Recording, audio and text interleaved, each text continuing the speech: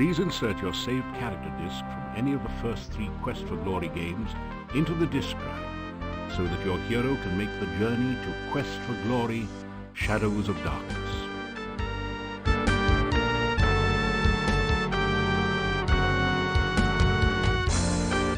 Your character has been successfully imported.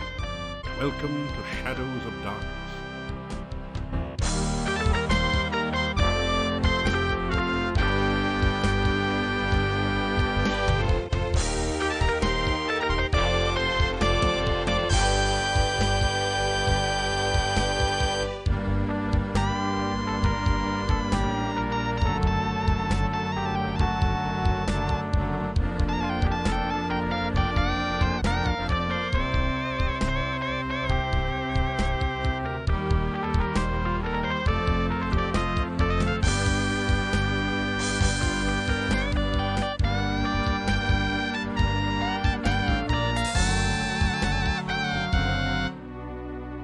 You awaken from nightmares of flying and falling.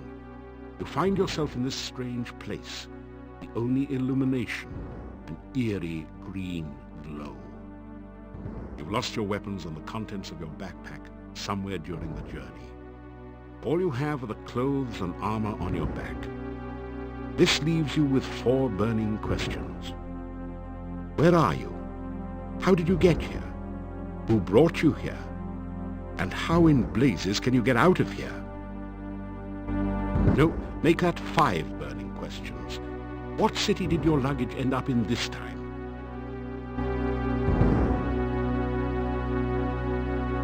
You search the desiccated body.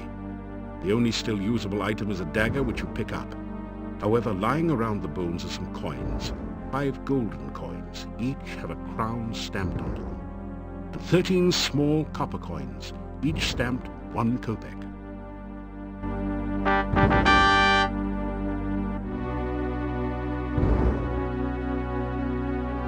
A brief search reveals a piece of hard grey rock which you take, and some coins, 3 crowns and 13 kopecks. You find 30 assorted copper and gold coins on the body. You take the torch.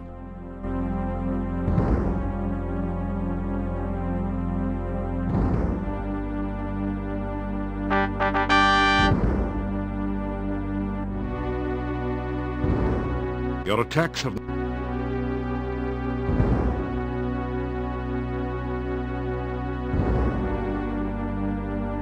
You force the sphincter open with your dagger and pass through. You've made it into a large chamber. Stone valves, like the one you just passed through, apparently block 3 other passageways. There is a huge stone altar in the center of the room, and an exit to the south.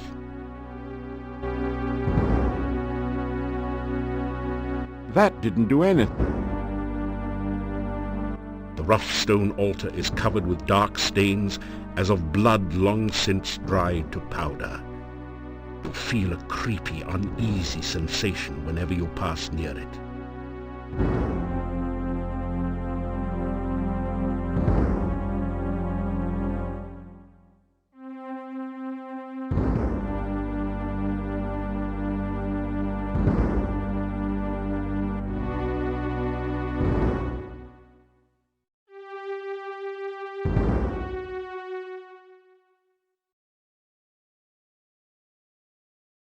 A heavy rope bridge spans the deep chasm.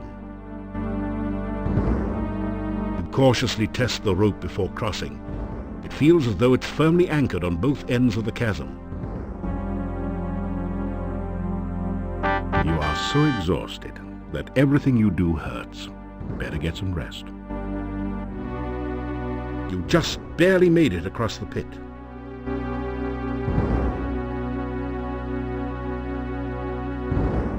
After some rest, you feel better.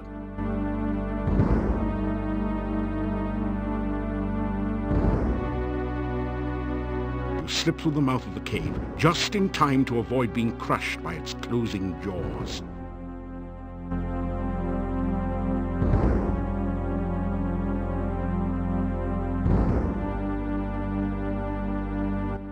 alive! Only one person has ever walked away from there before. Who are you? How did you get here? Oh, there are so many questions I want to ask you, but I have to get home quickly.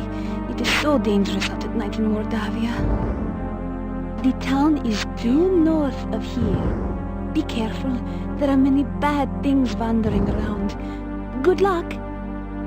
Oh, by the way, my name is Katrina. I hope we meet again sometime.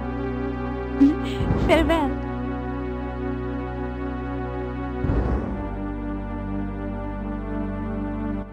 This symbol looks like a six-armed starfish, or perhaps like the tentacles of an octopus. You sense a feeling of strange, chaotic power from it. The six-pointed symbol seems to pulse with energy and comes loose in your hand when you touch it. You have the feeling that you may need this sign, so you carefully store it in your pack.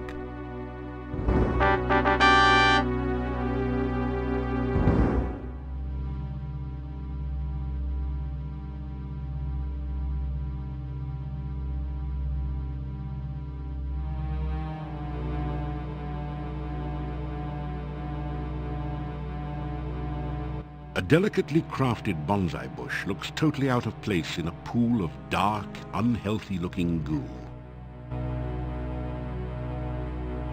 Why would... Why? That's too... Why? What for? What for?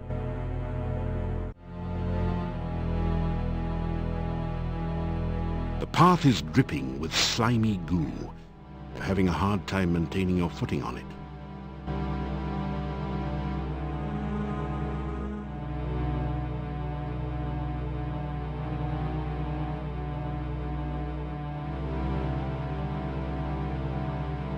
This tall standing stone has been carved, so that the top looks like a squid is perched upon it.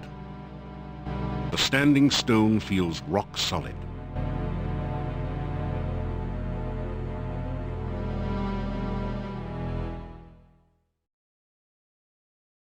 You see a floating, coruscating ball of light.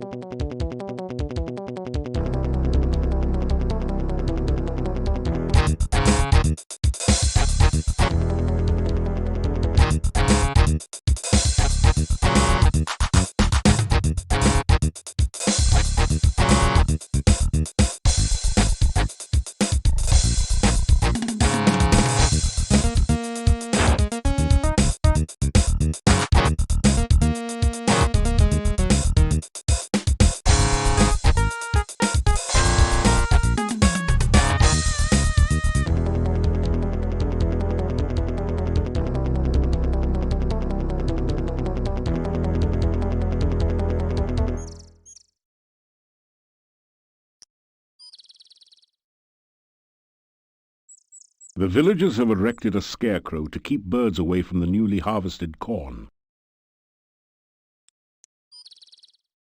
The curved staff has a very organic look to it. Its curves seem somehow feminine. You can feel a sense of magical power radiating all around it.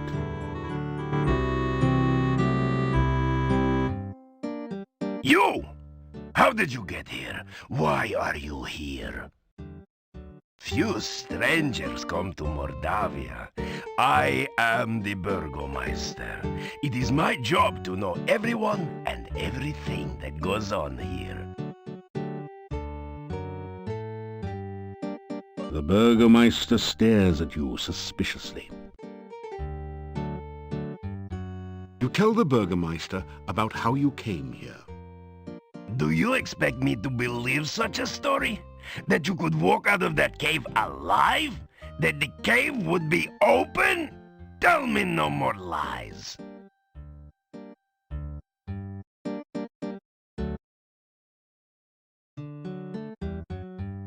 You put your thumb on your nose and wiggle your fingers while rubbing the other hand on your belly. Idiot! We need no more fools around here. Go away!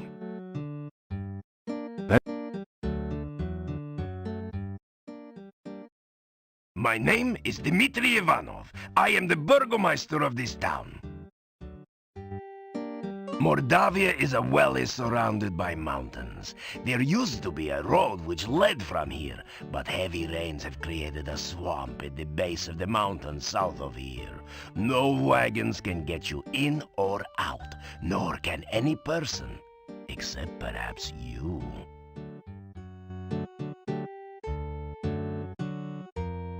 This is the town of Mordavia. There is an inn and a shop down the street where you can spend the night or get some supplies and be on your way. The sooner you leave, the better for all. There are many dangers in Mordavia, and we certainly do not need a stranger to stir up new troubles. There are many strange and dangerous creatures that live in Mordavia. Trust nothing. The gates of this town are closed at sunset. Do not let yourself get caught outside after dark, for few can survive a Mordavian night or remain sane enough to speak of it. Just leave Mordavia quickly. No good comes from outsiders, and we do not want you here. The shop does not carry much. We have been cut off from supplies for a while now. Still, you may at least restock your food rations before you continue with your travels. The Hotel Mordavia has rooms and food. It is a safe place to spend the night.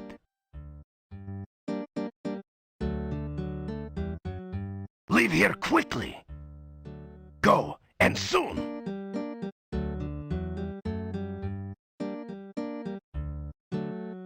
From the sign reading Burgermeister's office, you cleverly deduce that the Burgermeister works here. It's been years since you studied Mordavian, but you think that Burgermeister might be the word for mayor, or perhaps sheriff.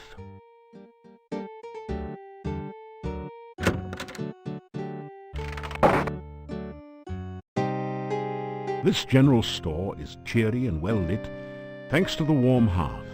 The first things that you notice are the cats. They seem to be everywhere. Then you see the shopkeeper, sitting on her rocking chair as she knits. She's a very, well, sturdy-looking woman. So, you're the stranger in town.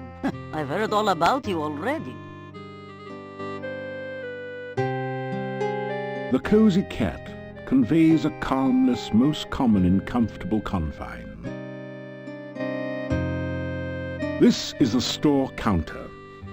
It's covered with more cats than merchandise. The window looks out on the street and provides some extra sunlight in which the cats can bask.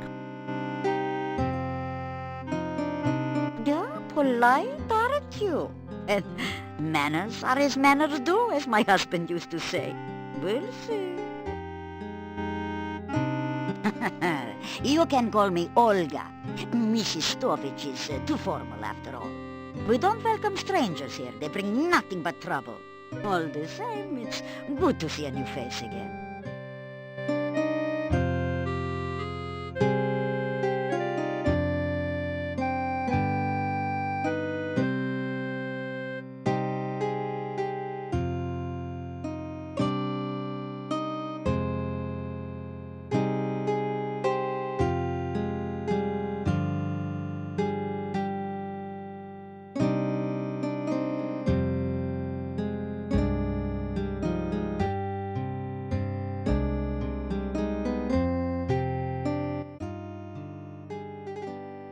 What would you like to know about?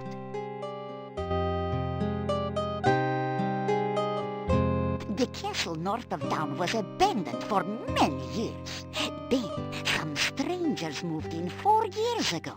No one knows what goes on there now. But it won't be for the good, I'll tell you. That is a bad place, and you'd better have nothing to do with it. It is dangerous and should have been torn down long ago. Many a stranger never came back after asking questions about it, so don't let your curiosity be the death of you.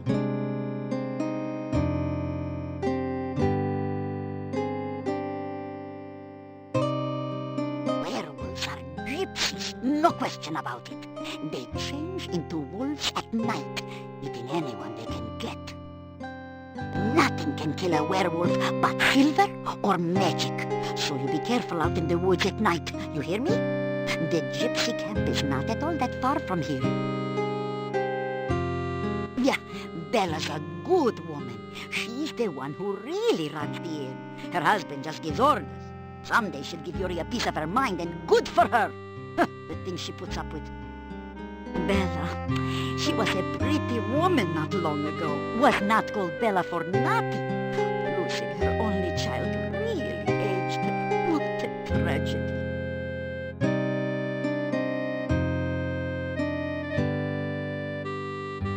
You be careful. We don't need you going around stirring up trouble after all. Got enough as it is. If you do find something interesting, you let me know, of course, won't you? Goodbye. Or, as my dear departed Boris used to say, may the winds blow fair at your back.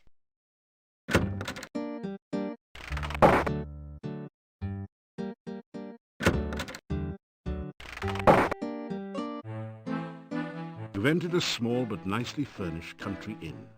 Stairs lead up to the guest bedrooms. The floor is covered with sawdust and peanut shells. A barrel contains the few shells that manage to land in it. The innkeeper stares at you with an expression of fear and astonishment. It is several seconds before he speaks. This is the Hotel Mordavia. Rooms here are 15 kopecks for room and board. Pay for 1 week in advance. Your room will be the first room at the top of the stairs. When you want food in the morning or evening, just sit down over there by the door. Pay the innkeeper for your room and board. Thank you for your payment. 3 of the townsmen huddle together. They keep looking in your direction as they talk. You suspect that they are saying something not particularly complimentary about you. The first door at the top of the stairs leads to your room. My wife will serve you supper in the evening. They stare at you in astonishment. You say you are a hero. Well, we will judge you here by your actions rather than your words. Magic is a very dangerous thing. We do not trust those who use or are used by magic. Make certain you do not give us any more cause for alarm.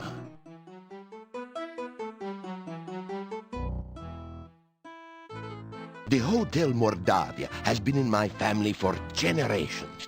It is the only place to be when darkness falls at night. Everything else is closed, and even we lock the doors. You must knock if you wish to come in.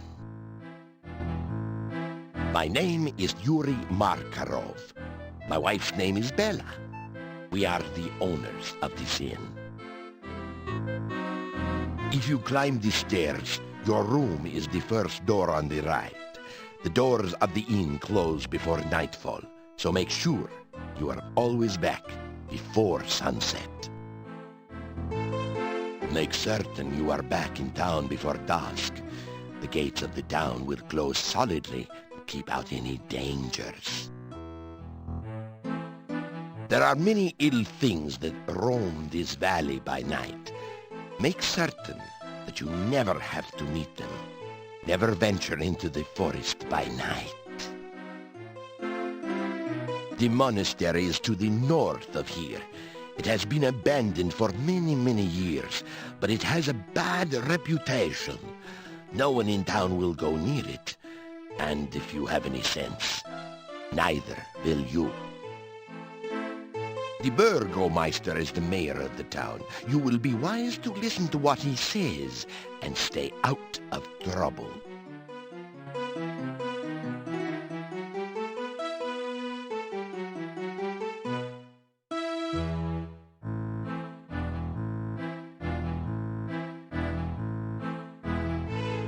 unlock the door to your room and go in.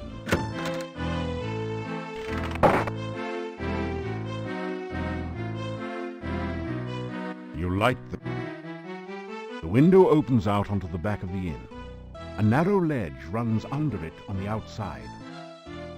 Garlic braids festoon the room, adding that certain special ambiance of Gilroy in the spring to the room. The townspeople have a poor opinion of people whom they see climbing out of windows and over roofs.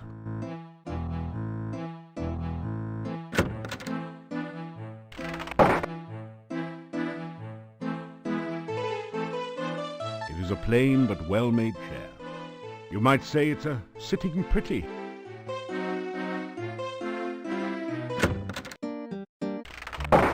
So, you are still around, are you? When are you leaving Mordavia?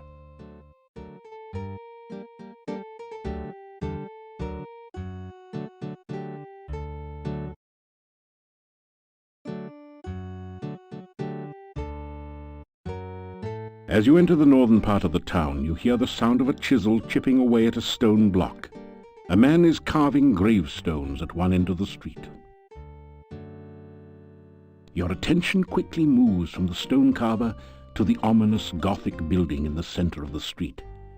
There is definitely something not right about this structure.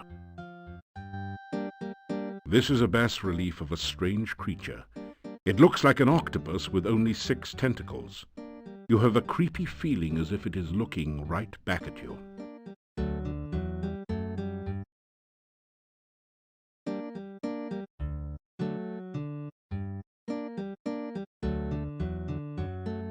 Bad place. Very bad place. Go away. You'll be very sorry.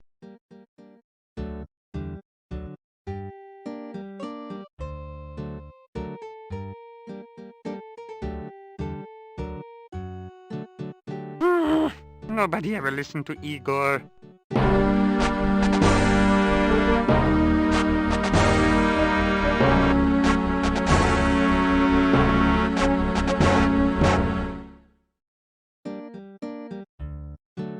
It is a thoroughly uninteresting wall, sort of a wallflower.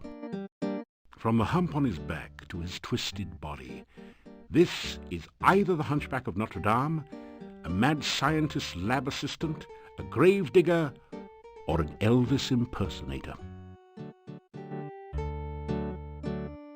The headstone carver stares at you and then goes back to work.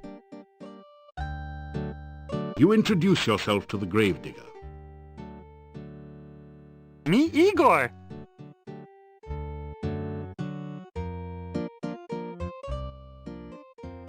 Building was Adventurers Guild. No adventurers, no guild. Town Mordavia, this north part of town. Oh, this day job. Also work graveyard shift. Little graveyard humor there. Igor dig graves in cemetery. Igor put dead person in grave. Igor cover dead person with dirt. Igor put headstone on grave. Oh, plenty job security around here. Business is piling up. Little graveyard humor there. Again. Oh, this... Oh, Igor not hear rumors. Igor not no stranger in town. Igor not no doctor make strange things in lab. Igor not no funny man in inn not funny. Igor not know many things. Igor not hear many things. Bad building. No go there. Bad, bad, bad.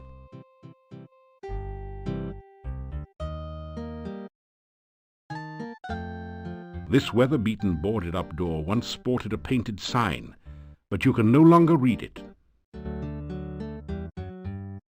The door is locked.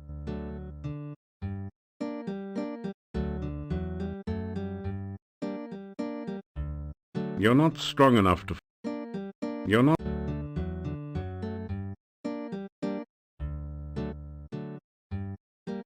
You're not... You're not...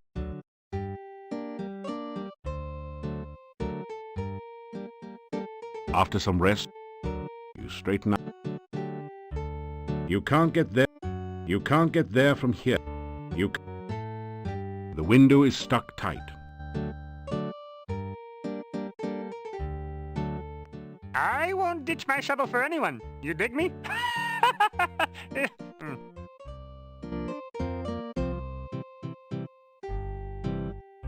Make the peculiar motions of the thief sign to Igor. You make fun of Igor or what?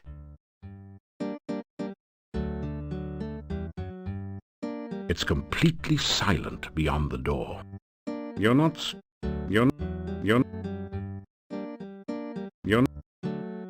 That didn't...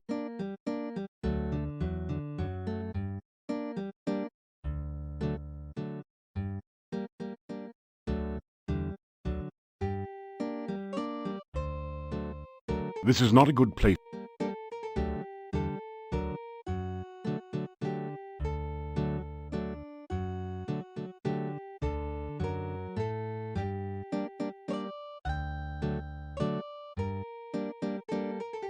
You are so exhausted that everything you do hurts. Better get some rest. Still you remain. It is a wonder you have managed to live so long.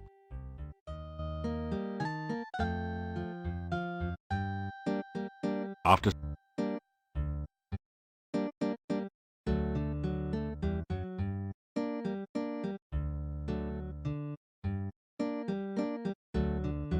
No one responds to your knock. The occupants are either absent or asleep. The door is locked. The old man walks with a slumped back and a sad, dejected look in his eyes. He seems to be searching for something that he hasn't been able to find. I am Nikolai. Have you seen my honor? Honor. Have you seen my honor? I am looking for honor. Have you seen honor? You greet the old man. Good day. Have you seen my honor?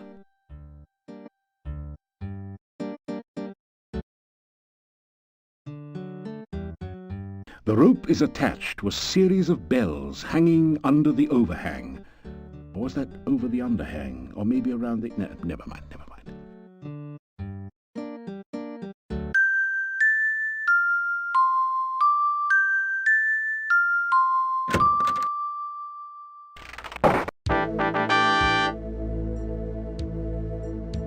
Luckily, nothing in the hole bites your hand off.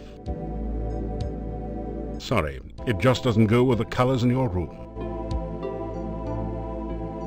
You faintly hear a voice saying, "Don't knock! Come on in!" from beyond the door.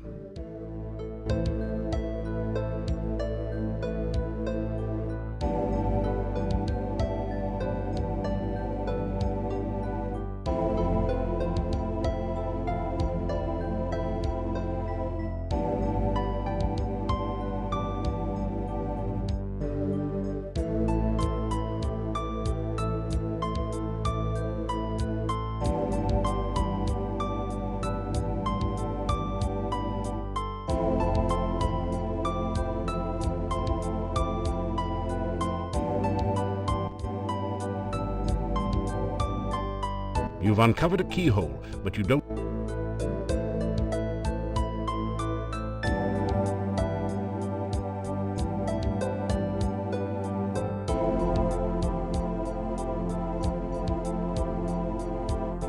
Oh no, you've been Antwerp. Fortunately, these are just baby Antwerps, so the attack wasn't fatal. That didn't do...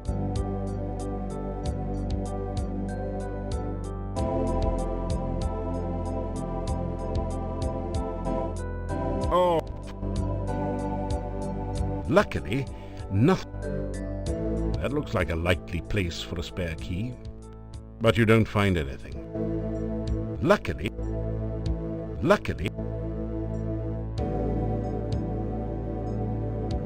Behind the door is a sort of rat maze, but it's missing the rat, or whatever is supposed to be traversing the maze.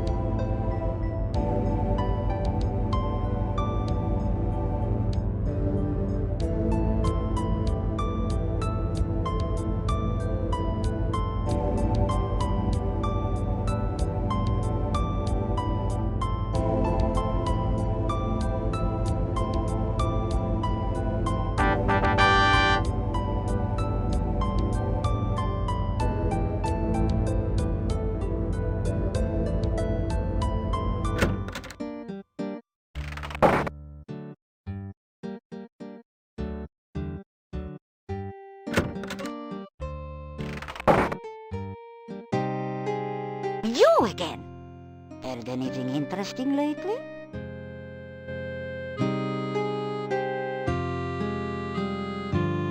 So, you haven't been eaten yet. We'll see how long you last traipsing about everywhere when you should be staying in this nice, safe town. Tell Olga about what you've been doing in Mordavia. And be sure and keep me informed. I need to know everything that goes on around here. Someone's got to have a clue after all.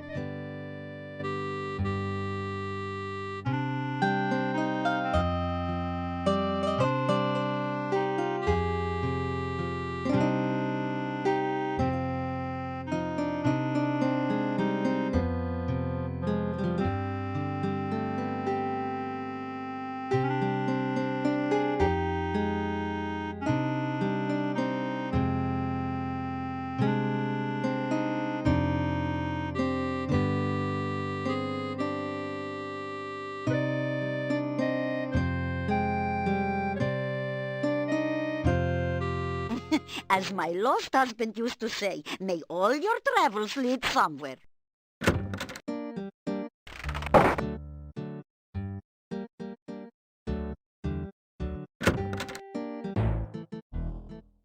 Were you looking for something in particular?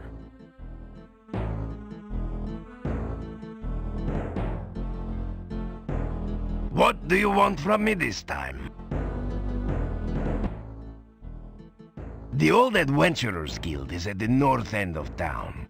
It has been abandoned for many years, since we have not had many adventurers who could cross the swamp. Seeing as you are supposed to be an adventurer, here, have a key to the guild door. Perhaps you can find something of use there.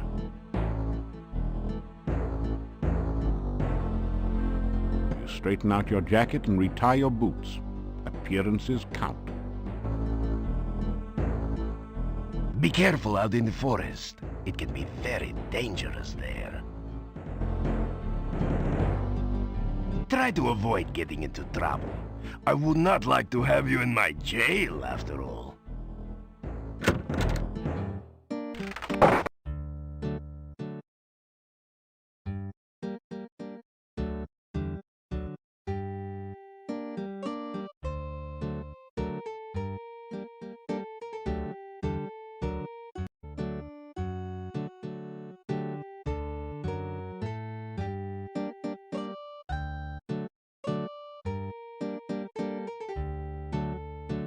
Lock the door, using the key the burgermeister gave you.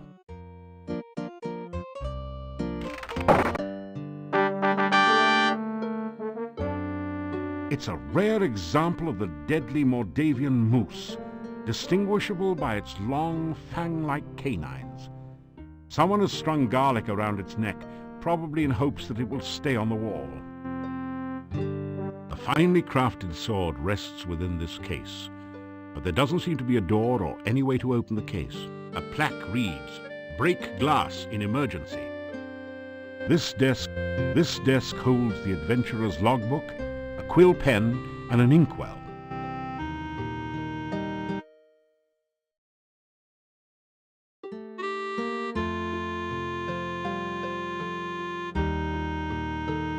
That would be a lot easier if the desk had a drawer. You sign your name into the adventurer's logbook with a flourish. It's almost become a habit by now. You read in the adventurer's log about some of the exploits of past adventurers in Mordavia. Prominent among them is the story of Pyotr and the Dark One's cult. Near the end of the book, Pyotr tells how he led the armies against the Chernovi cult outside the Dark One's cave. The fighters were trained soldiers, but the cult members fought like madmen. Suddenly, the cult members changed their forms and became grotesque monsters. Many of the soldiers panicked and ran. The battle was nearly lost. Then Pyotr heard the voice of Anna. "By all my will, I banish you too." The voice was cut off. The cult members screamed and ran. Pyotr entered the cave and searched for some sign of life. All he could find were the grotesque remains of cult members. The only sign of Irana was her magical staff lying on the ground. Pyotr picked it up and left the cave, knowing that Irana was beyond his help. Pyotr then tells how he brought the staff back to town and placed it in the town square. A garden of flowers instantly sprang up around it. Near the end of the book, Pyotr tells that he was going to seek out the rituals of the Dark One and destroy them. There are no later entries.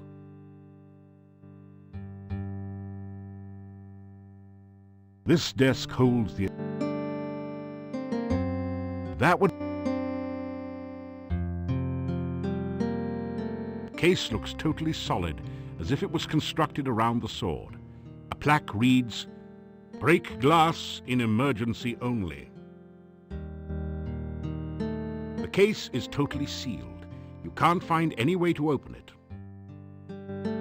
There's no sign at all of a crack or seam in this case. You can't find any way to open it, or even a place to slip in your dagger. Are you kidding? You have trouble forcing a mayonnaise jar open, let alone a heavy case. You'll need to build up your strength before you can get through this one. This is a long, sturdy-looking rope with a grapnel hook attached to one end. You pick up the rope and grapnel set and tie it onto your pack. A large ring is securely attached to the ceiling.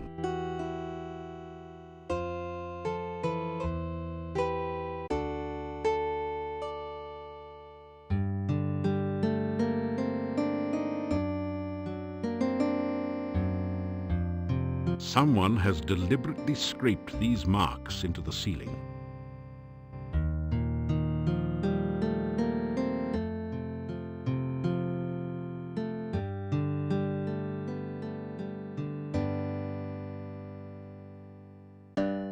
Some round metal weights lie neatly stacked on the floor. I better hope Dr. Cranium doesn't see them. He'd probably invent the cannon and upset the balance of power.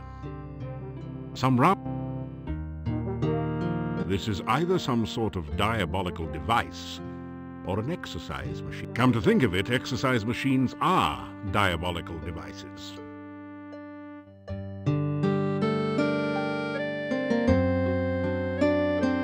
Your legs are too stiff and sore to use this right now.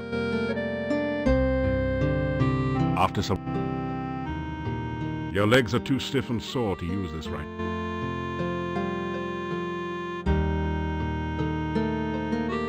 There are a number of books on the shelf, including Hero Magazine's Golden Guild Guide to Mordavia, Flora, Fauna, and Folklore.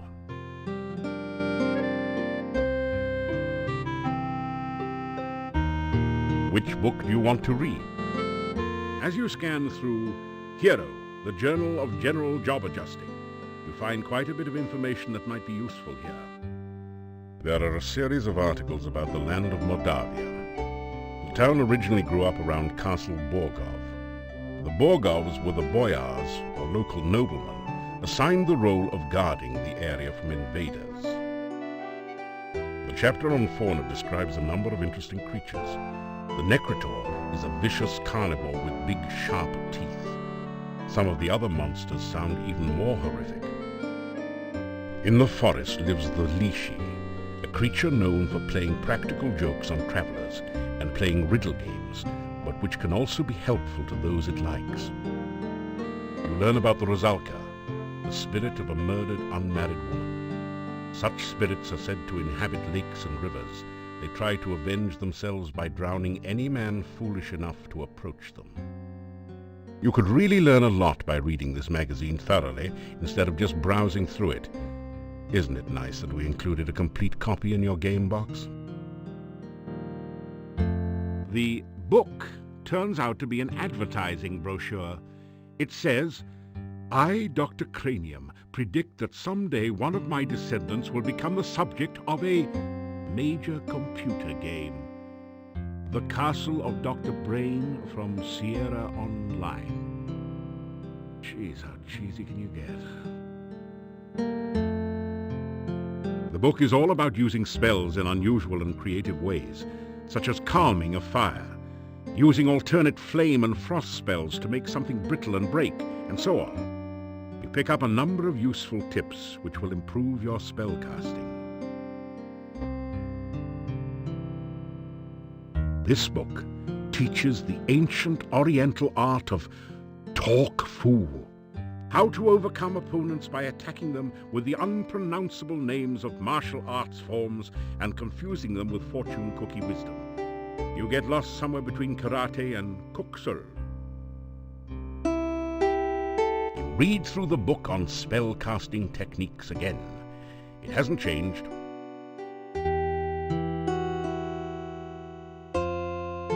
Hey, this isn't a lending library. Nice try, but the bookshelf won't budge. If there's a secret passage around here, it's hidden a different way. Then there's Talk Fu, a martial arts pronunciation guide. There is an empty picture frame above the bookshelf. Either somebody thought the wall itself was a piece of art, or a thief has been at work here.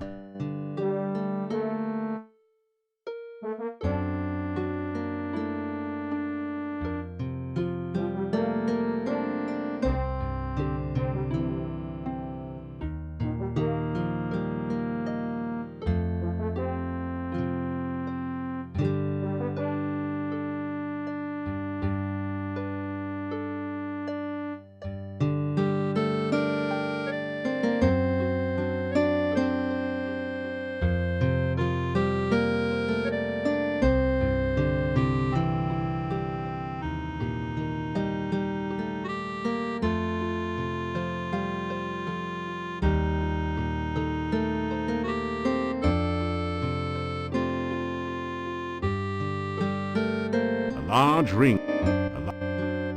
It is said that a man's reach should exceed.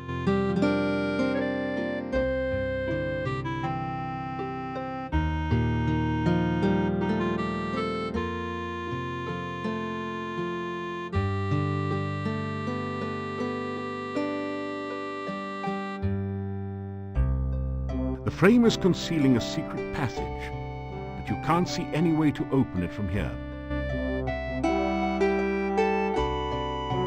It's a large, rough-hewn table. Maybe those ewers belonged to the hewers.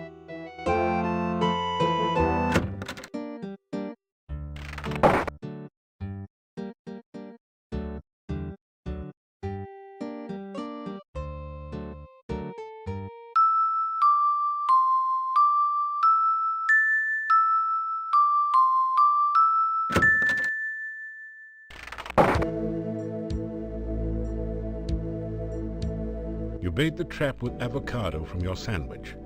Avocado was never high on your list of favorite foods anyway. The trap starts working.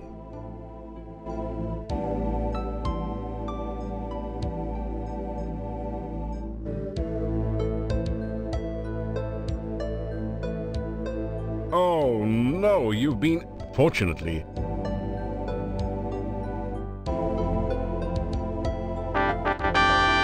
this strange device.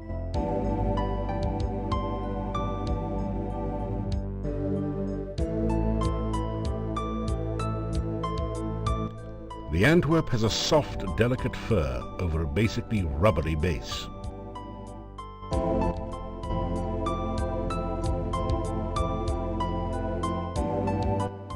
You don't have... You'll never catch an Antwerp. That didn't do it.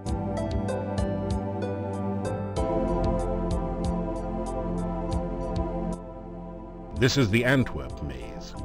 Antwerps are naturally bouncy, so all you have to do is continually rotate the maze until the baby Antwerp bounces over to the key, then out through the exit.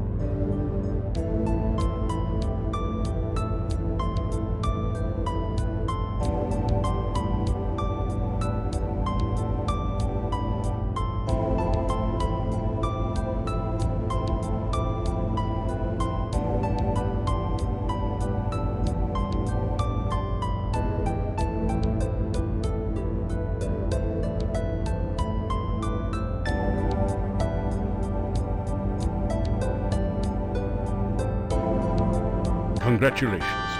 You've used the baby Antwerp to get Dr. Cranium's laboratory key from the maze. You add the key to your keyring.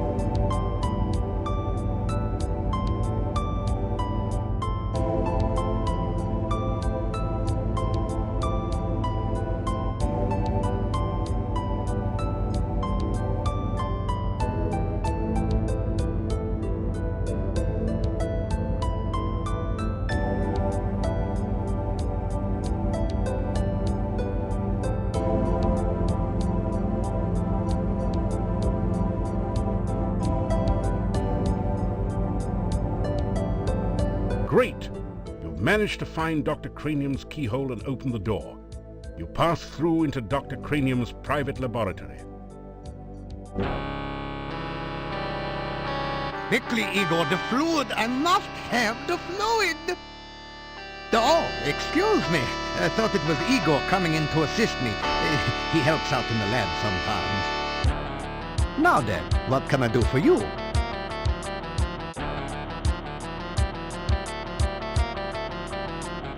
You say hello to the scientist. Welcome to my laboratory. You must have more than the usual intelligence and perseverance to have made it in here. You introduce yourself to Dr. Cranium and tell him a little about your adventures. I should be most interested to hear about your travels and your scientific discoveries along the way. Unfortunately, I have very little time for that right now. Perhaps we can discuss your adventures when you next return. You explain to Dr. Cranium that magic is really a lot like science and even deals with the same elements. Oh, nonsense! There's no such thing as magic. There is only science. What you call magic is simply scientific phenomena that have not yet been properly investigated and catalogued. My name is Dr. Cranium. I am Mordavia's chief scientist and a certified genius. Some call me mad, but I much prefer Dr. Cranium. Ah, yes, science. I'm glad you asked. Science is the process of systematically increasing our knowledge of the world through observation and experiment. Unfortunately, some of the townspeople here seem to have no concept of the wonders of science. Some of them even claim my little inventions are magical. Such poppycock. There's no such thing as magic. Still, the townspeople insisted that I should be able to use my magic to cure wounds and sickness. I told them that I am a scientist, not a doctor, but they wouldn't listen.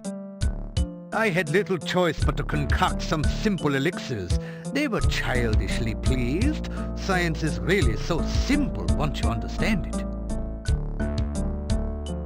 If you want to improve your stamina, then you should make sure you eat a healthy diet from all the different food groups and get plenty of aerobic exercise. That is science. Oh, you must mean my patented healing drink. You may have my last one. Unfortunately, I have forgotten the formula for its main ingredient. If you can help me remember it, I will be able to make some more healing drinks, although the work is very time-consuming.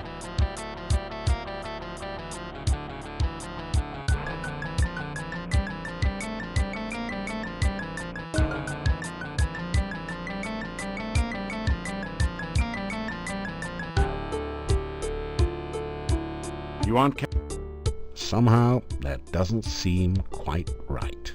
Maybe you better check your manual and try again tomorrow. You ask Dr. Cranium if he can spare an empty flask for specimen collection. Of course, of course. I am always delighted to assist scientific research of any kind, and I have plenty of flasks. You may have this one. Experiments are the meat and drink of science. First, you must come up with a hypothesis based on your understanding of the scientific elements. Then perform an experiment to test the hypothesis. Afterwards, you have a pizza. Earth is for solidity and stability. Air gives freedom and movement. Fire provides power and energy. Water, fluidity and life. Pizza, of course, is the most important element of all. Pizza represents the essence of well-roundedness and regaining strength. Most importantly, you can have it delivered in under half an hour in most areas. A hypothesis is a scientific guess. One predicts the result of an operation, performs an experiment to test the prediction, then has a pizza to celebrate the result. It is very important to stay flexible, however. Sometimes the experiment may give a different result than predicted by the hypothesis. Since real scientists don't like to make mistakes, we always write the hypothesis in pencil. Pizza is a crucial ingredient in many scientific formulae. There is a nearly infinite variation in its effects, depending on whether one starts with pepperoni, mushrooms, artichokes, or plain cheese. One should always order extra pizza in case the experiment requires additional materials. Besides, science is hungry work.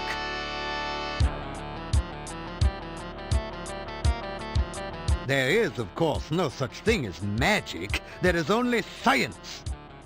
Still, you would be amazed at how gullible some people are. Just the other day, someone gave me this scroll saying it was a magical spell. Can you believe that? It is purest poppycock. Nothing on here makes any sense whatsoever. Here, you may have this as a reminder that magic is a figment of fevered imagination. Only science is real. Obviously, Dr. Cranium needs to take a correspondence course from the famous wizard school. As you read the scroll, you find that you have learned the incantations and gestures with which to cast a glide spell. Then the scroll vanishes. There, you see, it was not even a very good piece of parchment. Fell right apart. Igor is the gravedigger and tombstone carver. Business has been slow lately, perhaps because there are very few people left in town. So Igor sometimes comes in to help me with my work. Igor has had less work of late. The forest is just as dangerous, but there aren't very many people left in town who are stupid enough to go out there at night, you know. I like to think of it as a sort of evolution in action. Igor is carving out quite a niche for himself in the gravestone business. You might say he is well on his way to becoming a rock star. Then again, you might not. The cemetery is outside of town to the east. It has proven a fruitful source of materials for my experiments. There are also some interesting and cryptic puzzles to be solved there. Essential etheric fluid is an important ingredient in my formula for reanimating dead bodies. It contains the essence of the element of water, the most important ingredient in life science. This laboratory is where I perform some of my most important research. Lately, I have been trying to bring life back to a dead body and to brew the perfect cup of tea. I try to maintain a modest selection of useful experimental equipment in my simple laboratory. Unfortunately, it has become very difficult to obtain the most modern scientific accessories since the road up the valley became closed by the swamp.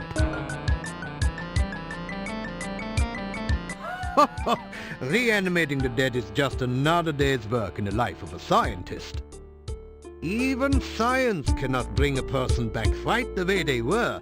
but one can use scientific principles to restore the semblance of life and energy to formerly dead flesh. The one alchemical combination that I have thus far been unable to fully analyze is that of a good cup of tea. I'm sure there must be a way to duplicate the effects of nature, but the results have not been promising so far.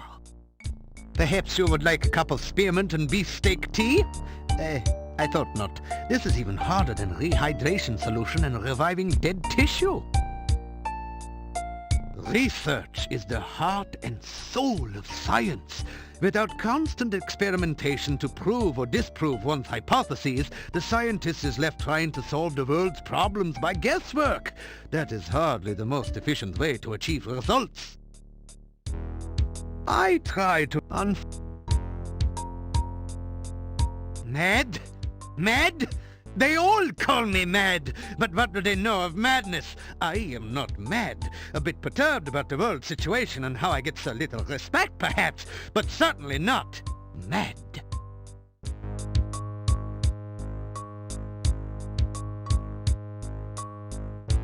You say goodbye to Dr. Cranium. Please be careful not to break the beakers or crack the flasks on your way out. Dr. Cranium has an orderly personality, so he likes to arrange things in tables. Come back and visit again. Oh, and if you see Igor, please tell him I still need the fluid. That didn't do it. That didn't.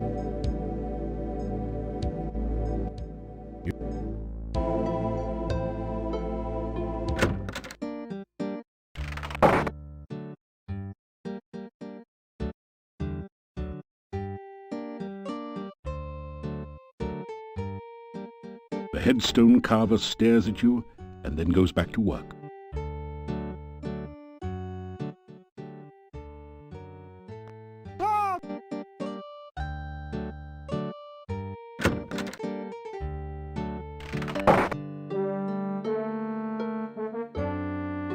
That would be a lot.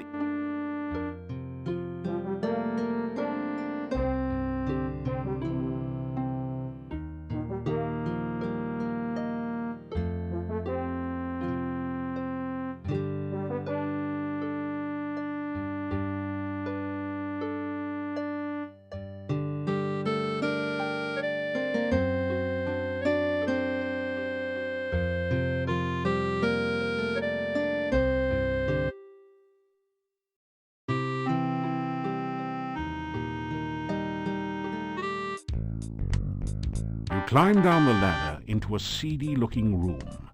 A massive door blocks off a smaller room in the rear. This isn't as dusty as the Adventurers Guild, and the torches look recently lit. Your eye is drawn to the Thieves Guild recruiting poster on the back wall. It gives you fond memories of your home guild. The double doors are, of course, locked. This is a Thieves Guild, after all.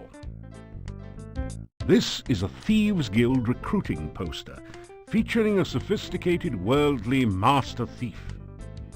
In an early excess of 3D poster art techniques, the artist has arranged the poster so that the thief is holding an actual plastic card. A legend at the bottom says, "Don't thieve home without it."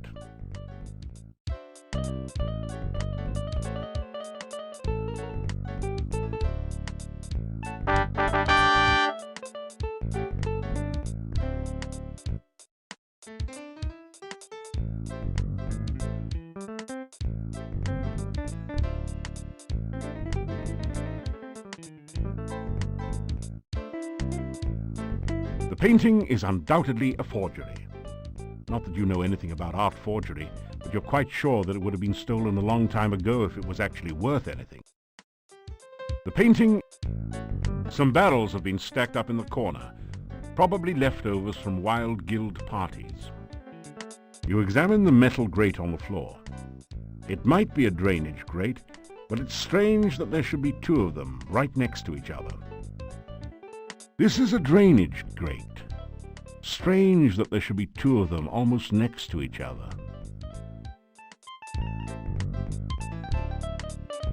On close examination, you find some scratches that might be thief marks behind the side drain.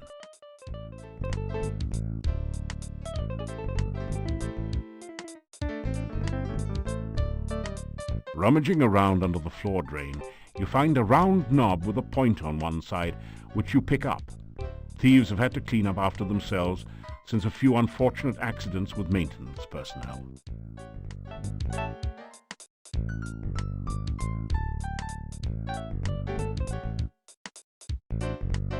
The well-worn oak desk looks as though it could conceal 1,000 secrets.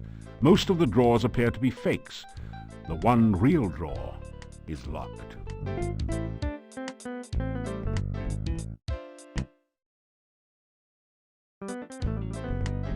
You're kidding, right?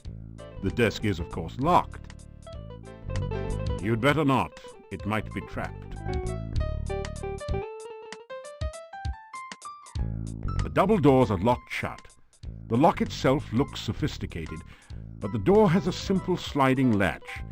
If you had the right tool, you think you could easily slip the latch.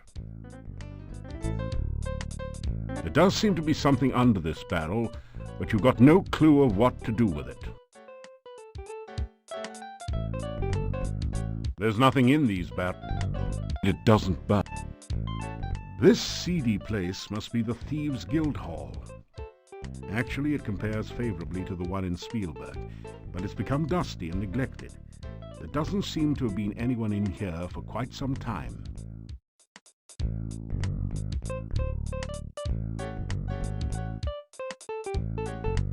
There's nothing in these.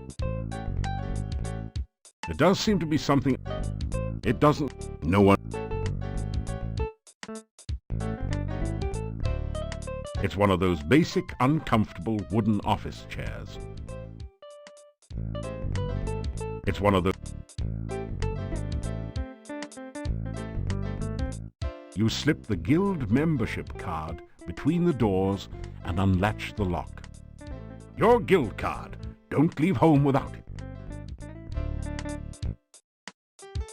There are a number of fascinating books about thief techniques on the bookshelves. Of special interest is the one on disarming traps. It says that with a new Mark II Thieves toolkits and a bit of skill in picking locks, you can locate and disarm almost any mechanical trap. In the section on surviving magical traps, the book suggests taking up religion. There is also a book on thief marks that tells you all about this secret language of thieves. You learn a number of new symbols and combinations. There are a number of fascinating... There is also... This looks like an interesting safe. Another fine product of the Filch Safe Company. But you can't for the life of you figure out how anyone can open a safe with no knob.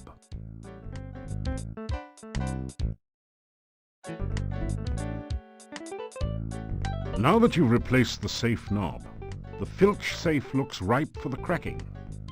You know, kind of like a walnut. To open the safe, you will need to spell out the combination with alternating right and left turns.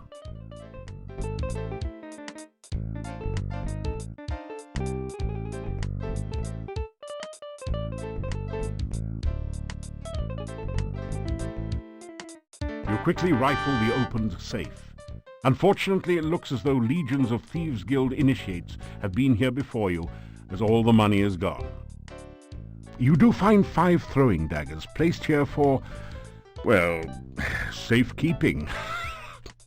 The only other usable thing in the safe is a single lockpick, half buried in dust in one corner. You grab the lockpick and the daggers.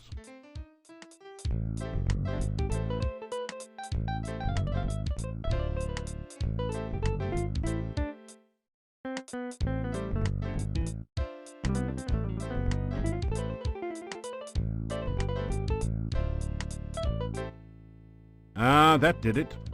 The lock springs open with a satisfying snick.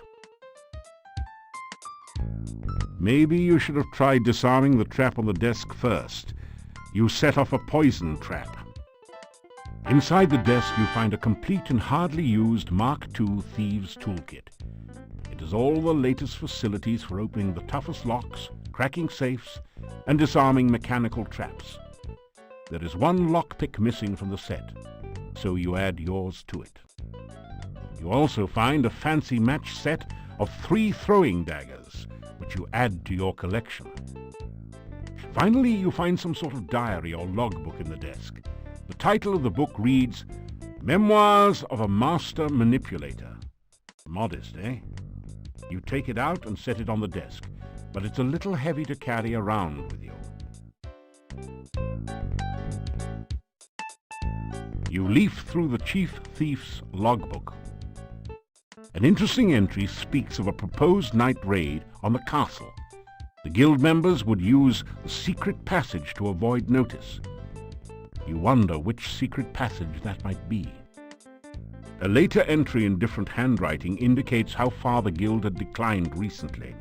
It seems to be just a bunch of doodling and some nonsense words.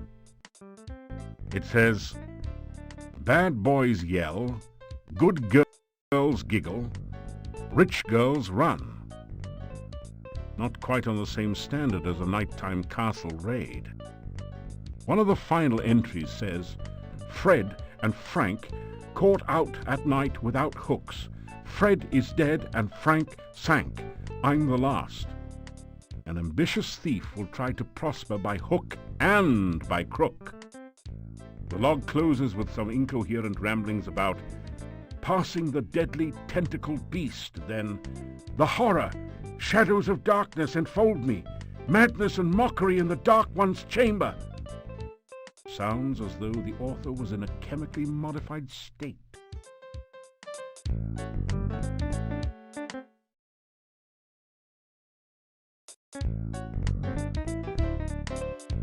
Ah, you found a hidden safe.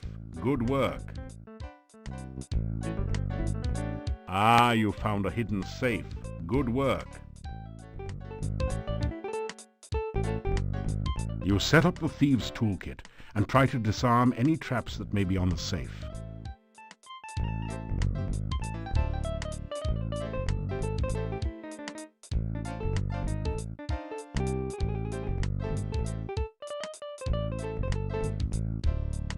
You have successfully disarmed the safe. You crack the safe using the Mark II toolkit. You take the healing potion, throwing dagger, and 5 crowns someone was foolish enough to leave inside.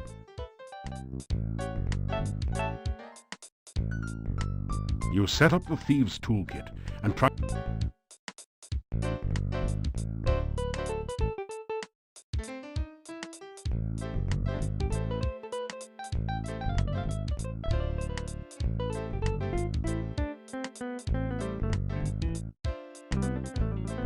You have successfully disarmed the safe.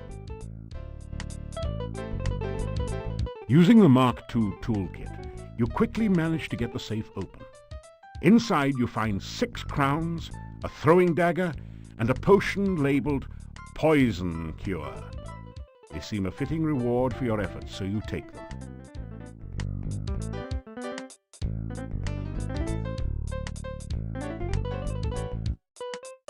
There's nothing in...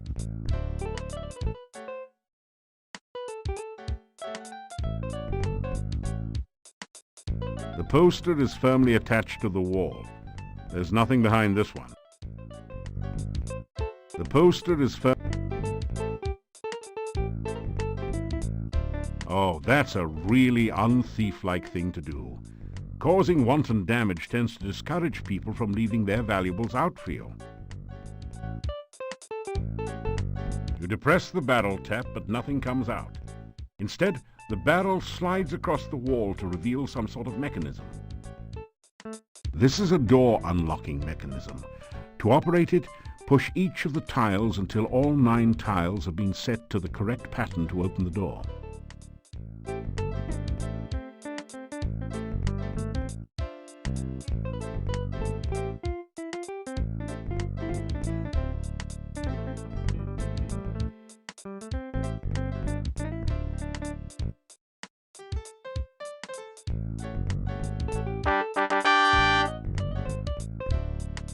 So, You found my secret passageway. You must excuse me. I'm not quite myself anymore. Oh, don't worry. I won't hurt you. It is good to talk to someone again. It has been so very long since anyone has been here. Ah, but I'm forgetting my manners. Welcome to Mordavia. I am the chief thief here. I'm also the only thief here other than you, but that is beside the point.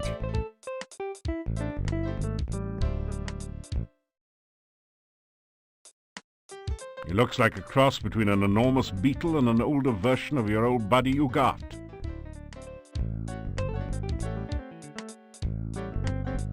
Pleased to meet you. It's so good to have someone of my own kind to talk to again. Interesting. You have had a good deal of experience. If you study up on trap disarming and thief signs, you will have almost every skill you need to become a master thief. Perhaps even a chief thief like myself. Feeling like an idiot, as you generally do when making the sign, you go through the motions of performing the thief sign to the monster. Well, of course you're a thief, or you wouldn't be here, idiot! Tuck that elbow in tighter on the belly rub next time. You are a very brave and honorable man to offer such a thing. Are you certain you are in the right profession? Do you want to be a thief or some kind of a hero? The two roles are usually mutually exclusive, you know.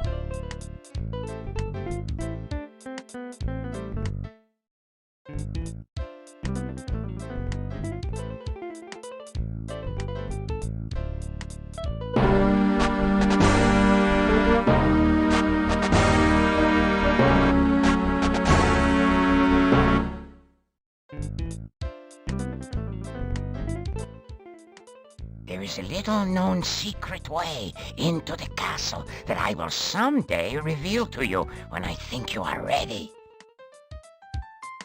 This was once a thriving training ground for new thieves. They would come from miles around to learn the trade here.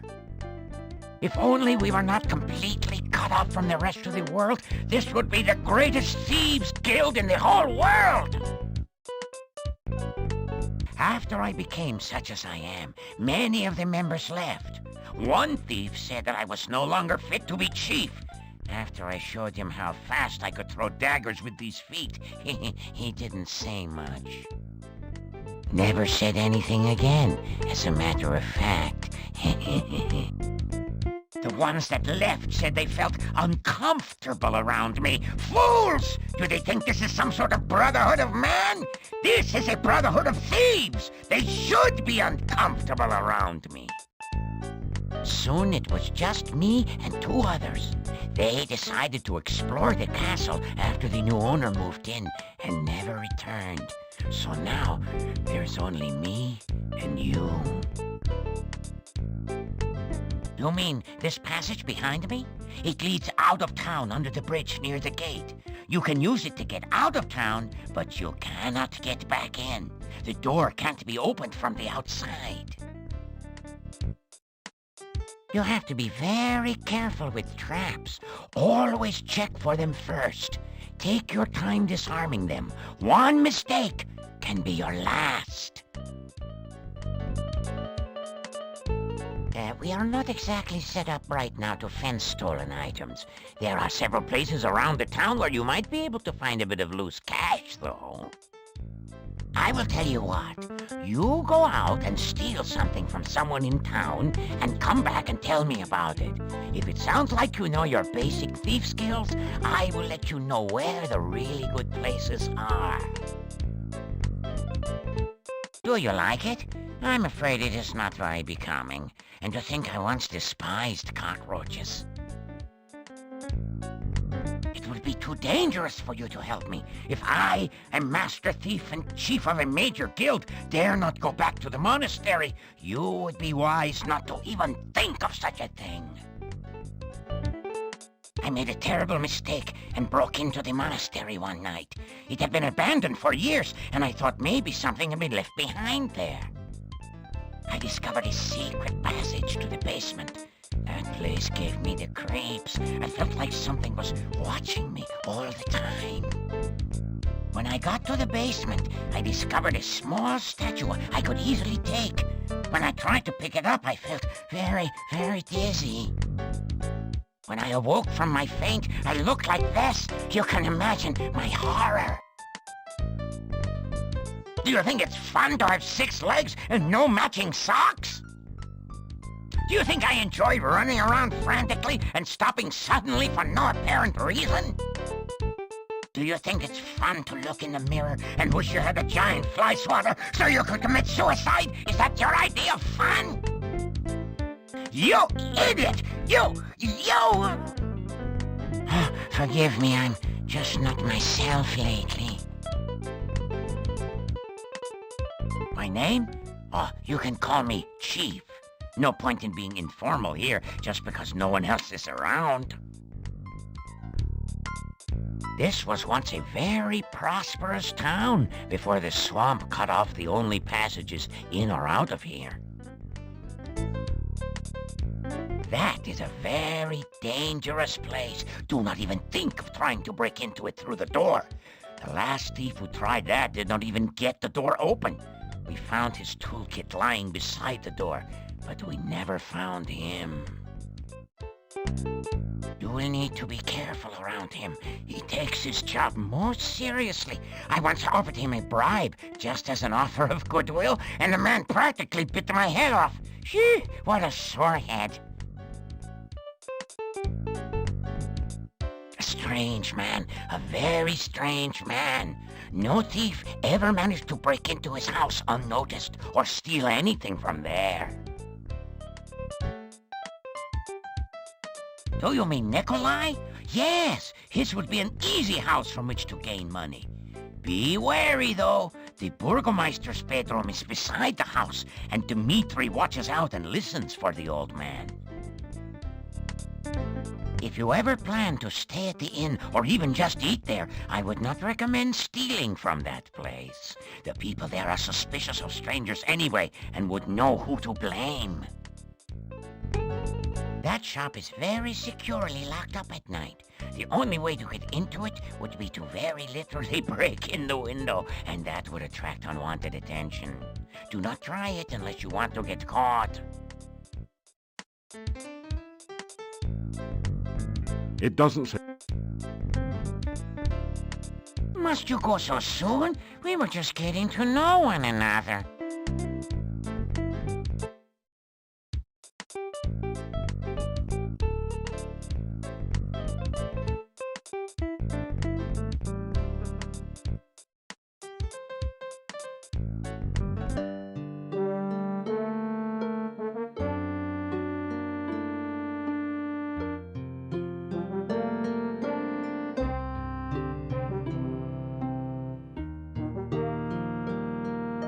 Your legs are too...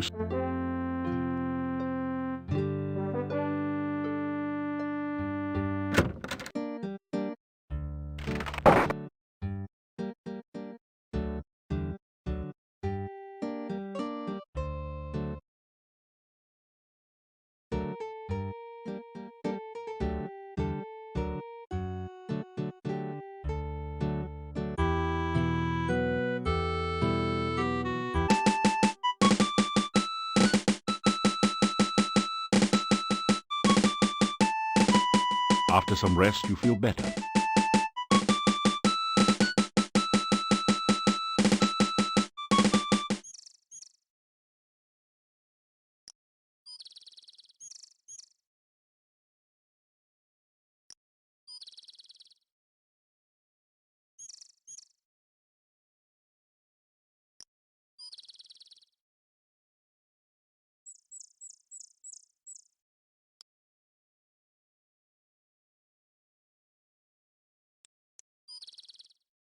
After some rest,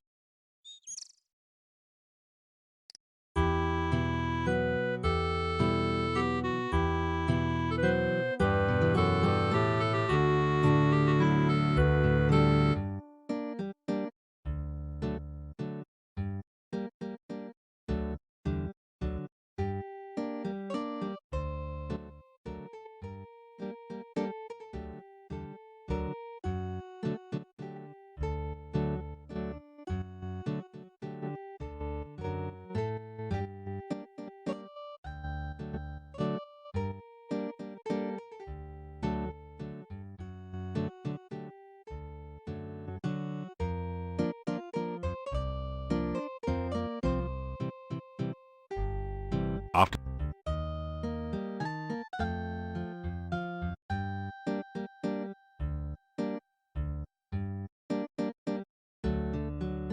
As you start to open the door,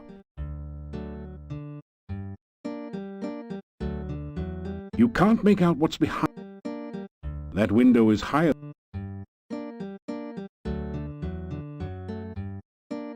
You carefully open the window and enter the darkened upstairs bedroom.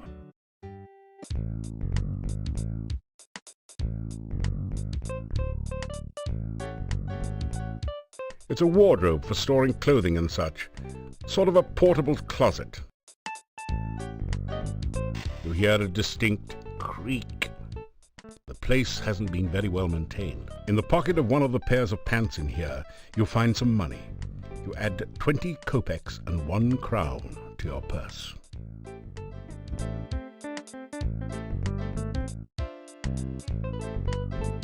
That didn't do anything.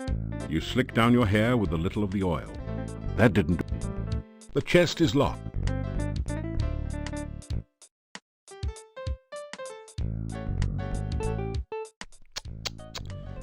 Such a terrible lack of trust around here. The old man has not only locked his chest, but seems to have used a good enough lock that it's beyond your abilities. Or maybe you just need more practice. You are...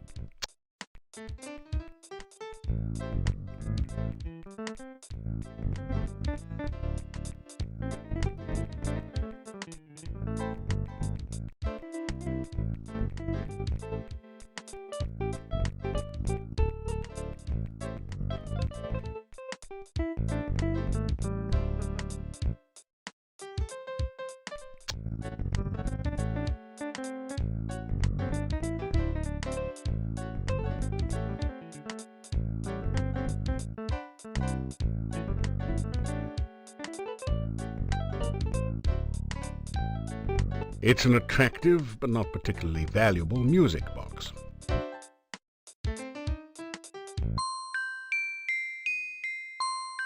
Anna, is that you? Oh, Anna, how you love that music box I gave you. Anna, how I love you. No, you are gone, and I am alone. An old man dreaming foolish dreams. Anna. You hear the sound of the old man falling back asleep.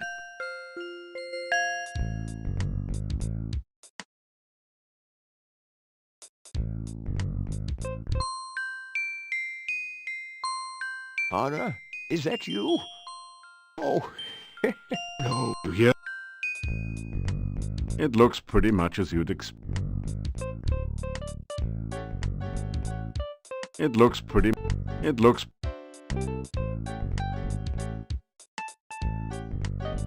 What?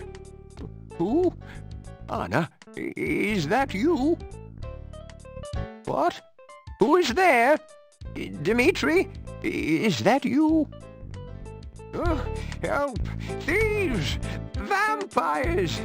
Dmitri, come quickly! Help!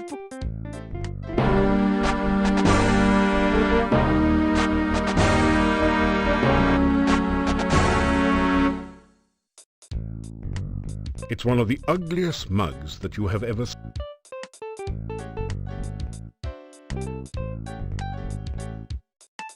You pick up the ugly mug and carefully place it on the floor.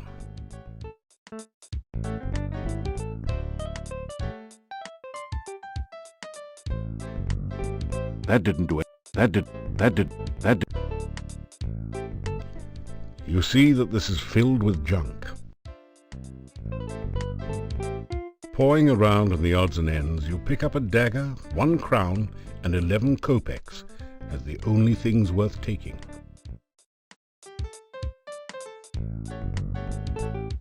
That didn't do it. You find a small bottle of healing potion, which you take. You also find a large book, too bulky to take with you. It's a diary.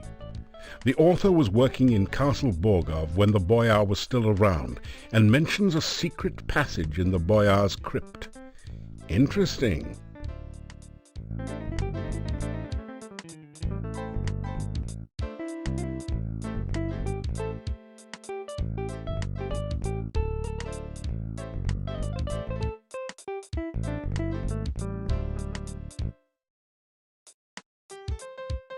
It's not clear what you intend to... It's not... What? Who are you? What are you doing here? Help!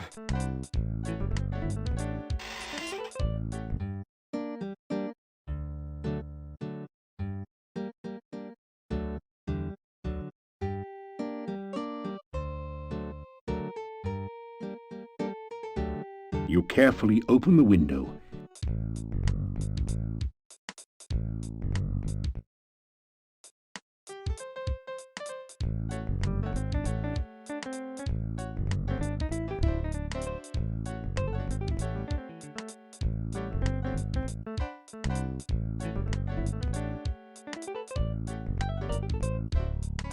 You bite off a bit of one of the garlic cloves. Watch out, werewolves. Not to mention dates.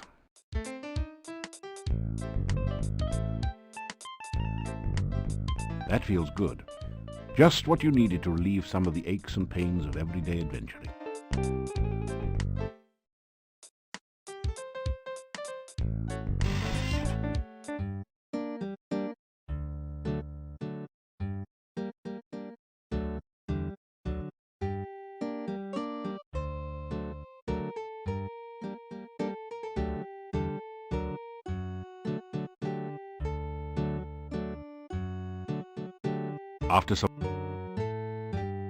After you're getting tired. After some rest. After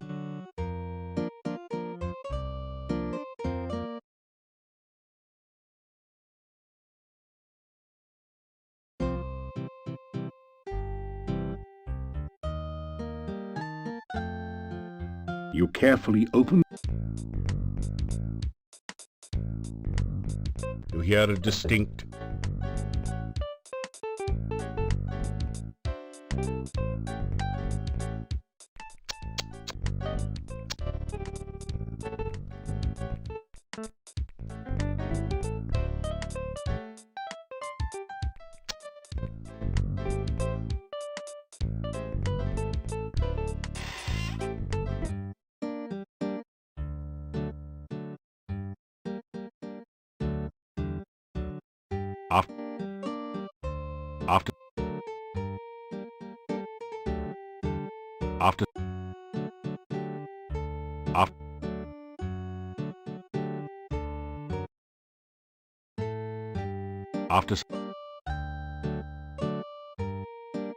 after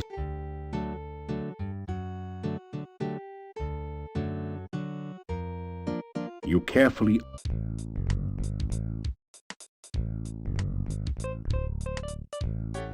that didn't do it.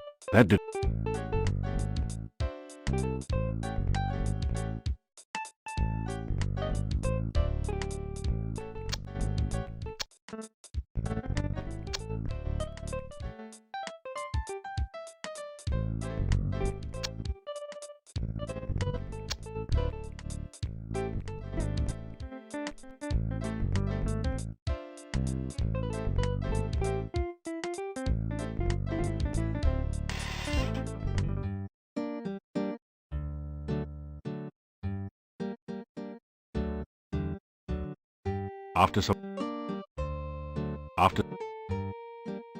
After you don't have any rations.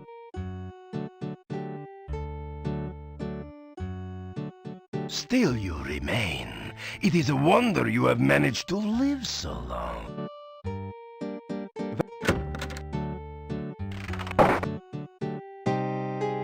Hello? Do you have any news? Yeah.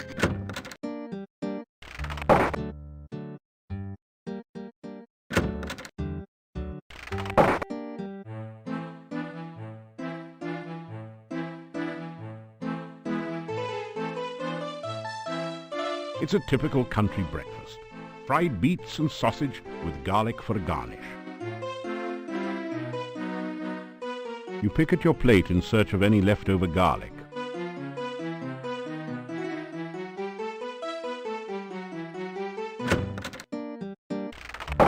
Still you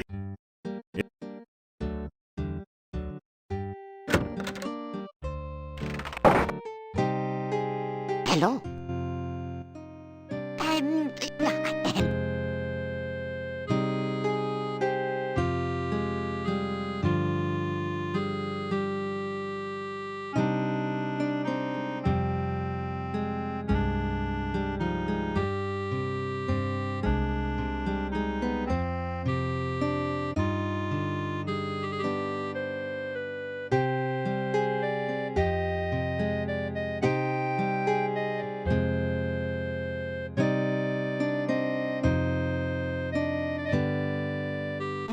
As my lost husband used to say.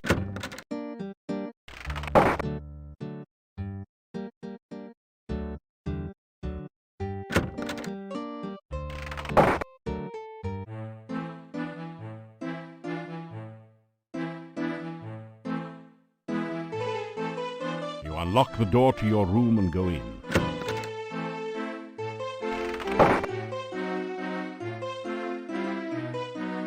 Trying to be a rugged individualist, are you?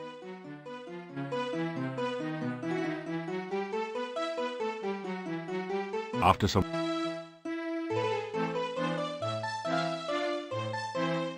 After...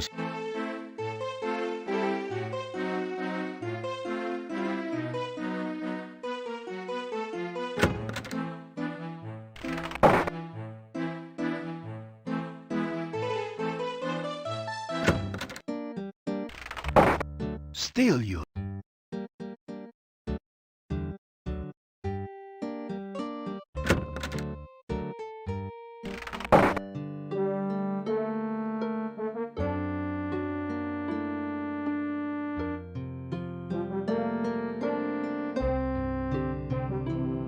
Your legs are...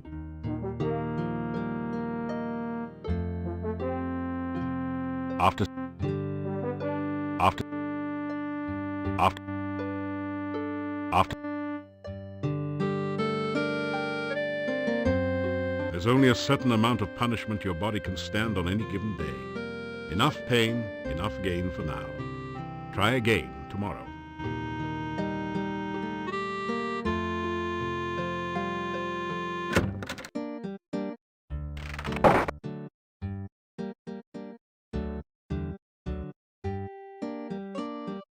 After...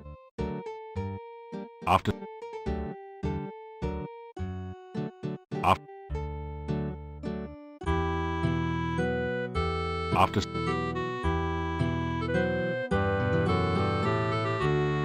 You pick some flowers and put them away.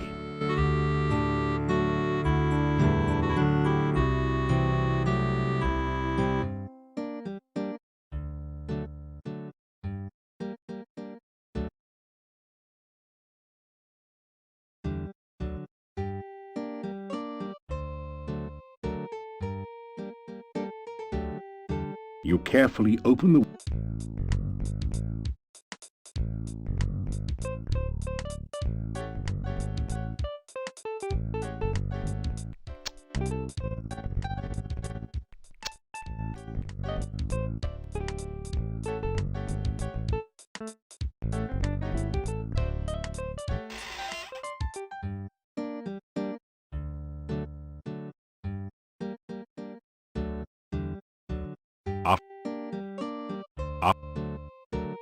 After some... After...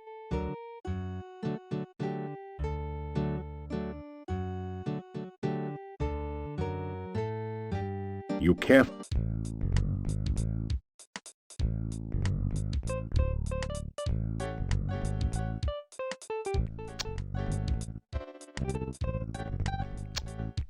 You are...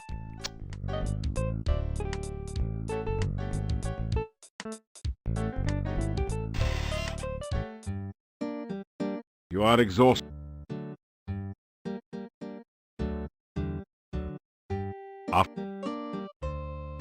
After some...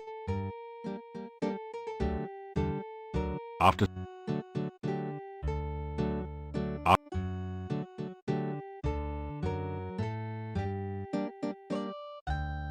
You carefully...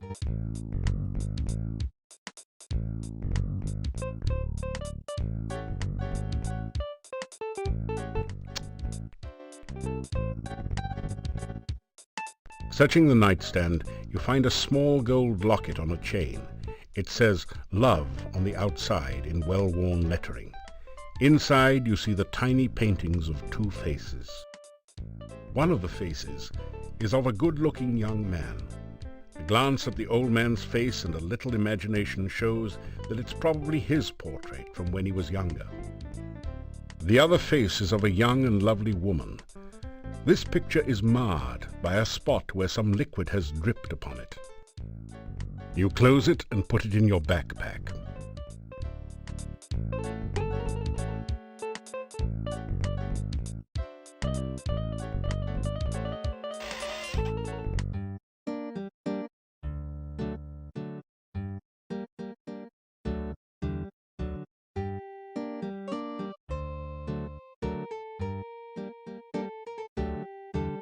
The stone carvings on the dark building seem to writhe in the moonlight. You get the feeling that they are hungry and waiting for something or someone.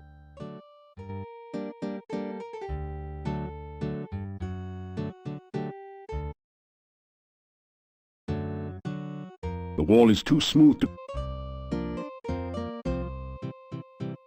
The wall... After... The wall...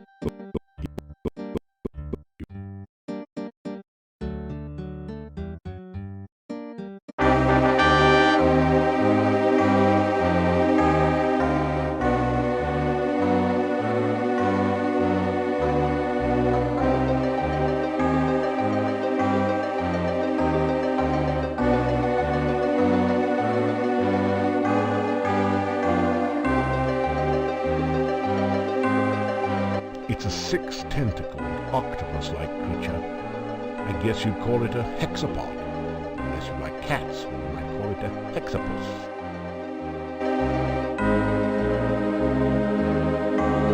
There's something dark in the alcove.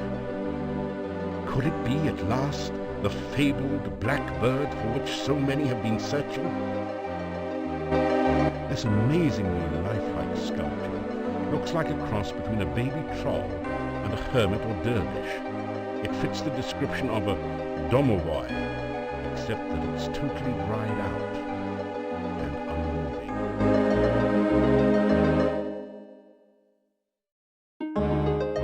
You can't budge it. If you want to do anything with a...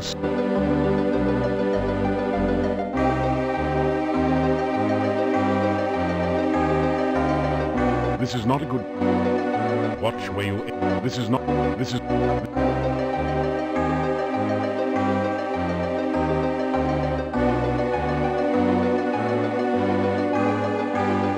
You need to work more...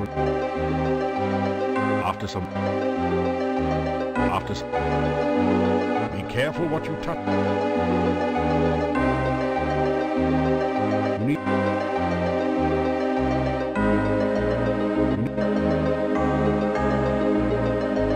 You need to work.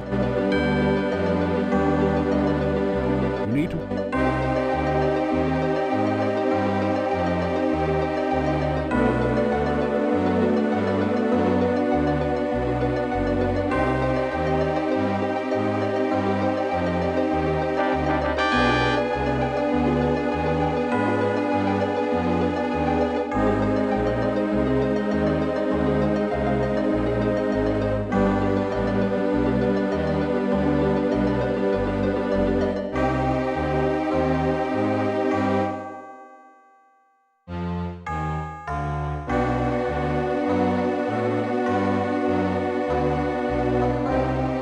This is an antique brass log holder. There are some small scratches on the stone underneath this brass log holder.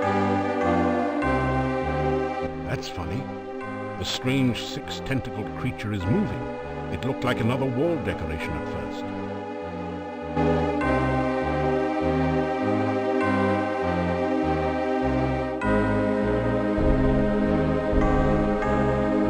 doesn't. It's a 610.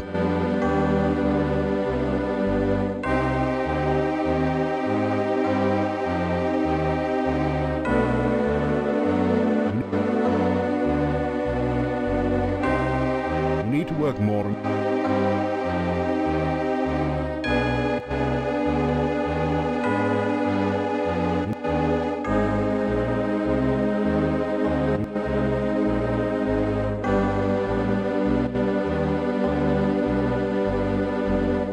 Work more.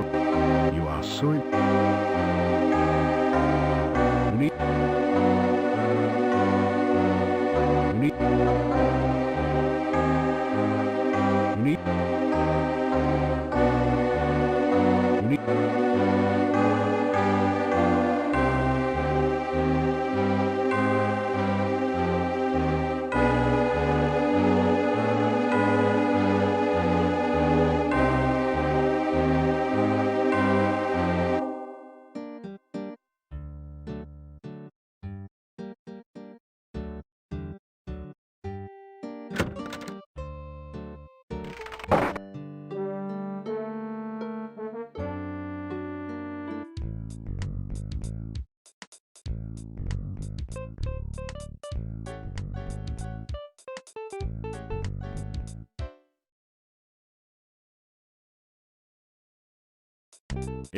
It doesn't. You tell the chief about your break-in at the old man's house. It seems you do really well under pressure. It is a pity that we can no longer fence things here. You could probably earn a lot of money.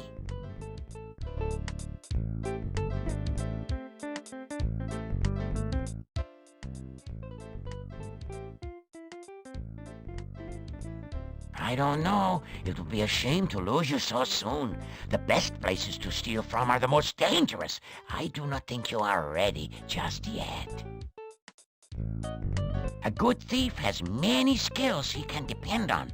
Thieving is more than just being in perfect physical and mental condition. Thieving is more than just climbing a rope and a grapnel or the side of a building. It is more than attracting hordes of beautiful women with your debonair style.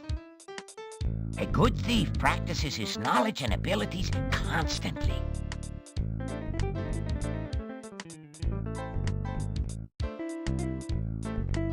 I'm afraid I'm not in shape anymore to teach you the basics. You will need to have someone else show you the ins and outs of pickpocketing.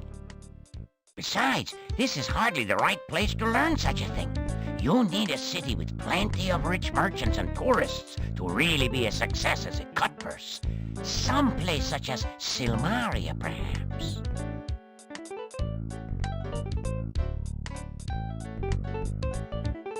Actually, I'm getting used to this shape. I can climb walls and ceilings really well now. I can run and be stealthy at the same time. Best of all, I never have to go hungry. I never realized how tasty moldy leftover garlic stew can be. There is a little-known secret way into the castle that I will someday reveal to you when I think you are ready.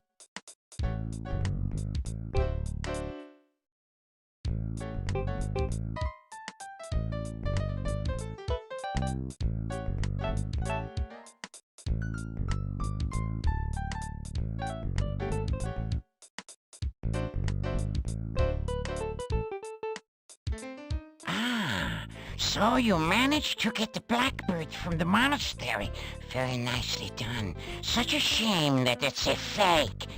Still, it could be useful. Very useful. However, you never know just what it can be used for.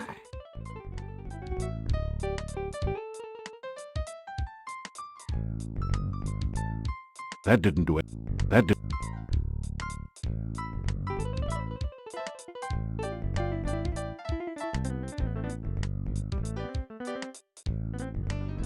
That didn't.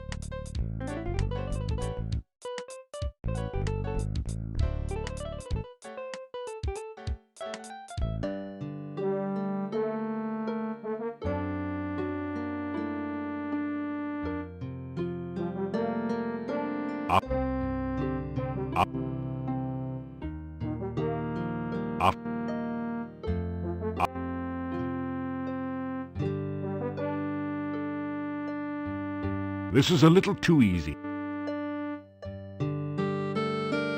You pick up 2 of the metal weights and put 1 in each of the baskets.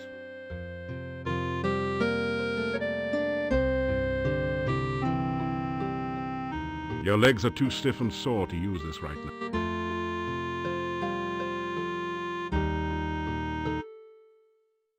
A finely crafted... The case is totally sealed. Are you kidding? That didn't... That...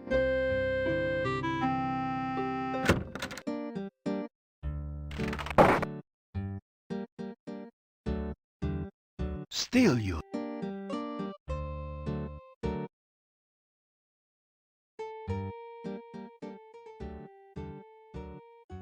Dr. Cranium is an idiot and a madman. If you are wise, you will stay away from me. Nikolai is an old man and easily confused. His wife has been missing for years now. He cannot face the fact that she is gone.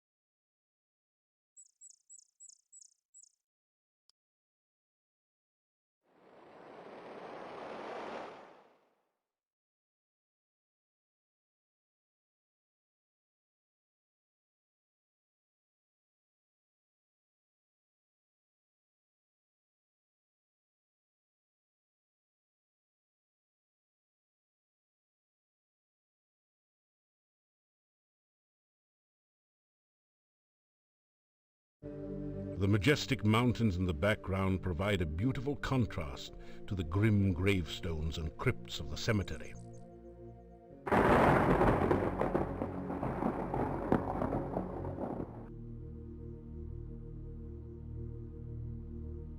A fresh grave has recently been opened here. No hurry. They'll put you in one of those in good time.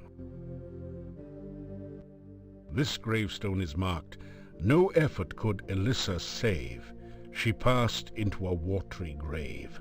Her body was lost, only her memory remains." Here lies Janos, faithful forever to his lost true love, laid beside her empty grave. The gravestone is cold to the touch. The epitaph is, of course, engraved. The grave... It doesn't... Great Scott, that rotting corpse sure gave you a fright. Fortunately, it was just a dead body, not some sort of horrible undead creature. Those only come out at night. An inscription on the door says, "House of Ligeia Poe. May she rest." The inscription on this headstone reads, "Michael Med bumped his head in another man's bed. Now he's dead. Rest in peace." This headstone reads, "On a dare, Pasha Sperry spent the night in the cemetery. Something gave him such a fright that now he sleeps here every night." 2 spare coffins await their customers here. Apparently Igor has finally managed to get ahead of business. Arkan Tenna walked at night. Arkan saw his final sight. Now the question seems to be, what in the world did Tennessee. Here lies the body of Carrie Nation, who answered a vampire's invitation. Now there's cause for lamentation, it was a fatal recreation. Here lies the spirit of Barney Blue, to his lover was untrue. So she knew just what to do, fixed herself some Barney stew. A heavy stone door seals off the Borgov family crypt. A relief carving on the door shows the crest of the House of Borgov.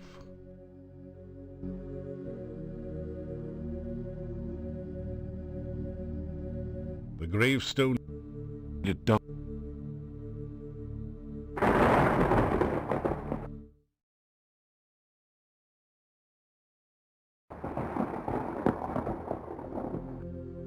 It is deathly silent beyond the door. You examine the door closely. It's massive and well made. A large lock secures the door. Above the door is an intricate crest with the single word Borgov above it. The door is securely locked and feels very solid. All right! You hear a sharp snick as your lockpicks catch the tumblers just right. The crypt door opens.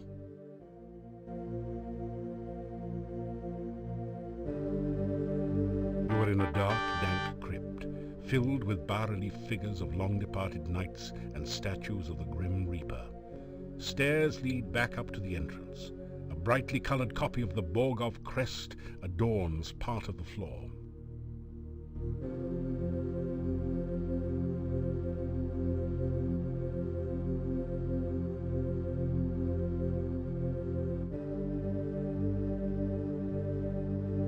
Some of the stones on this crest feel loose. You need to push them in the correct order to open a lock.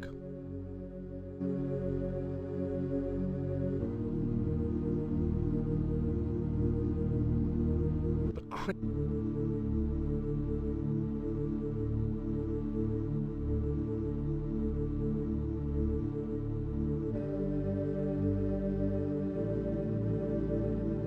Spelling out the name Borgov in colors has caused a secret compartment to open in the crest.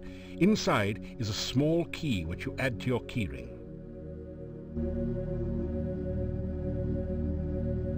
Oh, such a cheery sight! It's a statue of the Grim Reaper, harbinger of death.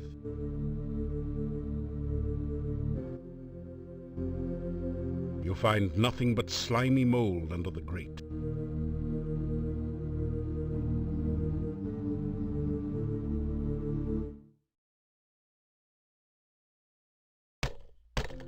Who's there? Luke. Luke who? Luke out! There may be a wraith behind you.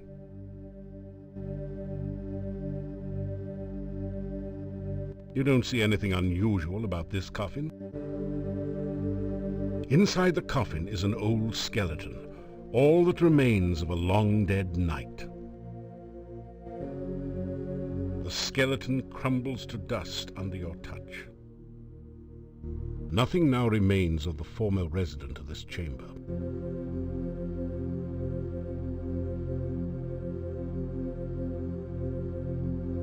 Watch out, it's a trap!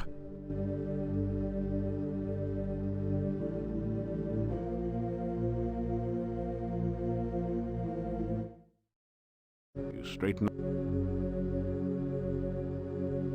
Ouch! That axe felt like it was designed to take your head right off your shoulders. Fortunately, you're buff. You don't see anything unusual about this. You have entered into a dark passageway.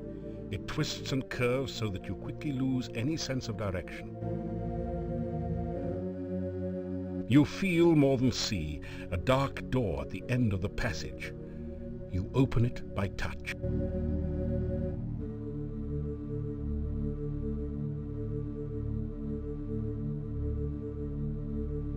There are no traps on this coffin, but you do find a small keyhole. The coffin lid is actually a door. The small key from the crest opens a lock in the relief. You open the coffin lid to reveal a dark passageway leading deep into the mountainside.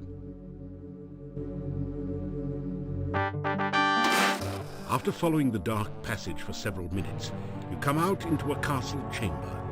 The bookcase closes behind you, and there is no obvious way to open it again. The books all seem to be glued in place. You also can't get the bookshelf to move. If there's a secret passage here, the trigger is somewhere else in the room. The chandelier provides scant light to the gloomy room. One of the candles has gone out and is dangling from the chandelier at an odd angle. You reach up to put the candle back. It's a fake candle. When you move it, a secret passage opens up behind the bookshelf.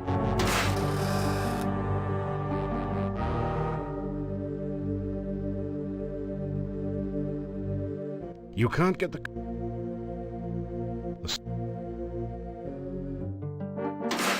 after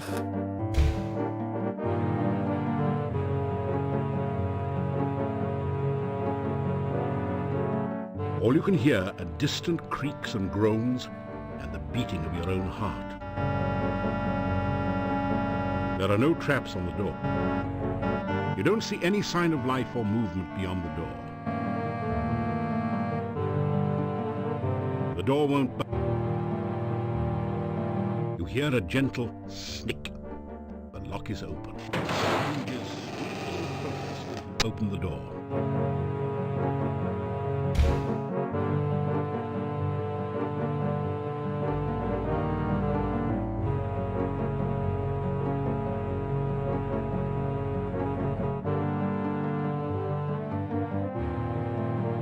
You put your ear up against the door and listen. You don't hear anything. Peering through the keyhole, you see no threatening activity on the other side of the door.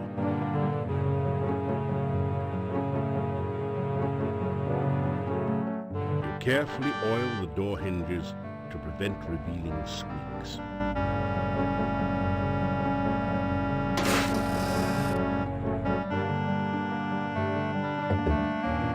The family crest of the Borgovs holds a commanding position over the room. Despite the size of the great hall, only 2 chairs sit at one small table. That looks like a bust of Boyer von Beethoven, the famous warrior composer. It's just an empty closet. You can't reach. This is not a good place to practice.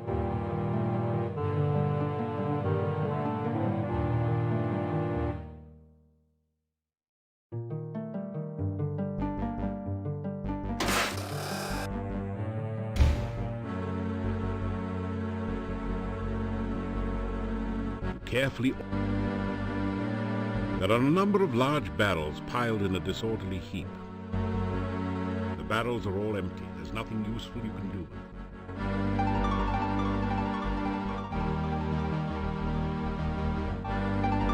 You carefully oil the door's slightly rusty hinges. All you can hear are distant creaks and groans and the beating of your own heart. There are no traps on the door. You don't see any sign of life or movement beyond the door. The door won't budge, it's locked. You hear a gentle snick.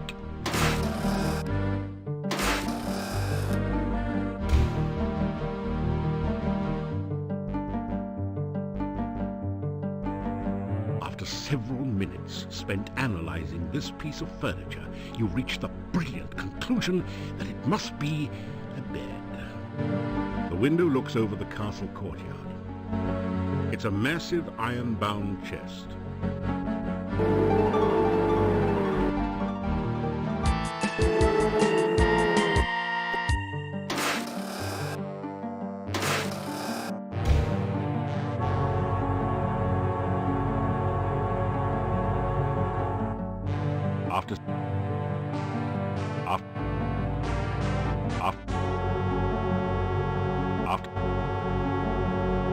The door won't budge. You hear?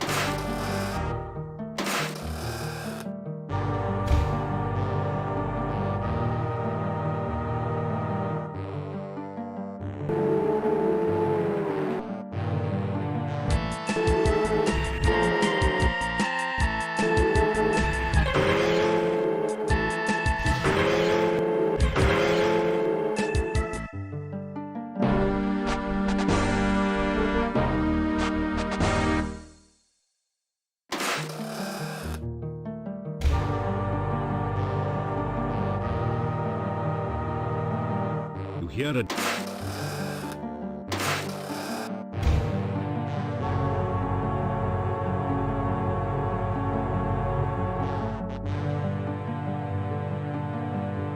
You hear it.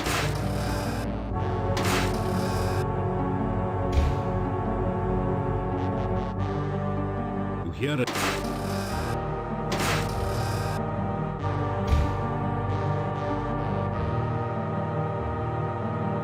The door. You hear it.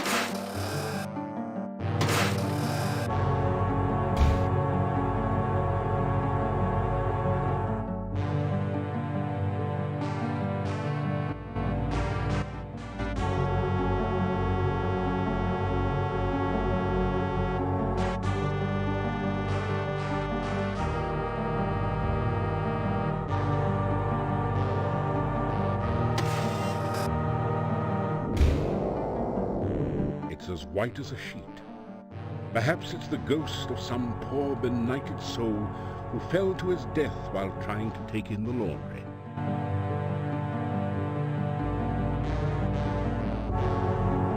You shiver as the ghost passes through you. A cold chill remains behind.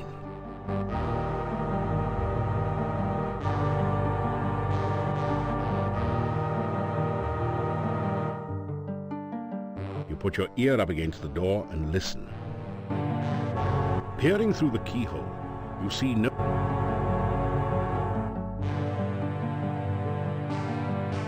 You carefully...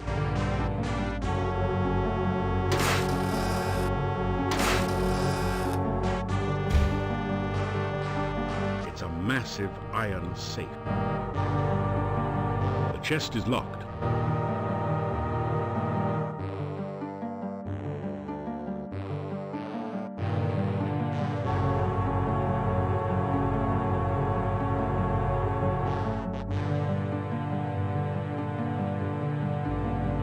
Take 15 crowns from a pouch in the safe. The safe also contains several papers and some old clothes, but they have deteriorated with age and are worthless, so you leave them. It's a long, low cabinet. You take 6 kopecks that you find loose in the cabinet. You straighten out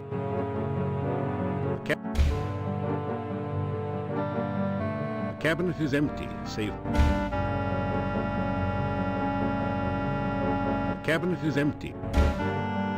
You don't find any safes, secret passages, or other interesting oddities behind the painting. The sprawling castle watches over a lush and prosperous landscape, obviously a fantasy piece.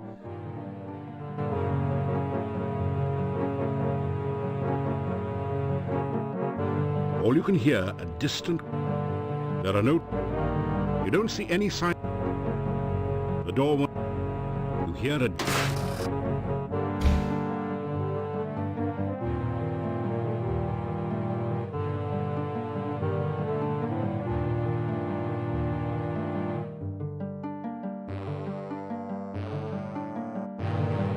You careful. You straighten up. You straight. You put your ear up against the door and... Peering through the keyhole.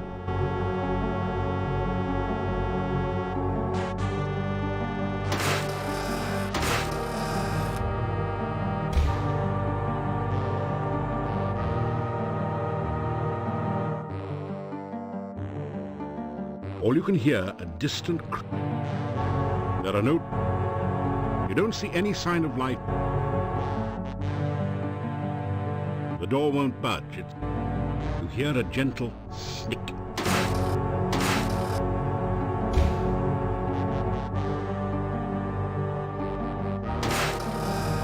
cabinet is empty. The cabinet... The cab...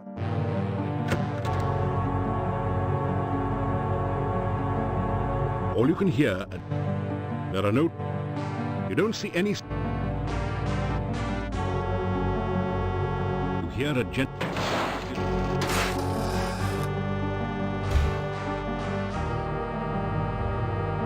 The cabinet is empty. The cabinet is empty. The cabinet is...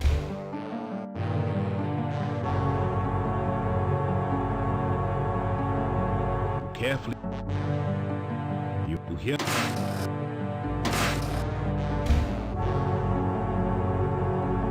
After... You careful. You hear...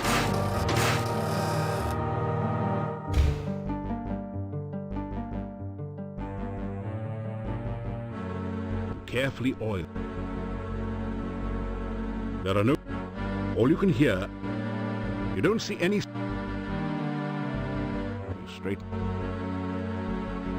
You hear a gentle...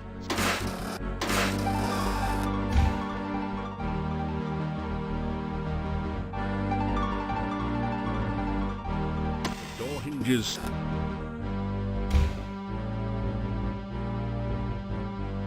Carefully oil them.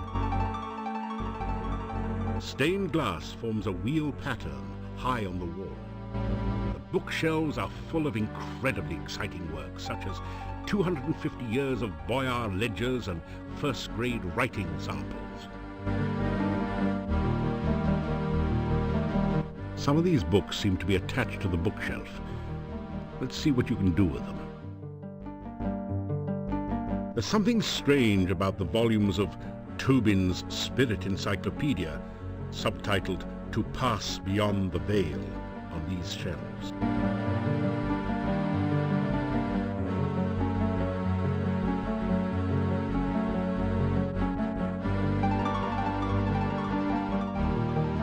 You aren't carrying anything that...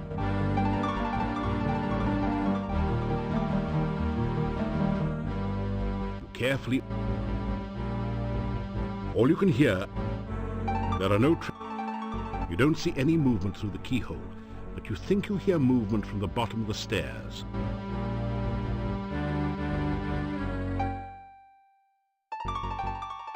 You are so exhausted. You hear a gentle...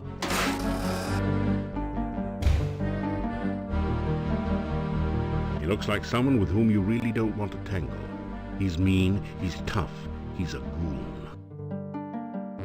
You know, there are those two huge goon guards down at the bottom. Are you sure this is such a good time to head down the stairs? You hear voices at the bottom of the stairs.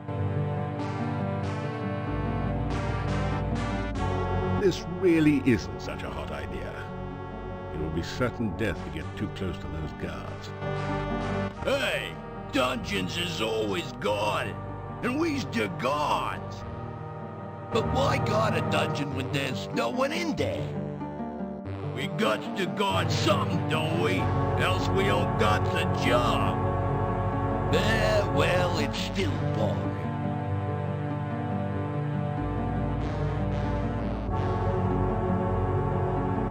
The maths is really something, ain't she? Yeah. I even likes the kid. Shame they keep her all the way on the other side of the kids. Yeah. It's the Annabes guy I can't stand. He looks at us like we was fools or something. You got it. That guy gives me the creeps.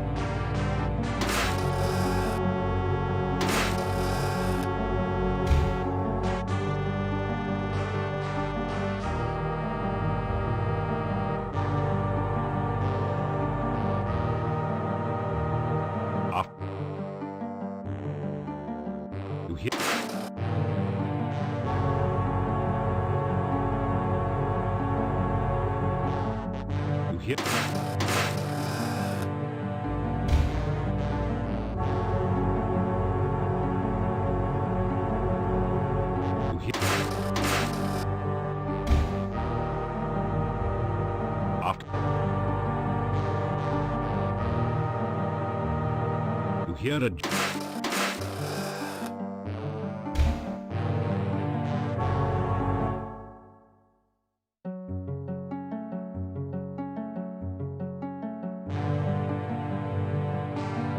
Careful.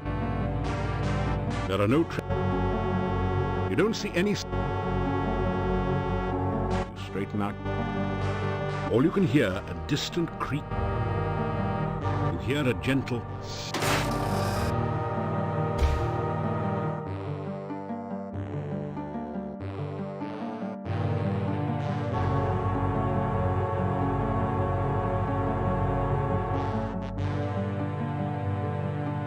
You are...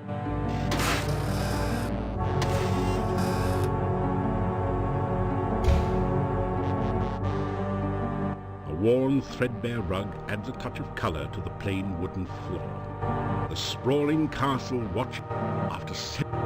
This probably isn't at the top of your list of safe places to sleep. You hear a...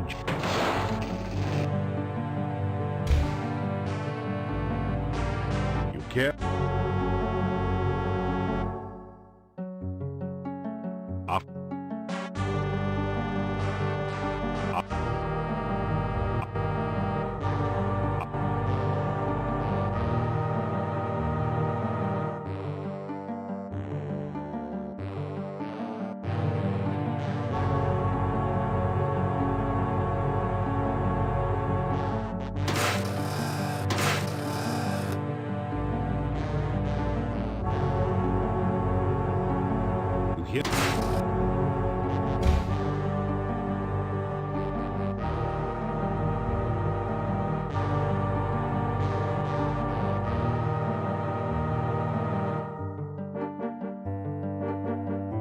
Carefully, you straighten.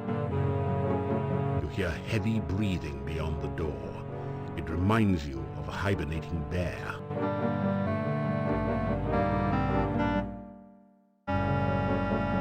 Through the keyhole, you can see what appears to be a child's bedroom.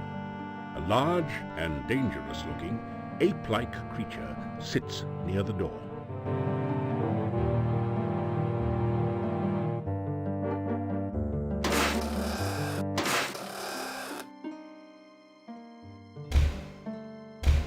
The monster doesn't seem to like you letting light into the room.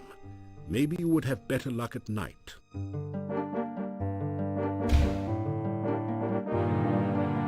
What?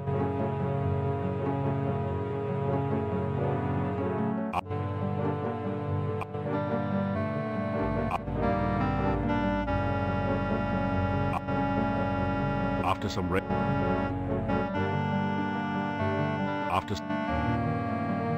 After some...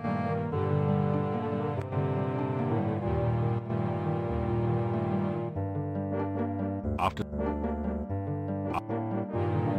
After... After some... After...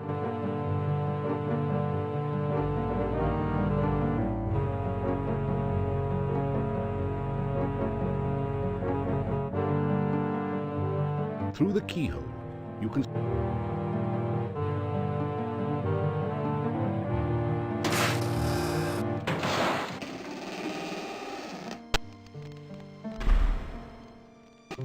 Who is it, Toby?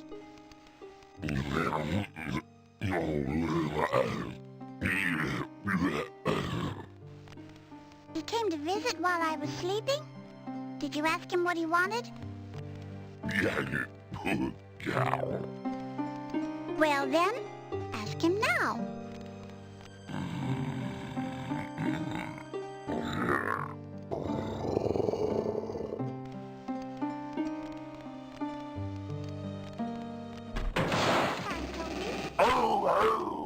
What does he want this time, Toby?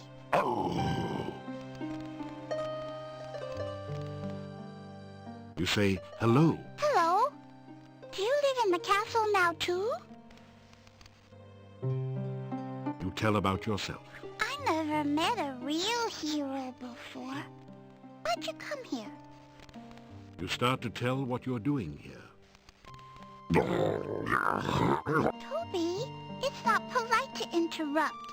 How many times do I have to tell you that?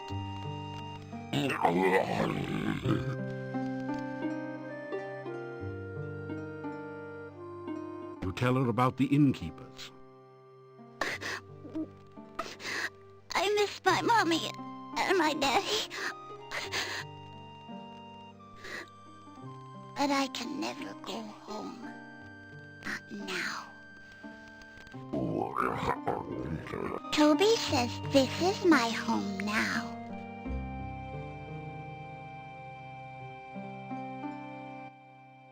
Toby's my best friend. We play games and tell stories, and I never had a real friend before. Toby says I'm his best friend, too. My name is Tanya, and this is Toby.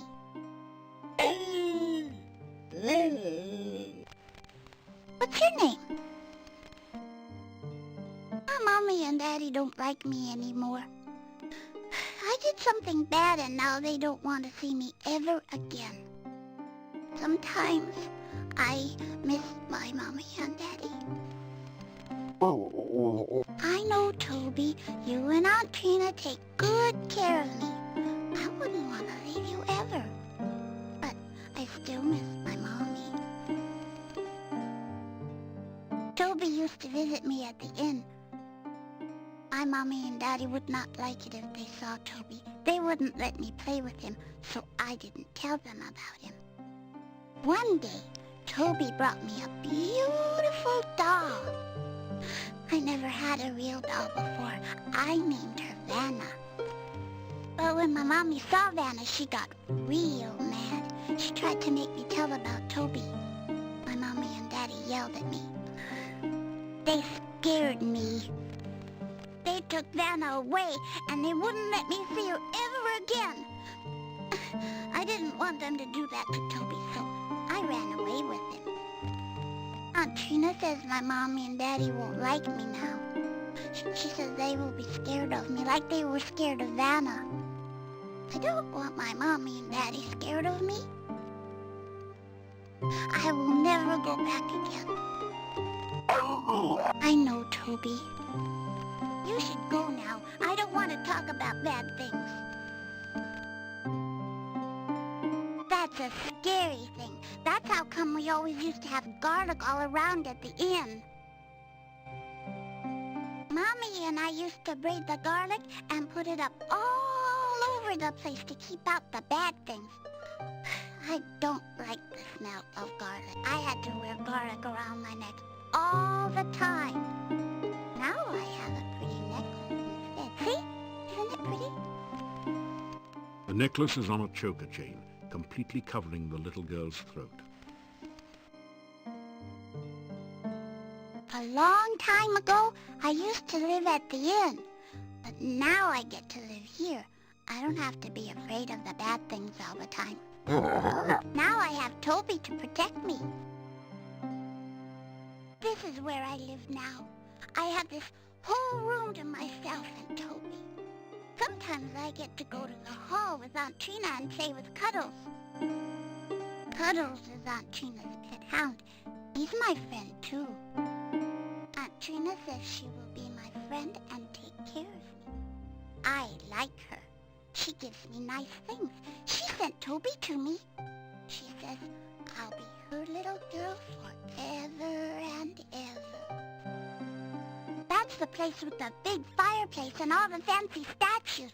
Sometimes I dance for Aunt Trina there. It's fun. Except when the dark man is there. I don't like him. I don't like the dark man.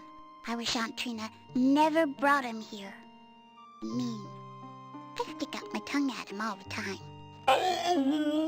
Toby doesn't like the dark man either. Toby says the dark man can't be trusted. You should stay away from him. Aunt Trina says I dance very well. I like to dance, especially up in the air. That's really fun. Sometimes Aunt Trina and I dance all over the room. We dance on top of the statues and everything. It's like flying around and around.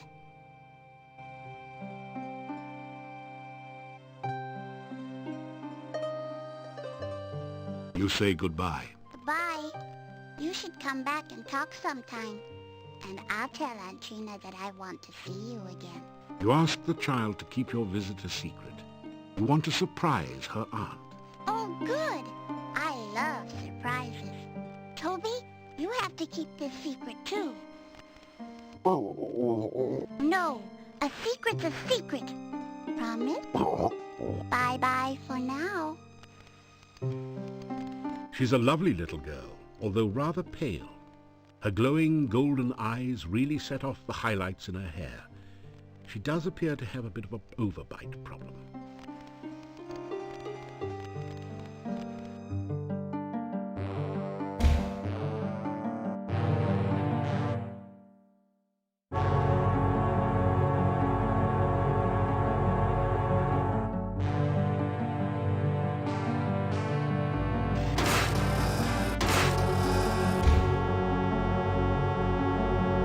Here it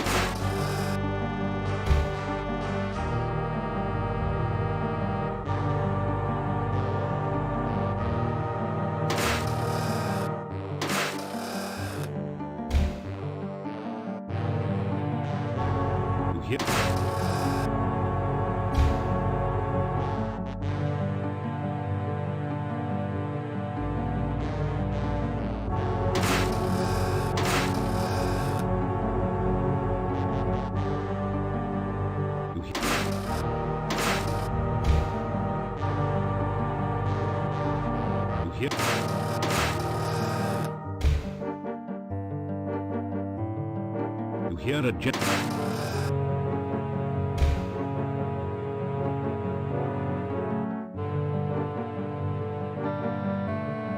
You put.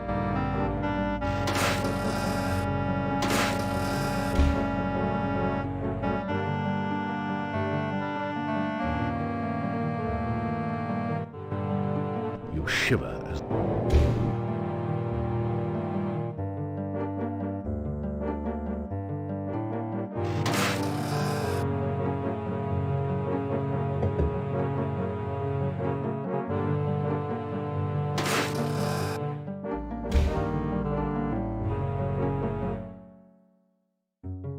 You hear voice.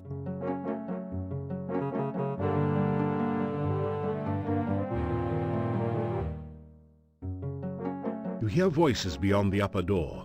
Two people seem to be having an argument in the next room. You carefully open the door just a little so you can hear better and look through the crack. Everything is going according to plan. My plan.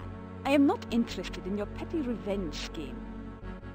You cannot trust him. He will attempt to destroy you the moment he realizes what you truly are. No, he is already attracted to me. I want him to act from his own free will and not be some puppet whose string I hold. After all, if I only wanted a puppet, I could have used you. There will come the day, Katrina, when I will be the Dark Master, and you will be only a memory.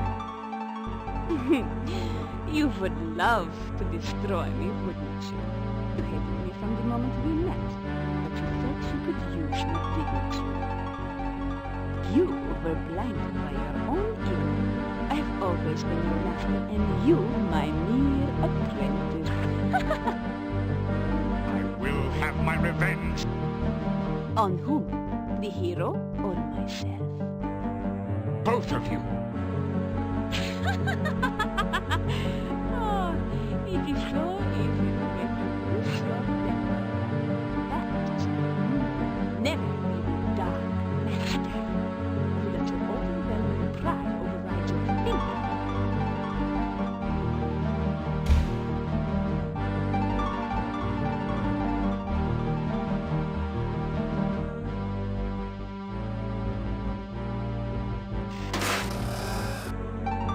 The door hinges. Carefully.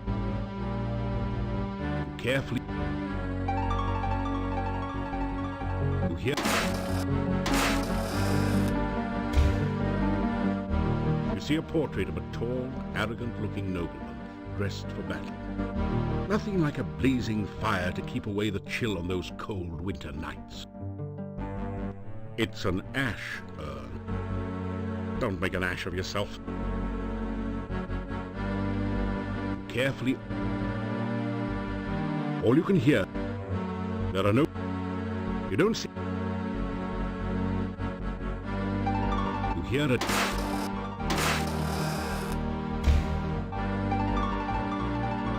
The cabinet is empty. The cabinet... It's a drinking horn. At least it would be a drinking horn if it had something to drink. Those things always leak. You've seen better cup. Carefully... All you can hear... Catch a brief glimpse of the elusive flash of wings on the other side of the door. There are no...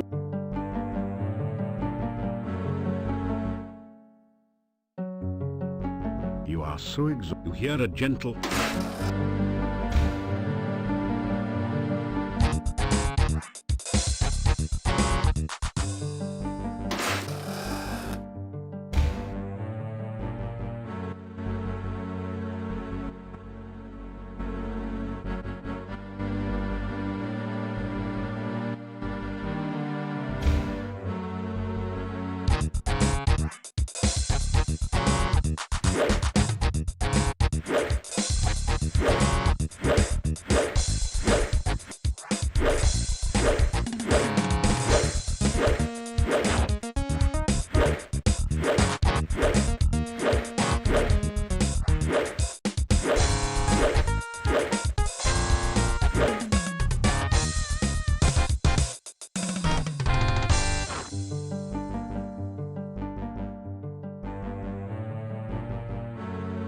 Carefully oil the door.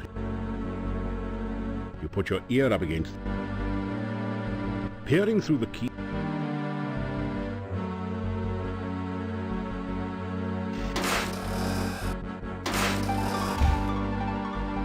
The bookshelf shifts ever so slightly as you push against it, but you haven't found the trigger yet.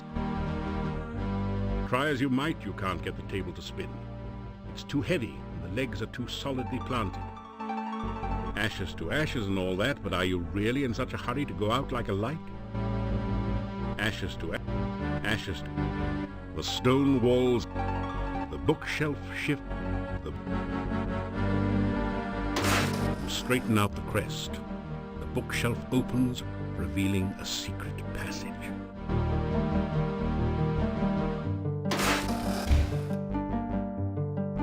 The stone wall... The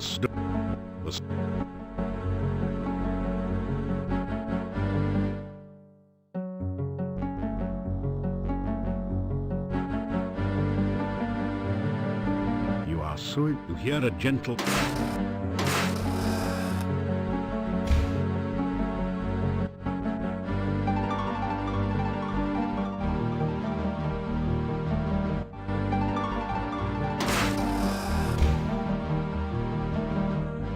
Reach up to put the...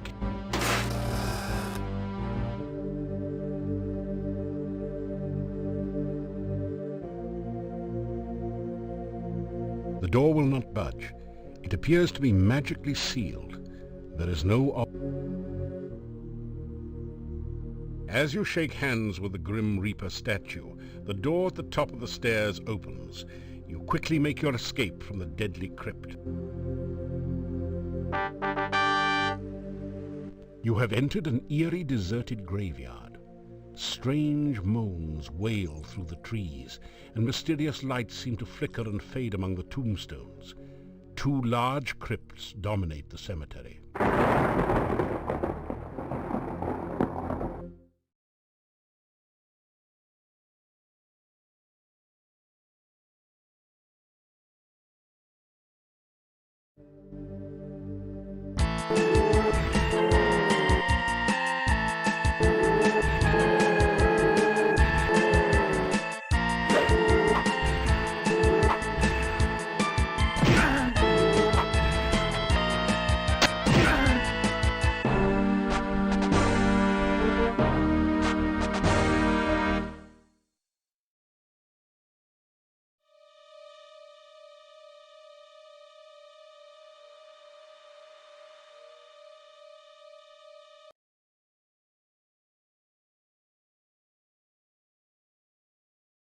You are exhausted from lack of sleep.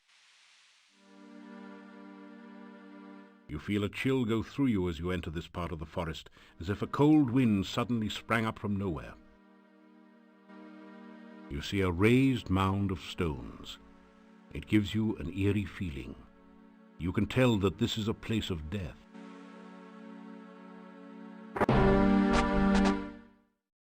You feel a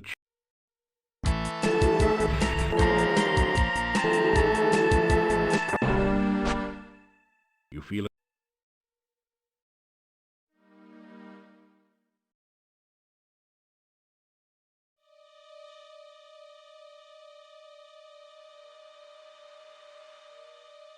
You are exhausted from lack of sleep. A ghostly figure floats near the center of this clearing. Hello. Can you help me? I seem to be lost.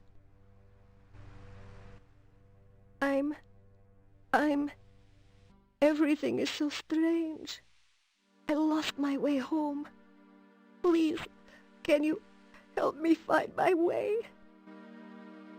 I'm trying to find my way home. I keep getting lost. Can you show me the way to town? The ghostly apparition.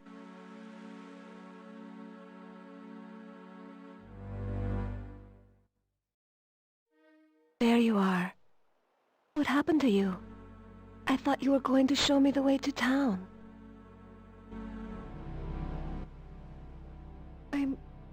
What's wrong with me? What's happened to me? Everything is so strange. I don't understand.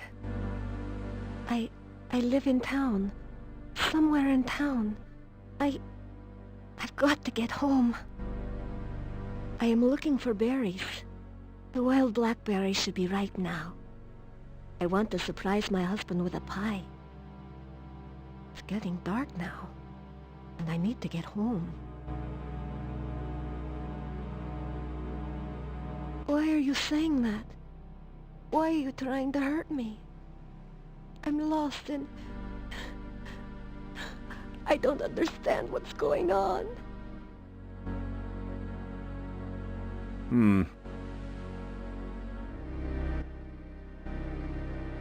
Don't leave me. Please don't leave me. I'm so frightened here.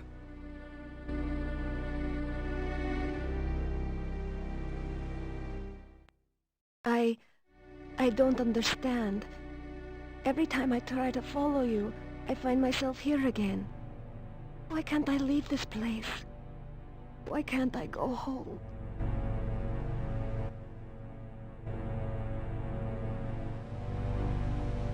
No, no, it can't be, no! The ghostly apparition vanishes. Nothing.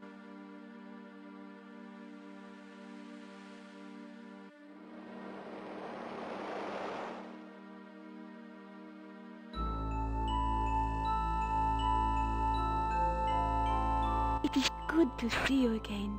I hope you are enjoying your visit to Mordavia. You need to take better care of yourself, you know? It is very dangerous out at night. Why, you've been injured! Here, take this and drink it. It should help. I would be most displeased. I mean, sorry, if something were to happen to you. Come to me. I have something to show you. I warned you it is dangerous here at night and you do not listen. I intend to teach you a lesson. A strange feeling sweeps your body. You realize that you now know the frostbite spell. Perhaps that will help keep you alive when I am not with you.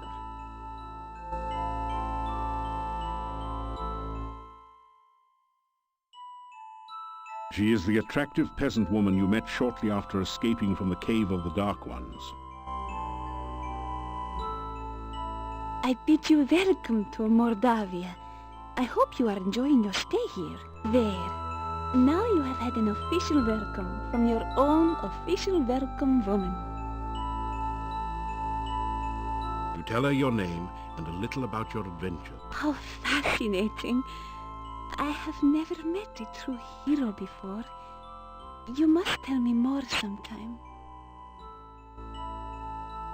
You try out a few of your best lines on her. You flatter me. It is nice to have someone as handsome and attractive as you say such things to me.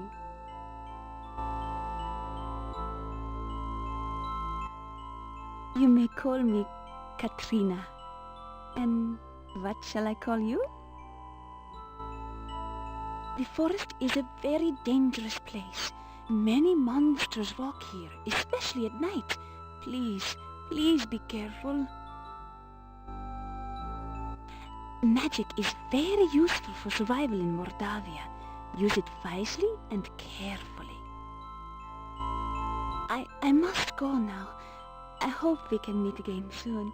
I enjoy your company. Before you can think to follow her, the young peasant girl has disappeared into the forest.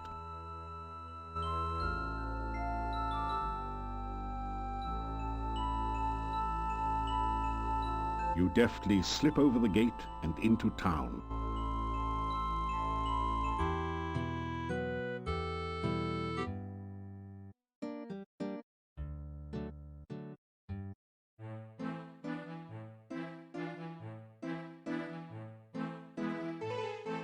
You awaken as the sun begins to rise.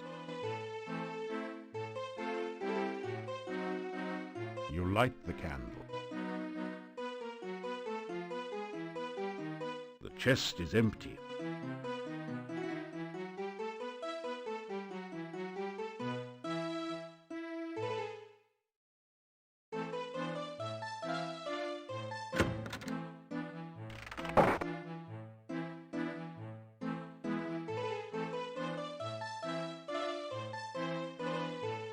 It's sausage and peppers fried with garlic. Ah, so you are back. I do not gossip. The castle was once that of the boyar. Now we do not know who lives there.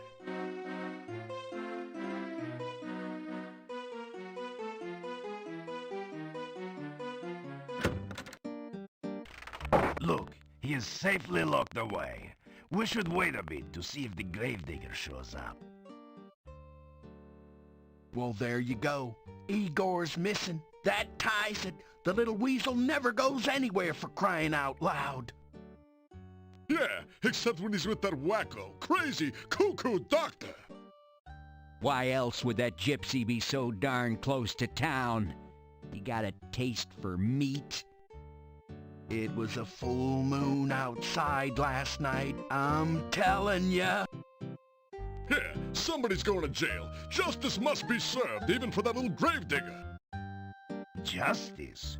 We don't even know if a crime has really been committed. Just relax, go home or to the inn. The gypsy goes nowhere. We can decide what to do later. But we... Later, go home. It looks pretty much as you'd expect. Hold it, Slick. Don't you know what a werewolf is? A man who turns into a wolf. Yeah, when he's sunbathing at night, you know? It's the full moon that does it. Listen, the werewolf eats children, which don't make him all bad. Igor was not a child. Hey, Yuri's daughter was eaten by one, huh? No one knows what happened to Tanya. You cannot say she was eaten. What else could have happened? I mean, we have the werewolf that did... It'll break out of your little trick-or-treat jail and eat us all. Hans, not one word about Tanya eaten by a werewolf will you make to Yuri. He and Bella have been hurt too deeply. As you are a man, do not open the wounds again. Well, I'll tell you what, you suit yourself, pal. But at least they can be avenged now upon the werewolf! The gravedigger's missing.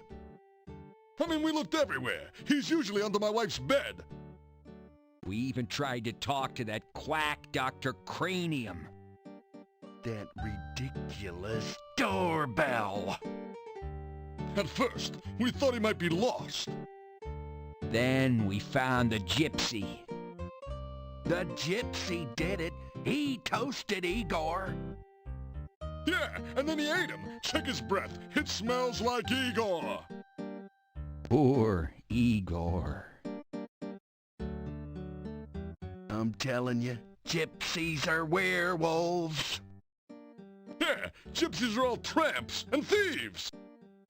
Gypsies cannot be trusted. I think we're fixin' to have one less gypsy around here.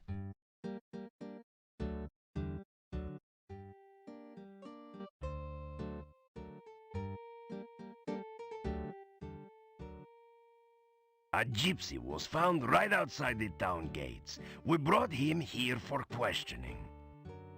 Why don't you have a bake sale, pal, and send away for a clue? Everyone knows that gypsies are werewolves. Yeah, little Igor was somebody's Big Mac, and you want us to just go home? That werewolf is a danger to us all. Think of our families and our mistresses. Do you think I would endanger the town by allowing him to escape? The gypsy is securely locked up. He will not get away. Werewolves are mere peasant tales. You want to see a peasant tale, pal? Look, we all know that werewolves are real. Yeah, I saw the movie. They turn into wolves by the full moon. They are harmed only by silver in wolf form. They're allergic to wolfsbane. There's a poem about it, okay? Even a man who's pure in heart. And says his prayers by night. Enough! Enough! It is all hearsay and speculation. May become a wolf when the wolfbane blooms. Oh, that's beautiful. And the autumn moon is bright. Or so the charming legend says. I am trying to do the job to which I was appointed. I am trying to make certain that justice... Justice! Justice schmustice, Einstein! Was it justice that little Igor was murdered and wound up the blue plate special? Yeah, the murderer was caught, and I want to hit him.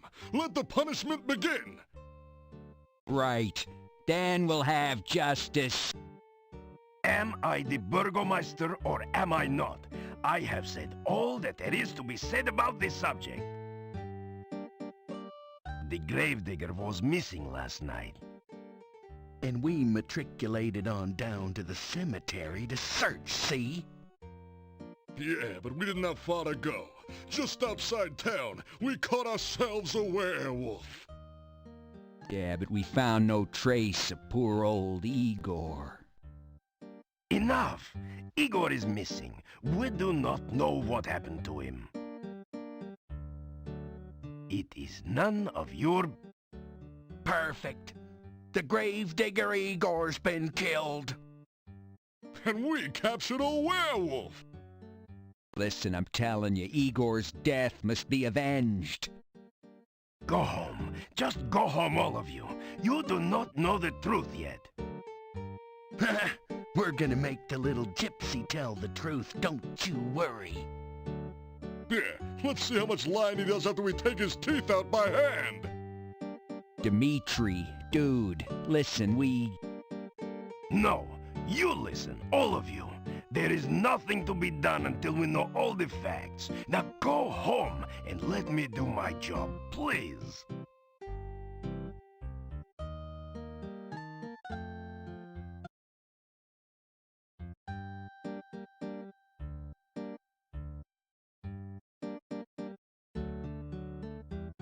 Calm down, everyone. Give me a little more time. Yeah, well, that's all well and good, Gandhi, but we have waited long enough.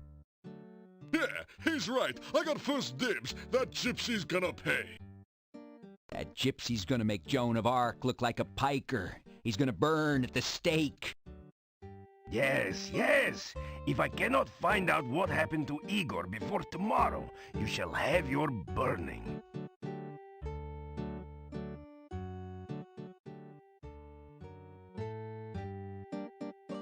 You greet the people milling in the street. Go away. Make yourself useful by finding out what happened to Igor. We know what happened to... Hans, if you do not keep your mouth shut about werewolves, I swear I will... But we know. Franz, you can shut up as well. But what? Ivan!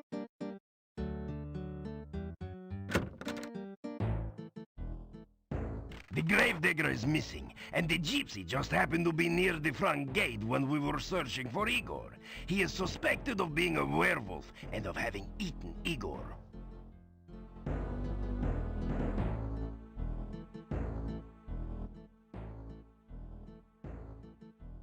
You can talk to the gypsy yourself. He hasn't said much to anyone. Sometimes I think Mordavia is cursed. We live with so much real and present danger that we start to imagine things and overreact. Just because some folks find a gypsy when Igor is missing, they blame the gypsy. Now everyone in town thinks the gypsy is a raving werewolf out to eat us all. They act like frightened fools.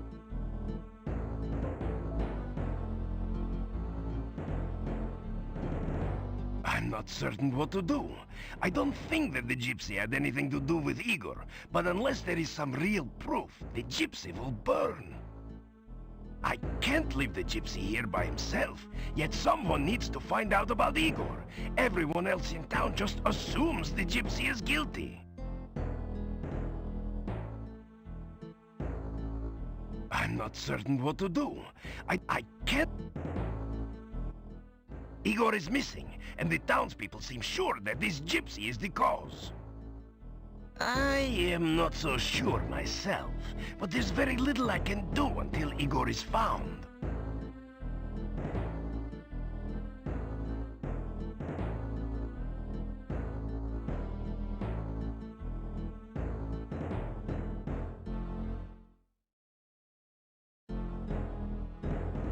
It will take more than talk to set the gypsy free.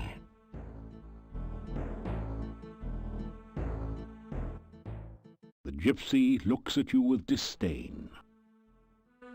The gypsy spits in your general direction. The gypsy glares at you in sullen silence. You tell the gypsy that you will do whatever you can to help prove his innocence and see his release. The gypsy doesn't seem to believe you. Well then, go do something instead of standing around talking with everyone.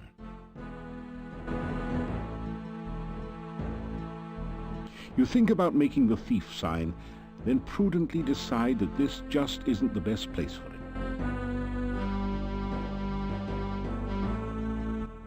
It is possible that the gravedigger is still alive. If you are going wandering outside of town, please watch for him. Calm down, everyone. Give me a little more time. Yeah, well, that's all well and good, Gandhi, but we have waited long enough. Yeah.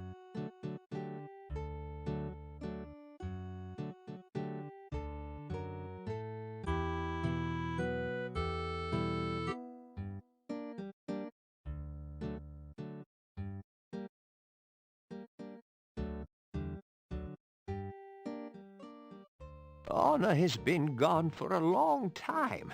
I have been looking for her for so very long. I do not know what has become of my Anna.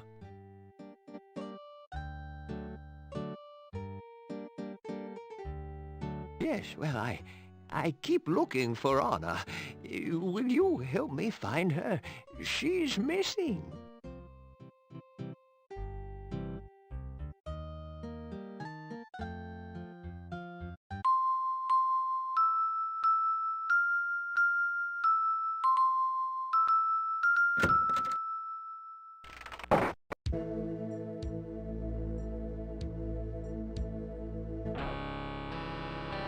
Ah, you're just in time to witness a magnificent scientific experiment.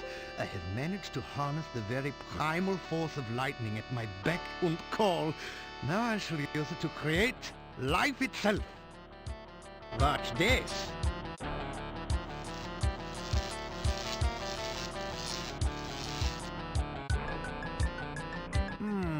That was not quite the experimental result I expected. But never mind that. It is merely a momentary setback in the annals of science. I shall readjust the magnetic electrical stimulation system and try again another day.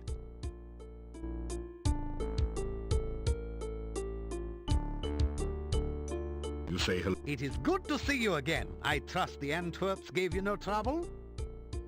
You start to tell Dr. Cranium about yourself and your adventures, but he quickly interrupts. But there is nothing so adventurous as pursuing a career in science. Did you know, for instance, that simple scientific principles can be applied to the creation of potions for healing and curing poison?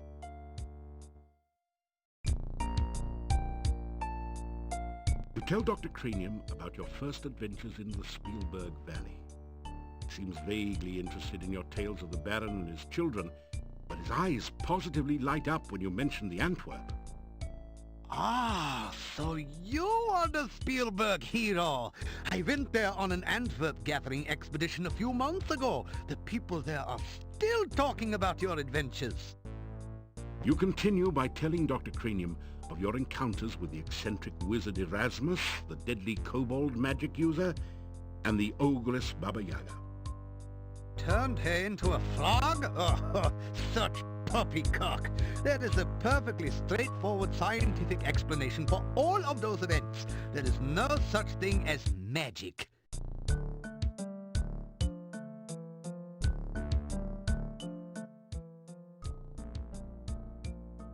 Antwerps are truly fascinating species. They reproduce by splitting into a number of tiny Antwerps, each with their own genetic code.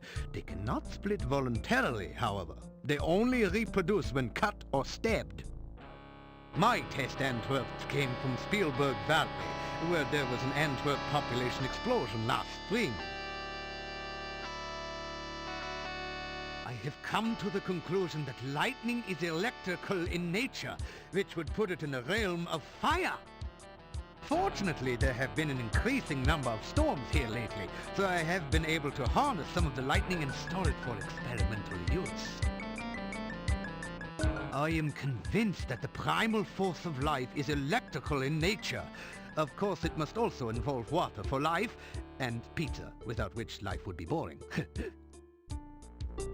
My neighbor Nikolai is not actually as old as he now appears. He has been very unhappy since his wife's disappearance some 15 years ago. I can understand his disappointment. She never brought me back the berries I needed for an experiment.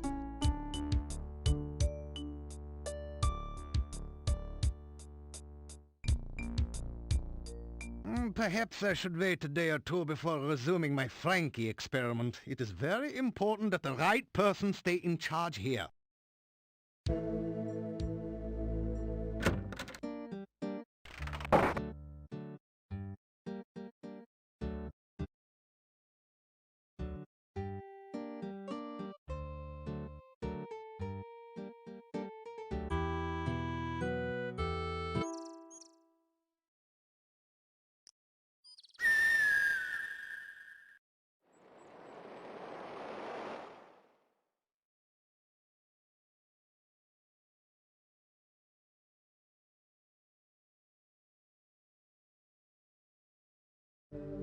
You hear a monstrous groaning noise from beneath the fallen tombstone.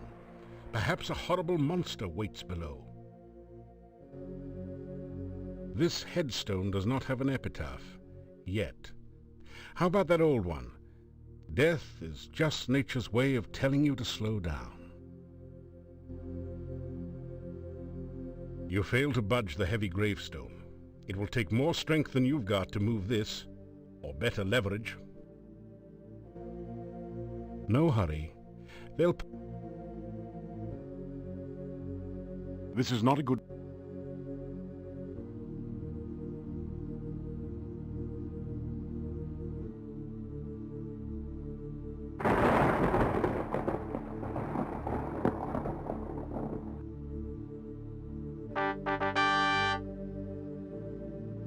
saved! Kind stranger saved Igor! Good, kind stranger! Igor, happy grave, not Igor's grave!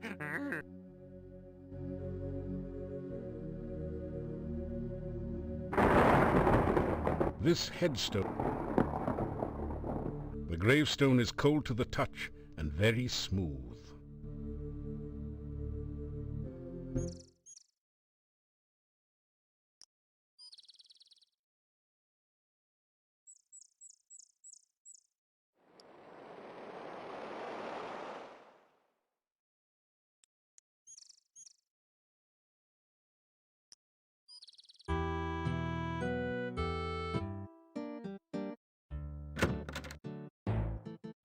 The gypsy is gone.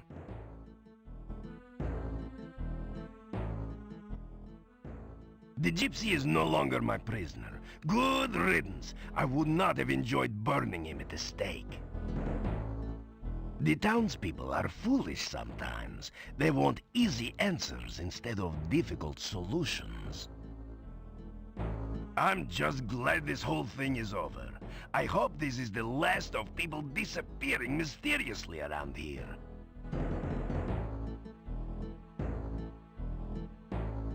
Farewell, and thank you for helping Igor. I did not believe the gypsy was guilty, and I did not want to burn him at the stake.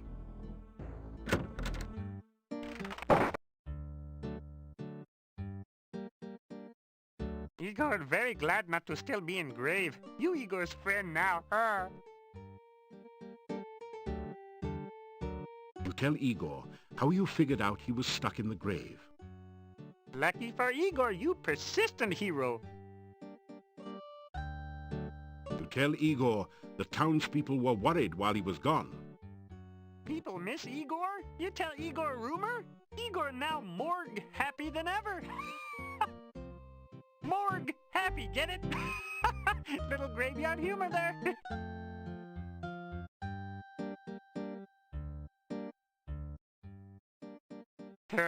Igor not give crypt key to strangers. You not stranger. Igor give crypt key to you. Oh, reports of Igor's demise greatly exaggerated. Grave accident? Little graveyard humor there. That good one. I like it. Igor carve headstone near grave. Igor fall in grave. Gravestone fall on grave. Igor not get out until you get him out of grave. Igor in grave danger. Little graveyard humor there. Staff been in town long time. Dimitri's grandfather brought staff to town. People say Doctor mad. Doctor not mad. Doctor just crazy. Oh, people not like gypsies. People think gypsies steal things. People think gypsies eat people. People think gypsies not normal like Igor.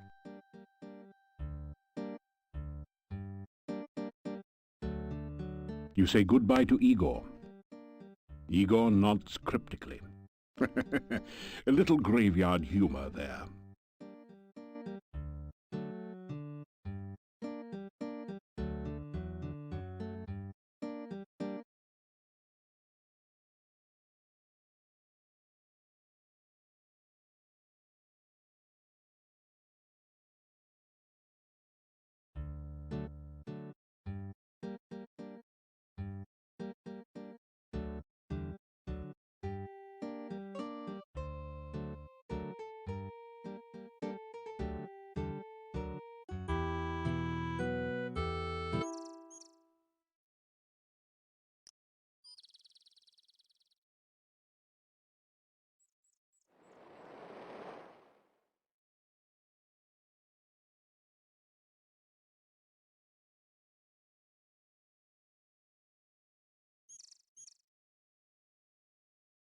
A heavy gate blocks the way to the winding road.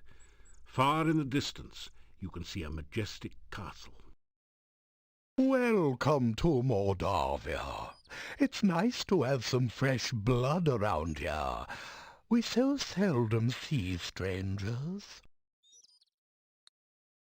The gatekeeper is a gaunt, tired-looking man with deep-set eyes that stare intelligently at you. It is so difficult to get past the swamp which blocks the pass to and from the valley. We haven't had a stranger here since the rains created the swamp several years ago. You've obviously done quite a lot for one person. It will be interesting to see what you do around here. I am Boris Stovich. This is the castle of the Boyars, the title of the rulers of Mordavia.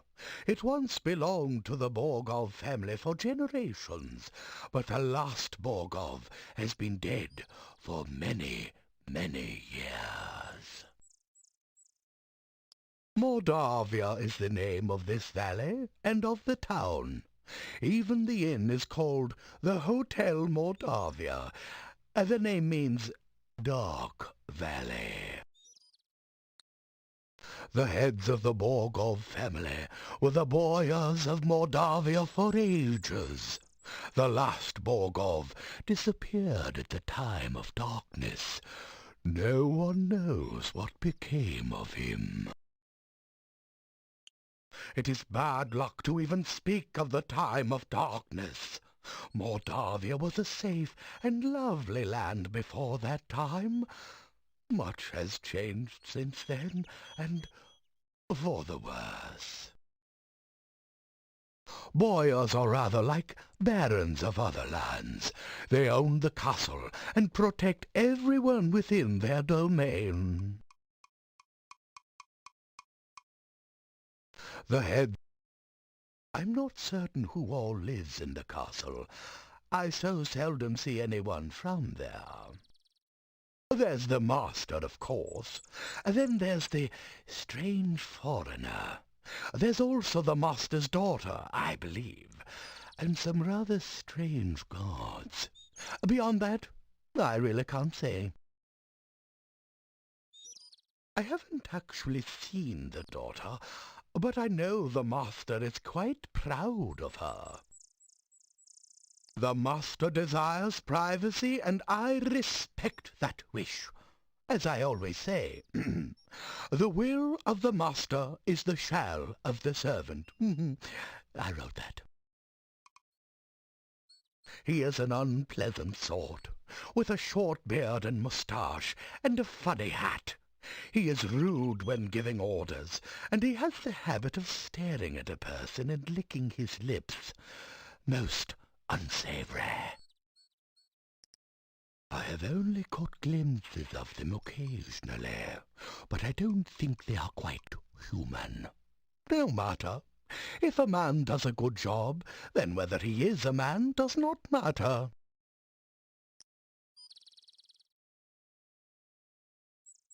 This is the gate to Borgov Castle.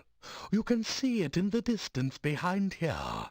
I am here to make certain that only welcome guests may enter through here in the daytime. At night, this gate is guarded by huge necrotaurs, who make certain no one tries to enter without permission. I am the gatekeeper of Borgov Castle. Is it not true that he who guards the gates is the keystone speaker? The town of Mordavia is to the east of here. Turn to the east as you leave and continue until your way is blocked by rocks. Then turn north and you will find the gates of the town. Farewell, and may you find whatever you seek. Goodbye, young man. May the fireplace be warm and the drink cold at your journey's end.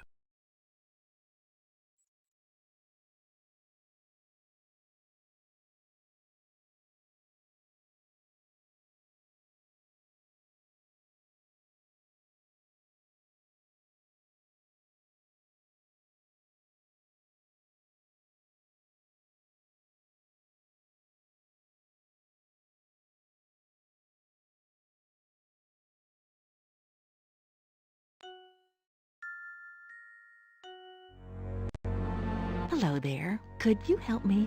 This water is so cold and I need someone to help warm me.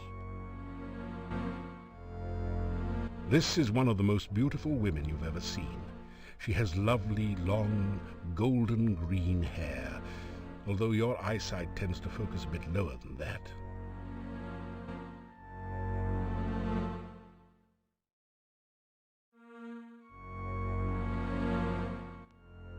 Why don't you come to my arms so that I can give you a real greeting? Surely a hero like you will help someone like me. Please, take my hand. Please, don't leave me here so alone and cold. I need you.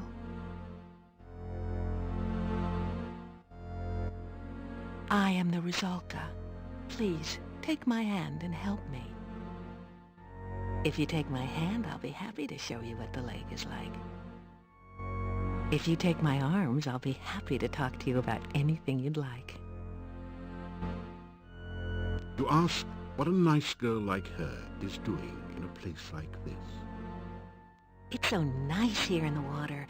Why don't you join me?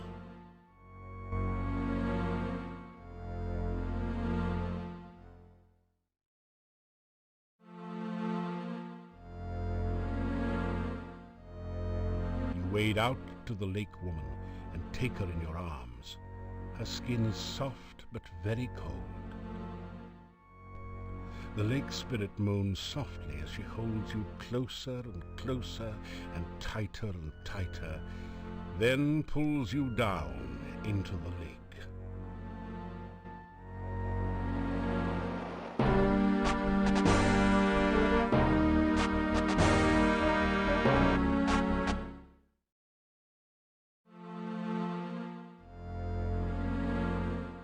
That didn't do anything useful.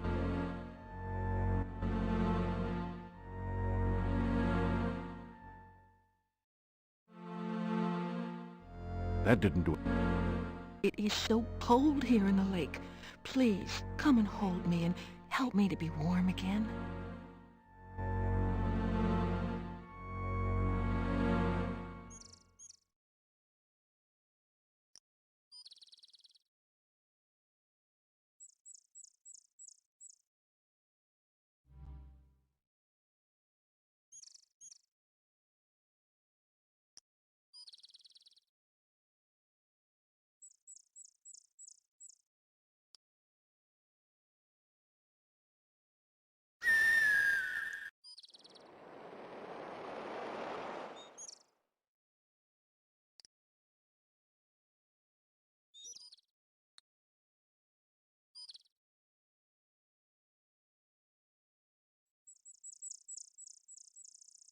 Wildflowers bloom with the autumn weather.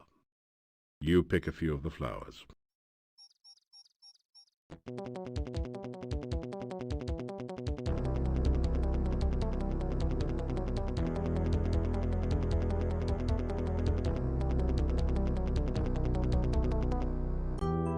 You have come to a beautiful garden deep within the forest.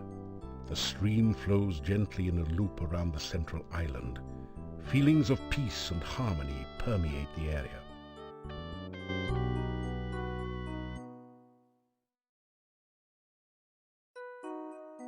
Someone has dug a large hole there, perhaps removing a bush or a small tree.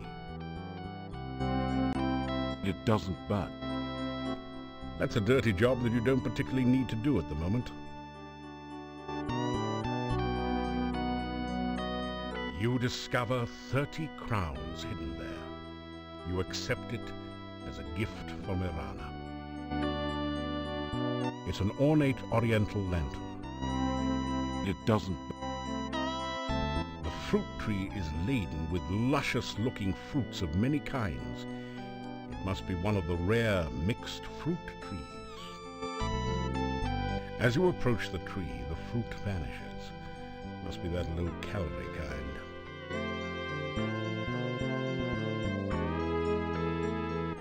You pick a few of the beautiful flowers. Lovely flowers bloom throughout the garden. You take a drink of the cool water. It tastes like wild strawberries.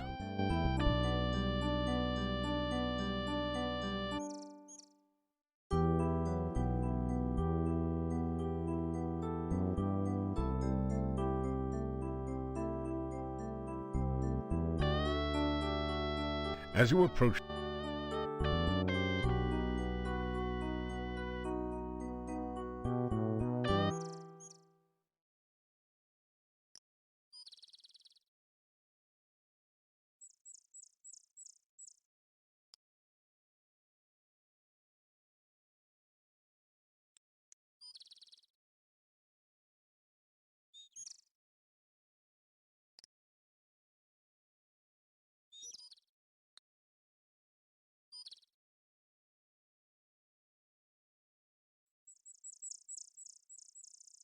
these bushes look as though someone planted them here deliberately. The bush won't budge. It's almost as if it were welded to the spot by magic.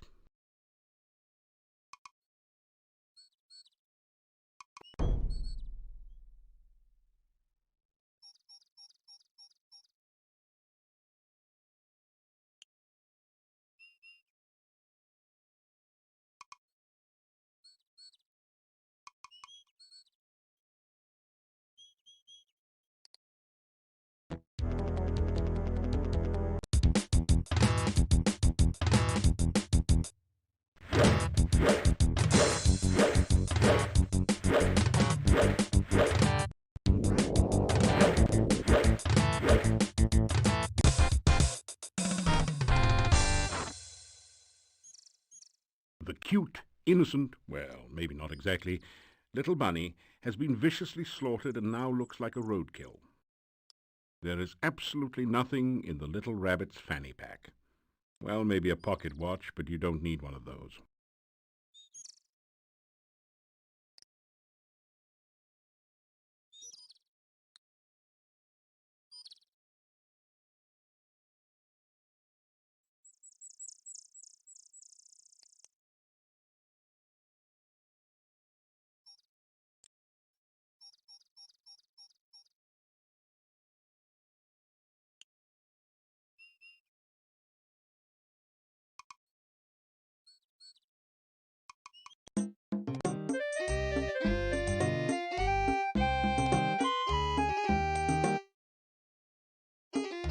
My, what sharp teeth it has.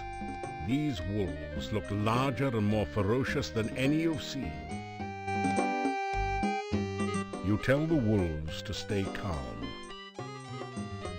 They don't seem particularly less agitated.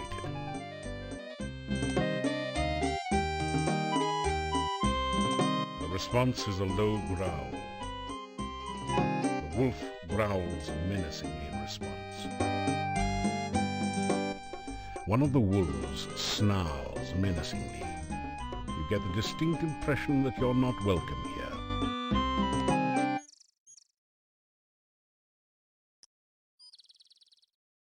After some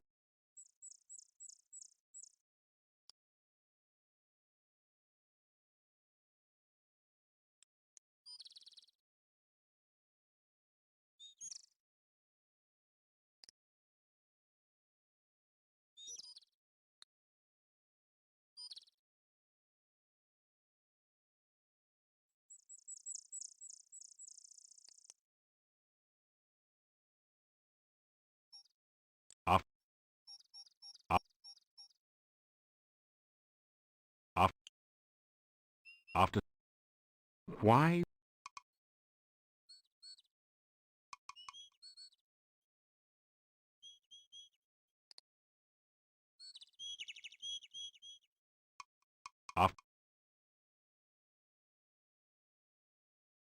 After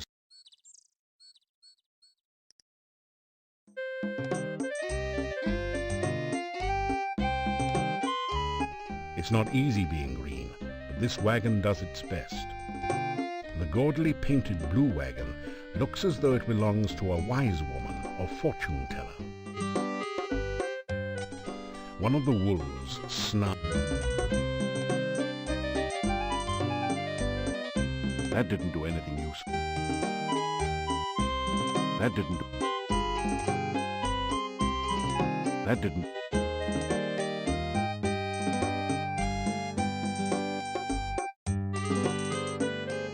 That didn't...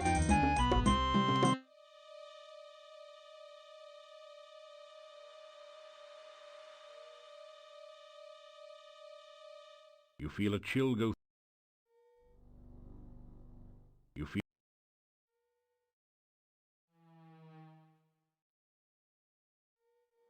You feel a chill go through you as you enter this part of the forest, as if a cold wind suddenly sprang up from nowhere. You see a raised mound of stones. It gives you an eerie feeling. You can tell that this is a place of death.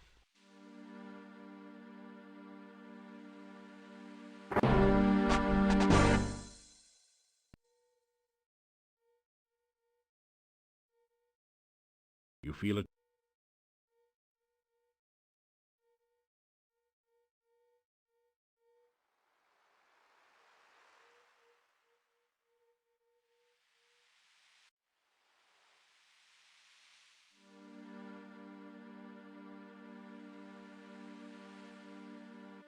You feel a chill.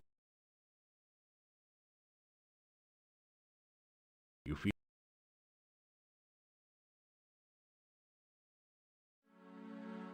I remember now. I was walking home. Something started to chase me. I tried to run. Something knocked me over and... everything went black. I'm dead, aren't I? I really can't go home again. I'm just a ghost. Forgive me my manners. It's just that I'm not used to the idea that I'm dead. My name was Anna. I can remember things now, but everything is like a faded dream. It seems so strange to think of myself as a ghost. Everything is blurry. There's no day or night, only the shadowy landscape. I want to go from here, but I cannot leave. I can only wait.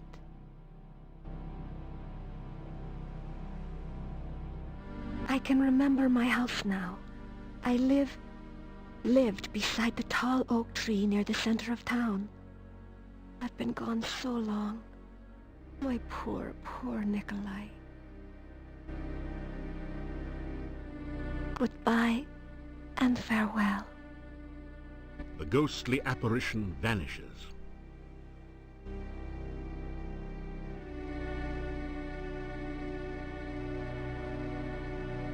I remember now. You feel a chill.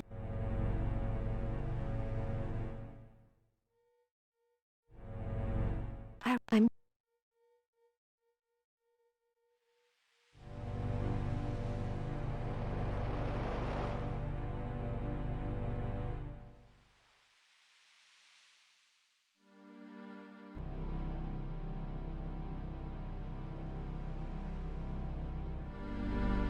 You deftly slip over the gate and into town.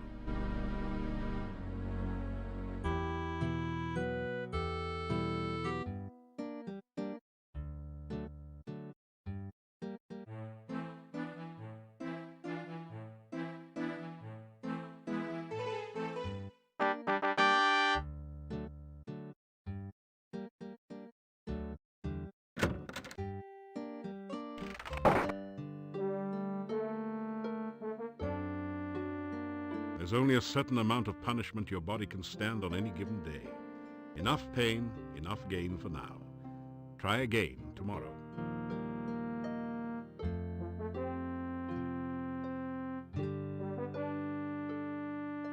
That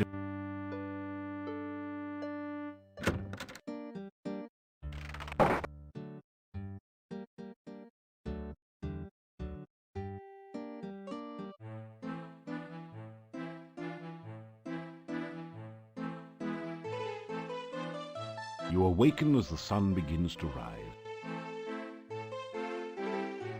You light the candle.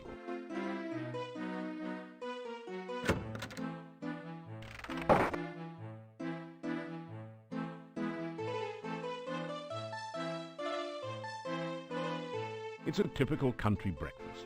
Fried beets and sausage with garlic for a garnish.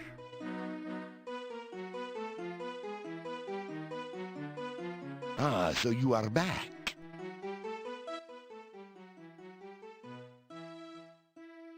The castle was once...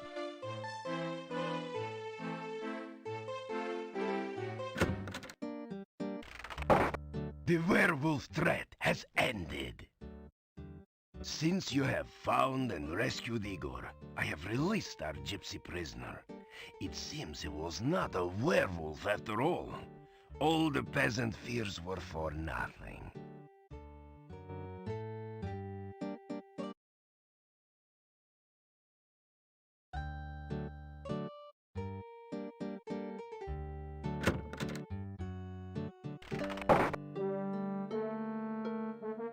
This is a little too...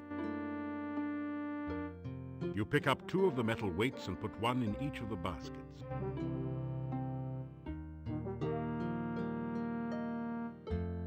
Your legs are too stiff and sore to use this right now.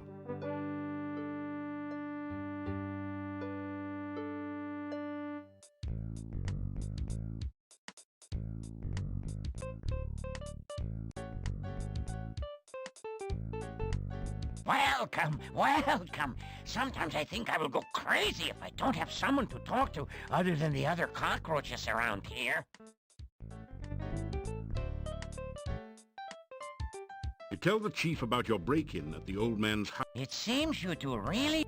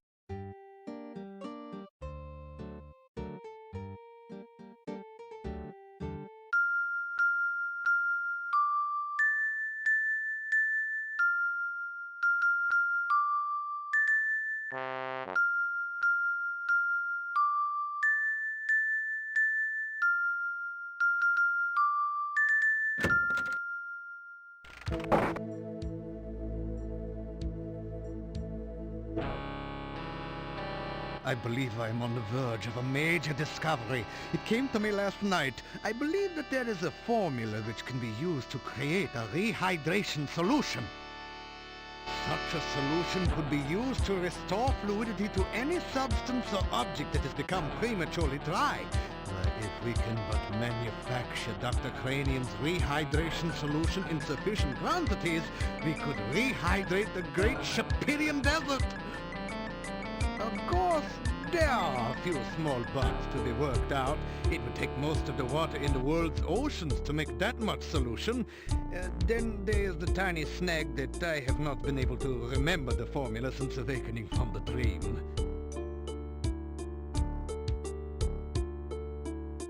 You relate the tale of your journey to Shapir, how you saved 2 cities from the evil vizier Ad-Avis and his elemental minions. Now you are talking science. The elements are the building blocks of everything in nature. I am sure I have never heard of anyone constructing creatures purely of a single element, but it certainly makes scientific sense. You say this Adavis referred to a dark master here in Mordavia? I am sure I have never heard of such a one here. There are rumors of strange goings-on in the castle, but I do not credit such tales without scientific observation to back them up.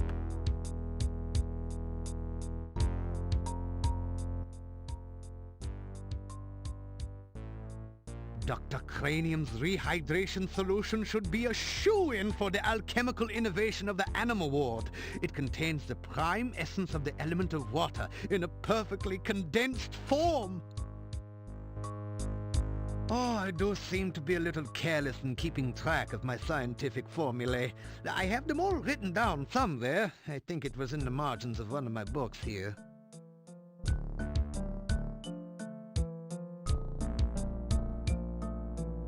I spent some time in Spielberg last summer. Everyone there kept talking about some hero who did some sort of noble deeds there. You would think that they could find more excitement in the modern accomplishments of science. There seemed to be quite an infestation of baby antwerps there for some reason. I took advantage of the opportunity to capture a number of them in very blunt cages for my experiments. The Baron did not even charge me very much for them.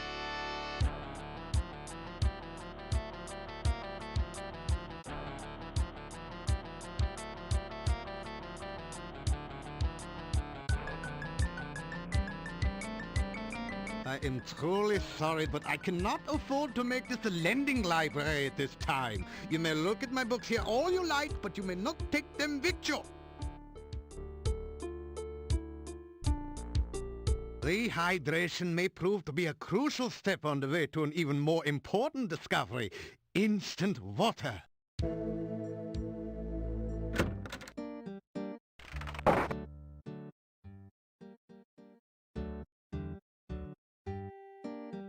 You start to tell the old man about the ghost you met in the forest. Anna? You have seen Anna? You explain that you saw her ghost in the forest. Anna is in the forest? Where is she? I must go to her. You tell Nikolai where you saw Anna, and try to explain that she is dead. Thank you. I cannot thank you enough for finding my Anna. I will go to her now. I will help her find her way home. Thank you again.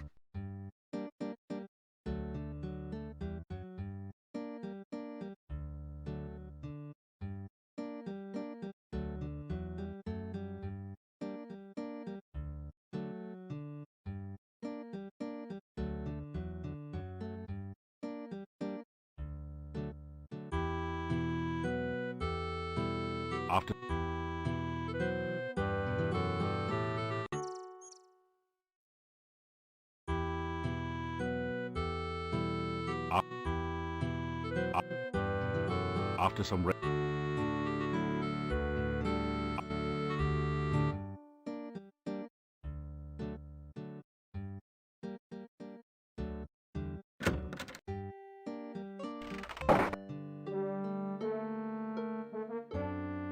there's only a certain amount of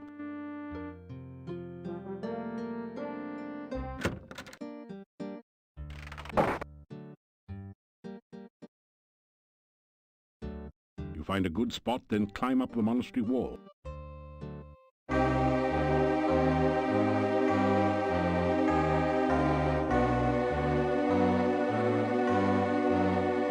strike a mighty hammer blow at the glass case. It just sort of looks at you through its glass eye. You need to either build up your strength or try another approach. You strike it.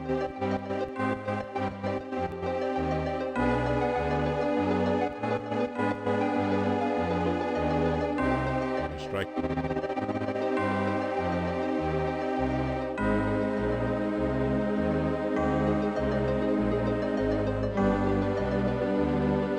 You can't budge it.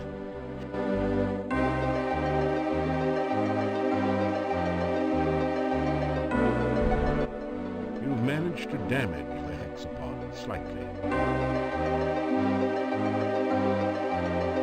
That's funny. The screen...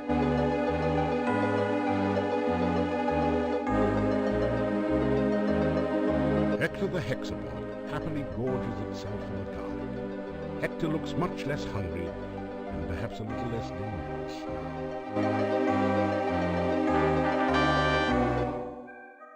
There is a cold feeling down here that chills your bones and sets the hairs on the nape of your neck on end. There is a musty odor of mold and mildew mingling with the sickness sickeningly sweet smell of decaying flesh. Welcome to your nightmare.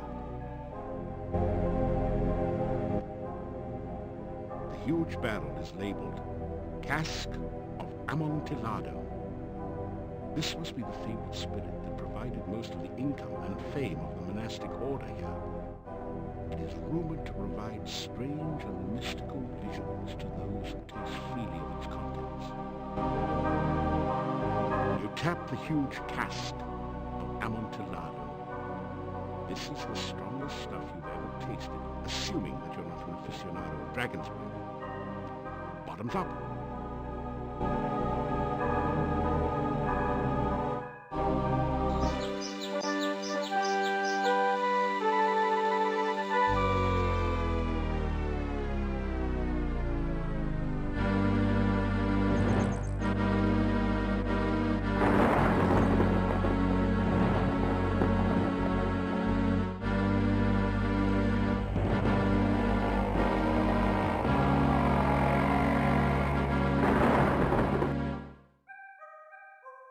Man, have you got a headache? Fortunately, the Dark One rising seems to have been just a vision, not the reality. Yet. A scroll has formed from the cask's wine droplets. You pick up the rolled paper on the floor. It has a symbol of a drop of blood at the top and the inscription, Ritual of Blood. You can't read any of the other writing on it. You see a small statue that matches the description that the chief thief gave you.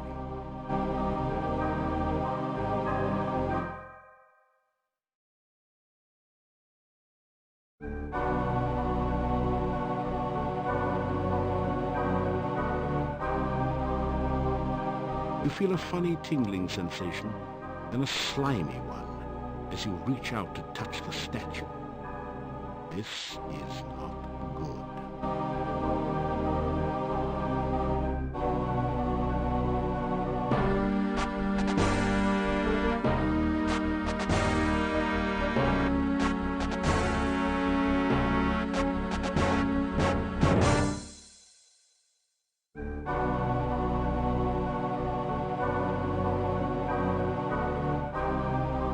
Pick up the statue in the shopping bag, carefully avoiding any contact with your own flesh. The statue glows briefly as it slips into the bag, then subsides. You've seen some pretty ridiculous things in your time, and that's certainly one of them. It's a really silly-looking statue and clearly of no value. It's also much too heavy to carry around with you. Be careful what you touch in here. Above the altar is the sign of the Dark One, surrounded by arcane letters. A notch next to the A makes you think that perhaps that is some sort of starting point for the letters. The huge book on the altar looks fascinating. You could almost swear you saw it move. The title says Necrophilicum. Haven't you heard about this book somewhere?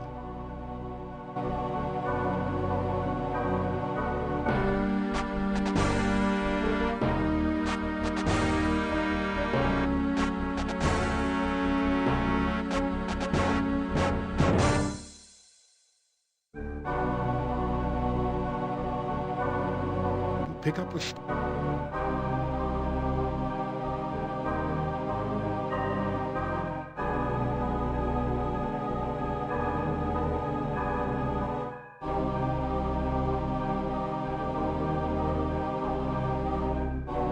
You rifle through the Mad Monk's desk to find the diary of Amontillado. Boy, was this guy wacko. Reading this makes your head hurt. However, it does give you some information about the Dark One rituals. It said something about the first ritual being placed within the Mad Monk's tombstone, there to be forever guarded by followers. The second ritual should be placed in the Stone of Squids and revealed only by the light of a dead child's soul. The next ritual shall be placed in the hollow of the hangman's tree and guarded by the spirit of the dead which remains there. The blood ritual shall be concealed magically within the monastery, and only he who willingly seeks dark visions shall find it.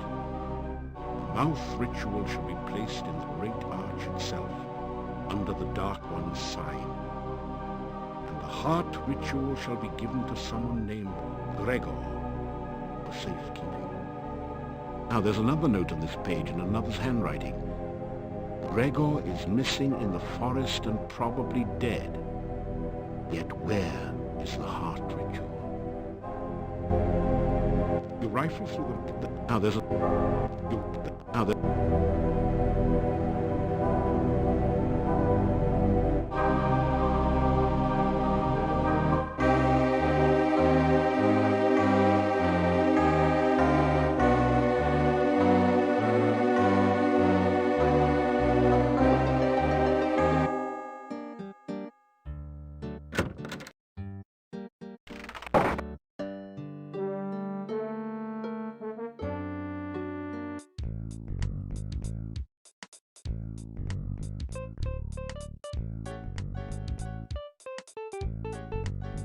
Wonderful, wonderful. I won't have to scuttle in the shadows all the time.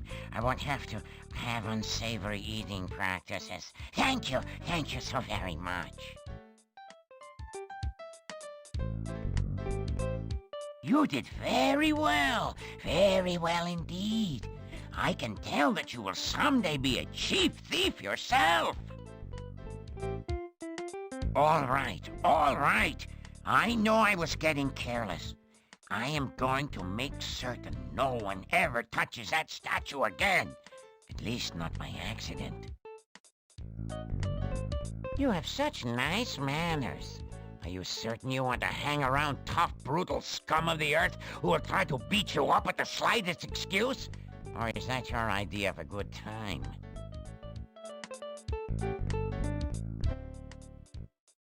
There is a secret passage to the castle from the boyar's crypt in the graveyard. There is a special way to open this secret door. Something involving colors and the Borgov family crest, I think. You must be very careful. I know nothing of the people who now live in the castle. Only that the last thieves to break in never returned. I am all right, I guess, but I'm having a difficult time adjusting to walking on two legs again. Other than the fact that there are no other thieves here, and that we are not likely to get any in the near future, this is a wonderful guild.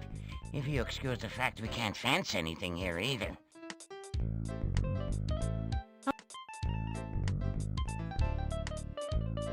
It doesn't... Going so soon? Good luck.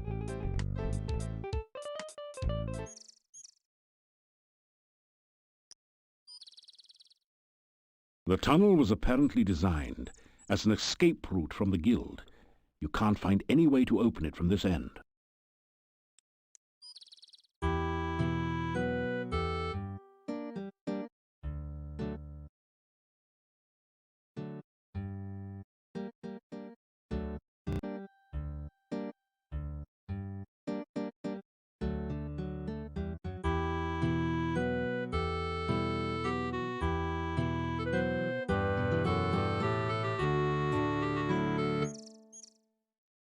That did... You grab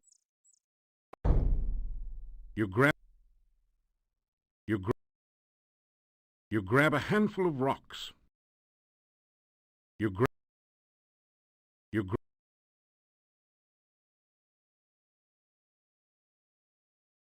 grab a hand...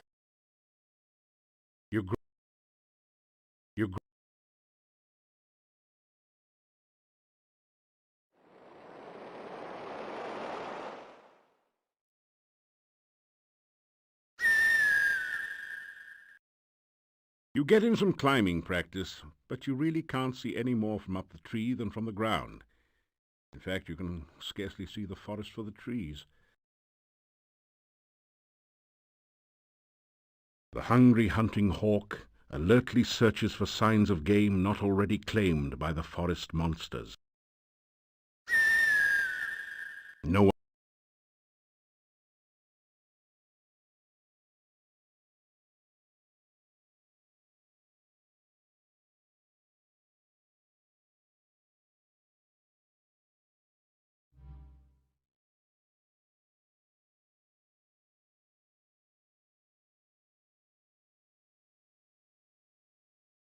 The decayed remains of a human arm claw at you as if to drag you down to share its doom.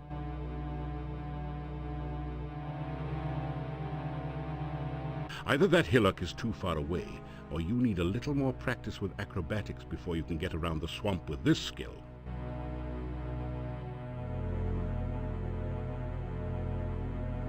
Why would...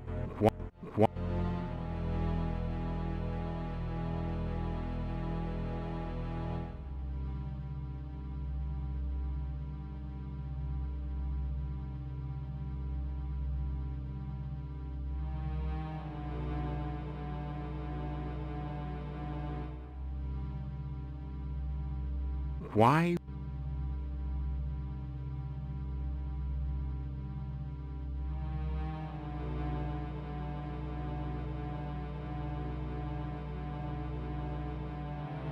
Either that...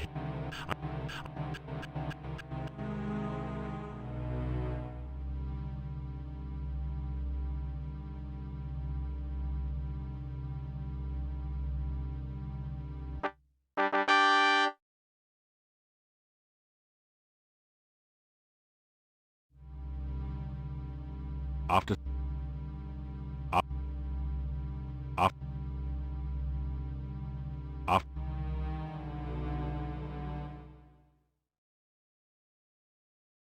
This is...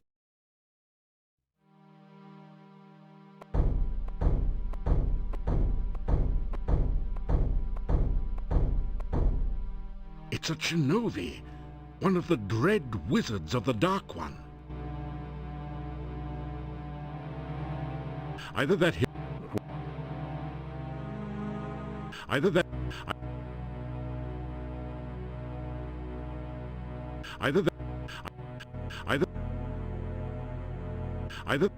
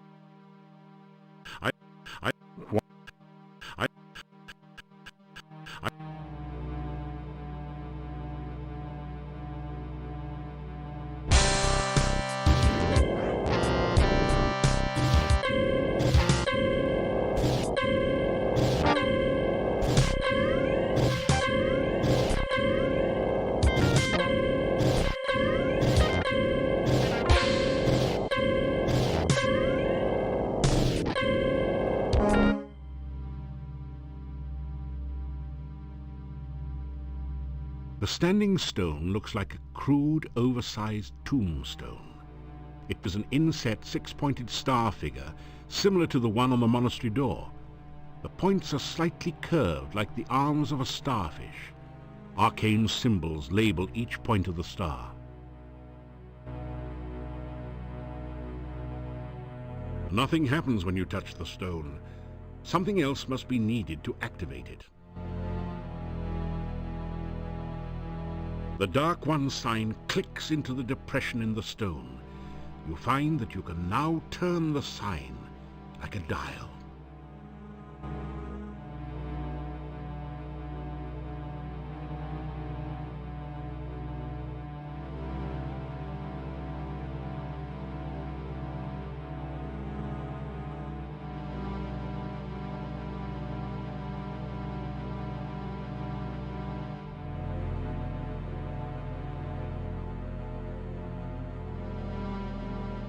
You need to turn the Dark One sign in the correct pattern to open the tomb.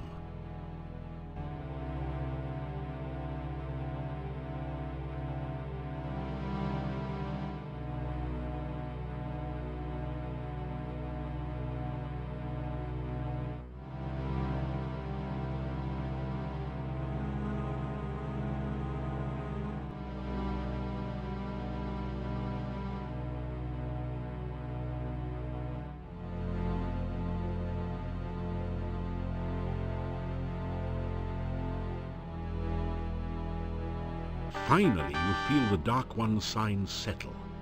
You pull on it, opening the tomb, and retrieve a damp but readable scroll from its depths. It is the Dark One's bone ritual. You retrieve the Dark One sign from the monolith.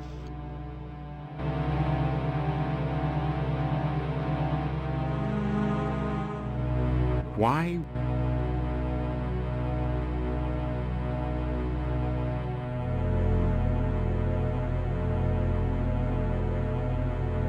What?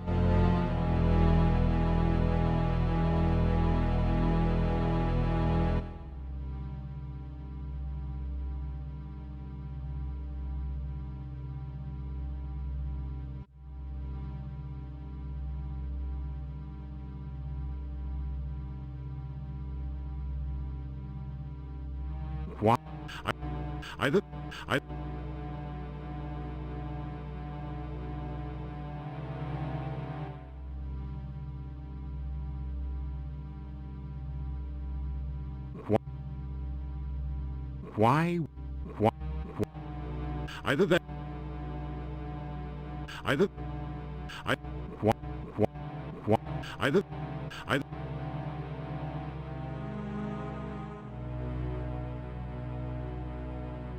You are.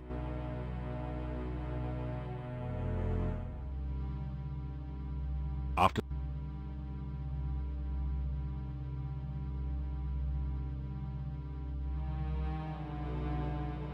Why?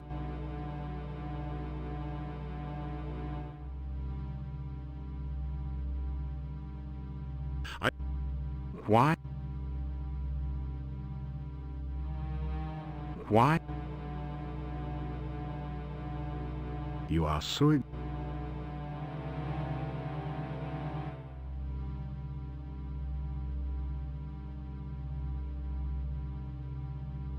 Why?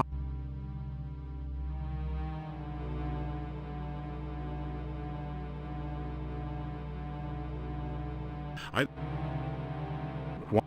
What? What?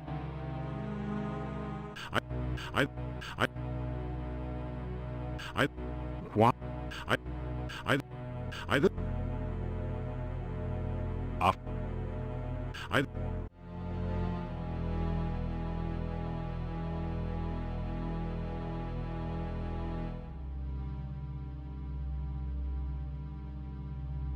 Why?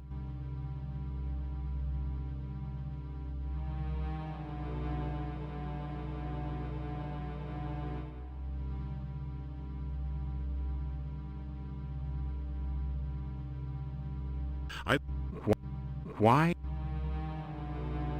You are so...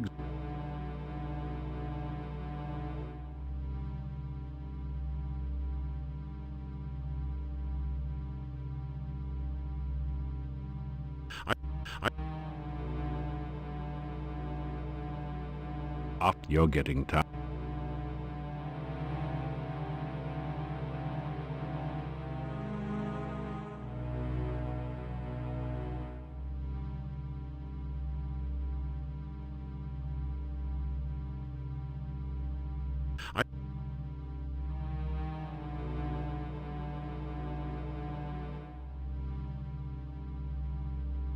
Why?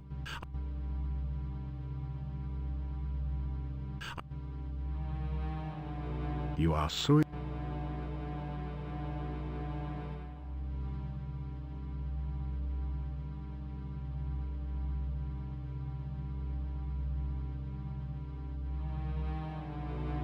Either that...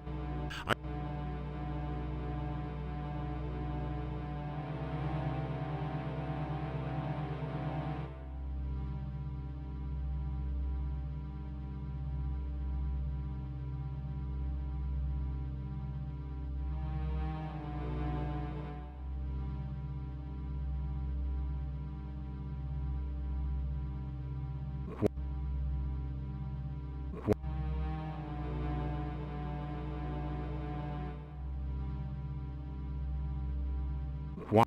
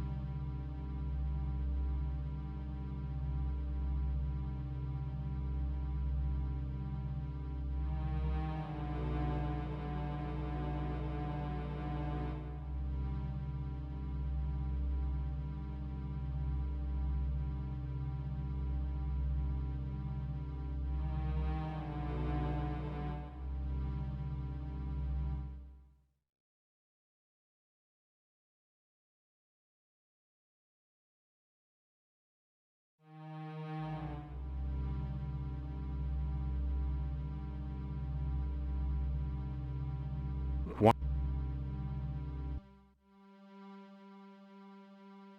You are surrounded. It looks pretty. You say au revoir to the will-o-wisps. The will-o-wisp. You say hello to the will-o-wisps. The will-o-wisps ignore you. You don't really... The will-o-wisps are avoiding your touch.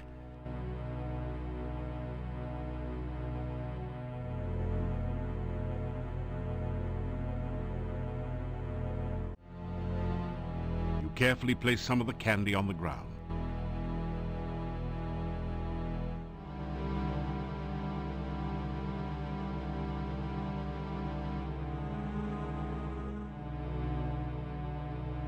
That's... You capture a few of the will-o-wisps in a flask.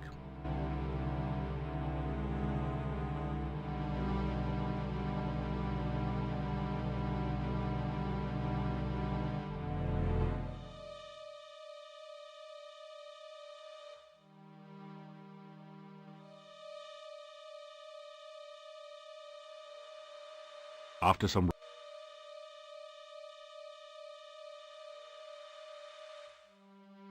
Here lie the decayed remains of someone who didn't make it across the swamp.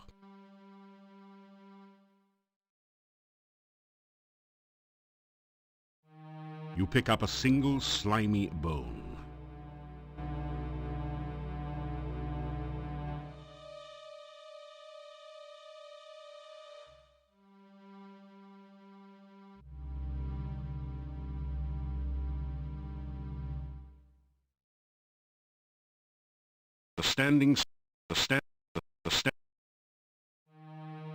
The Dark One sign does look a little like the top of this standing stone.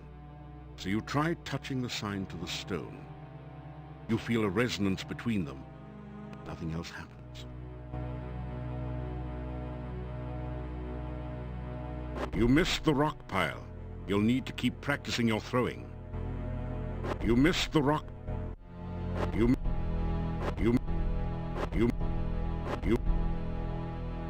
After...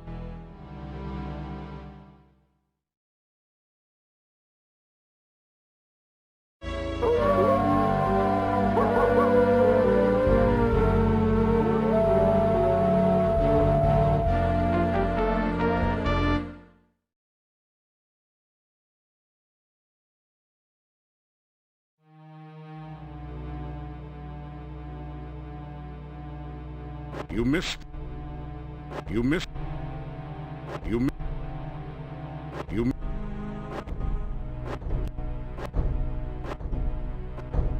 You you you you you you miss you miss you you miss you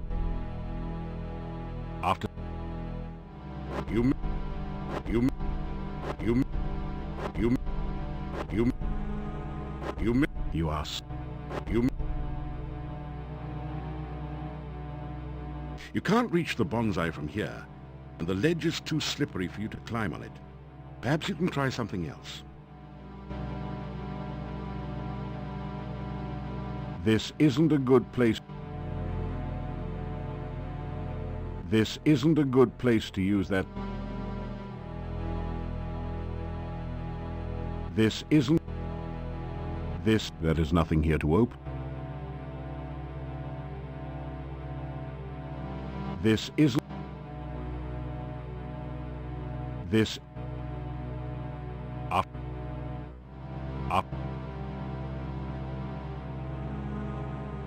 The tiny will-o-wisp flickers within its flask, then quietly expires. If only you had learned more about will-o-wisps, maybe you could have prevented this sad loss.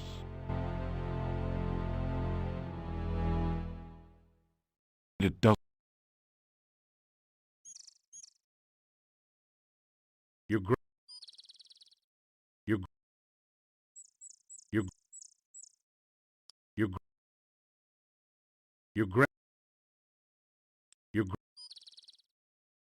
you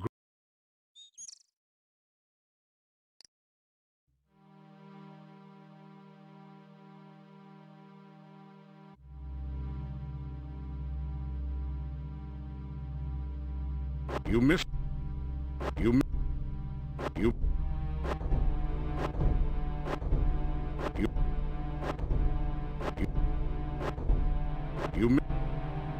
You missed. You missed. You missed. You missed. You missed. You missed. You missed. You missed. You missed. You missed. You missed. You missed.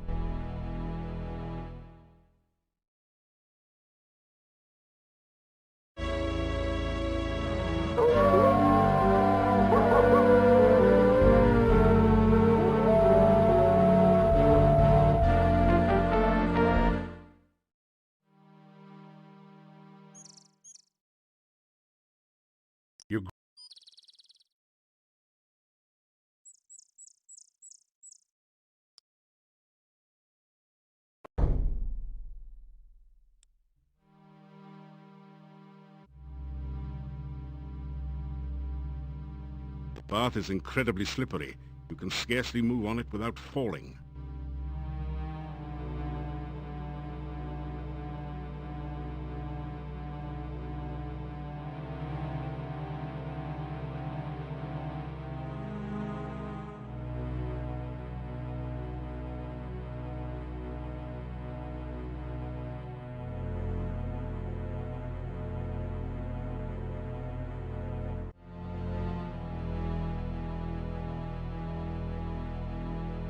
This is not a good place. This tall standing stone has been carved. This is a bad angle from which to attempt the spell.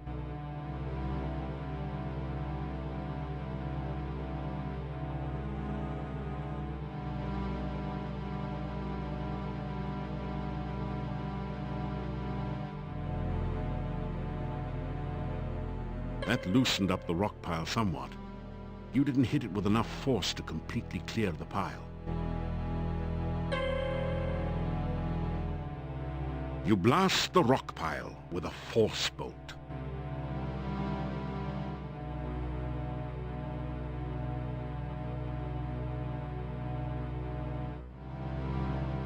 You can't reach the bonsai from here. You can't reach the bonsai from here, and the ledge is... The stones are clear of the bush now, but you still don't have a good angle on. This is...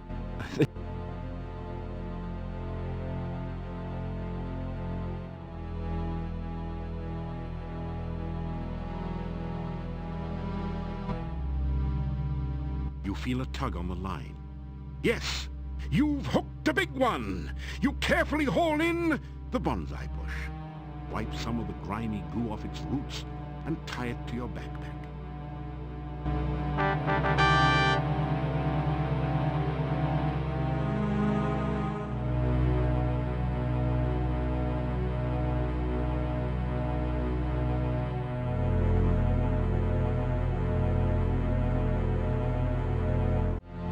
You slowly fill your flask with the greasy, grimy goo.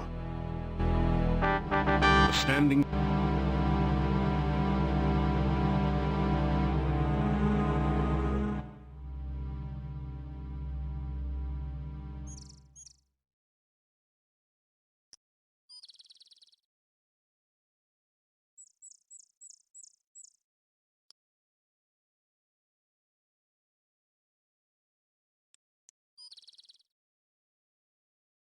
You grab a...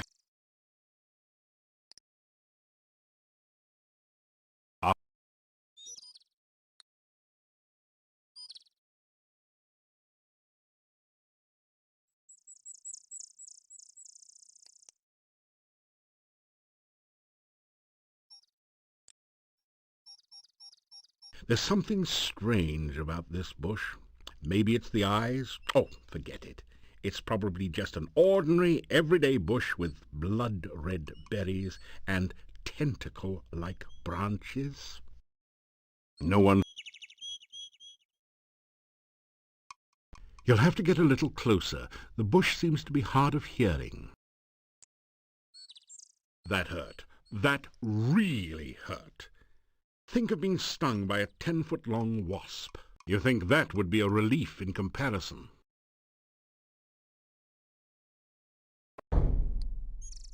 You've managed to knock a branch with some berries loose from the bush. You've knocked a berry-laden branch loose from the bush. We hope you're very proud of that. You strip the berries from the loose branch and carefully store them in a pocket in your backpack. That hurt.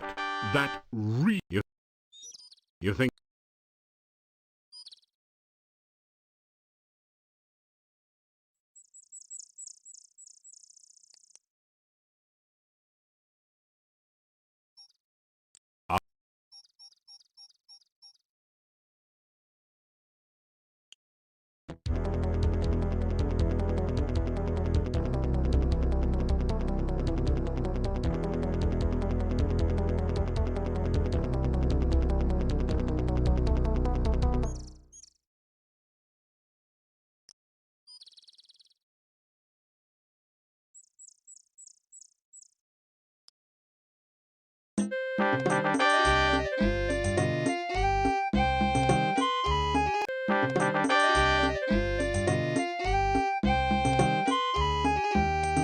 Greetings and welcome to our camp. You are a stranger no longer. When you saved me from death, our lives became intertwined. Henceforth, you are to be known as a gypsy friend. Come now. I will take you to the leader of our camp.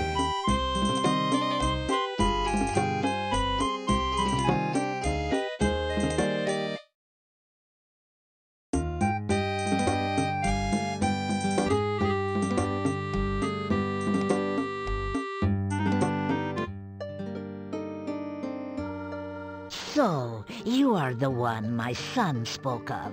You saved his life. You also entered fearlessly into our den of wolves. You are a man of great courage. We gypsies owe you for our Davy, and I believe we will owe you for things to come. Welcome. I am the fortune teller. I will teach you a spell. It will protect you against the dead that rise again. I think you will find this most useful in your questings. Gypsy fortune teller touches your head briefly. Magic flows through you. Now you know the aura spell. Now, let us learn more of you. Why have you come here, and what do you seek?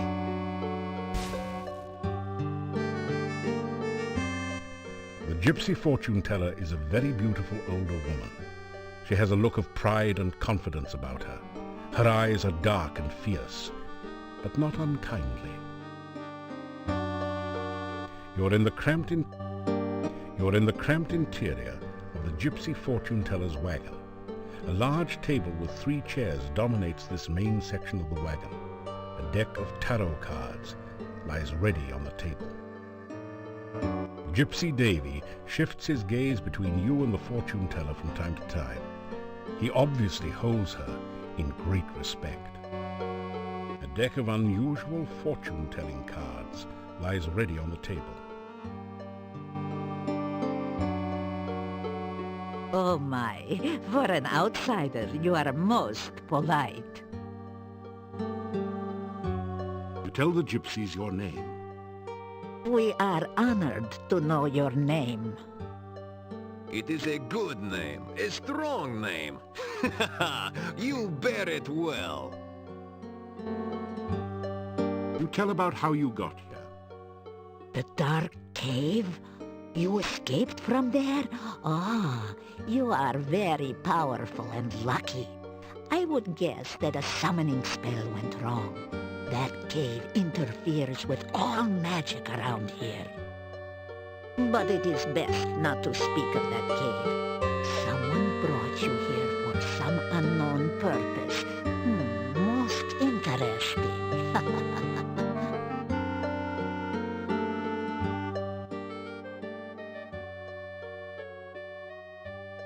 To release the spirit of a Rusalka, you must first know her true name and that of the person who killed her. Then you must take a broom tied with the hair of the dead woman and beat the grave of her untrue lover 3 times. Then his ghost shall rise, and you must defeat him. And finally, dear, you must give the Rusalka a token of the love which was denied her. Then only can her spirit rest. You may call me Magda. That is the name I go by with you Gorgios. Gorgio is the word we call anyone who is not a gypsy. We are the roving people, the tinkers and traders and tellers of fortunes. We are the dancers in the night and the music in the wilderness. We are the untamed ones who live only by our own rules. We own no land, and no land owns us. The world is ours for the travel. Creatures of the night, shapeshifters, skin changers. We are man or beast by our own will, to run on 4 legs, to howl at the moon, to chase the terrified prey through the hills. This is what it is to be truly alive. Oh, the legend of the werewolf is but a folk tale. We change our shape when we choose, not because the moon is in some silly phase. We are the beast with the mind of a man, and a man with the mind of a beast. It is not normally our way to speak so freely to outsiders. So why do I say so much to you? Because you need to know we are not your enemies. You have too many questions that cannot be answered, and your ignorance may be your doom. There is much to you. Your actions to come will affect us all. Do not doubt it. Therefore, I will speak honestly and openly on what I can. Now, I can see by your eyes that our future is linked to you, for weal or woe. This valley has always been a nexus of power. Magic is very strong here. My people for generations come here to renew and strengthen their ties to the mystical way. My dear, we are not the only ones drawn by this power. The magician Irana created a magical refuge here. Others, more dark, were drawn here as well. Oh, be wary and watchful at all times here. The magic of this land has become twisted, and there are many dangers around you. Oh, There are many places and things of magic around here, and I am certain you will come across them in your travels. There are some things about which even I dare not speak. Even thinking about such creatures attracts them. Let us hope that you never need know of such matters. Irana was a powerful magician who came from this area. There is a garden in the forest which she created. Oh, it is such a place of safety for all who visit there. It is said that her final resting place is near here as well.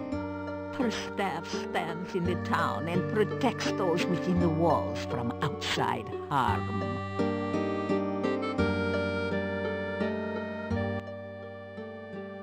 I have been gifted by true sight and foreknowledge. These are gifts with knife edges. Oh, I have seen my own death, and knew my true love's death the day I met him. Still, it is most useful. I will read your fortune in the cards, if you wish. You have only to cross my palm with silver. So much for the legends about werewolves, huh? Or at least a coin of value. But I warn you, no future is fixed.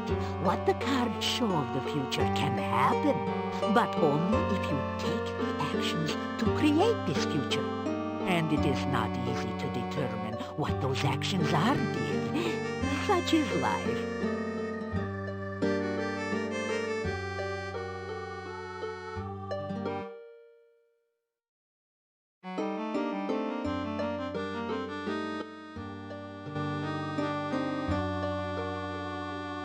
Now, you listen to the words of an old gypsy fortune teller.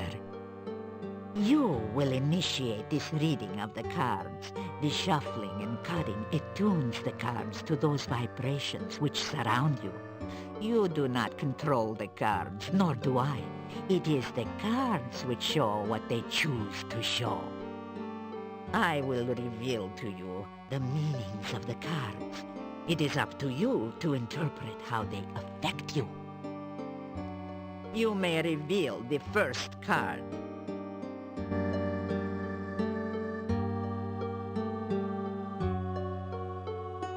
The first card is the significator. It is the symbol of the subject of the reading.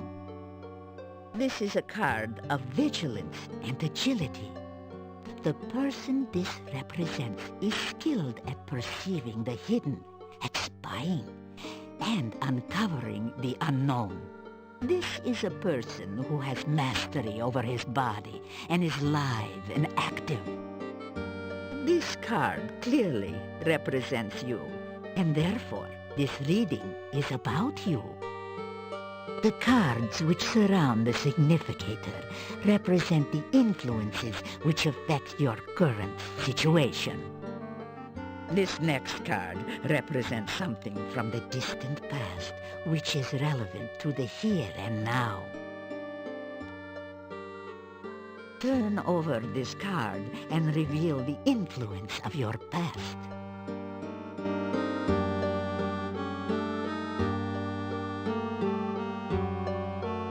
This card is the High Priestess. It is inverted, which means the meanings too are turned upside down. The High Priestess is some woman of your past. She is a person of selfishness and passion. Someone who seems to be very powerful, but her knowledge is limited by her own conceit. Turn over the next card to reveal more of this individual.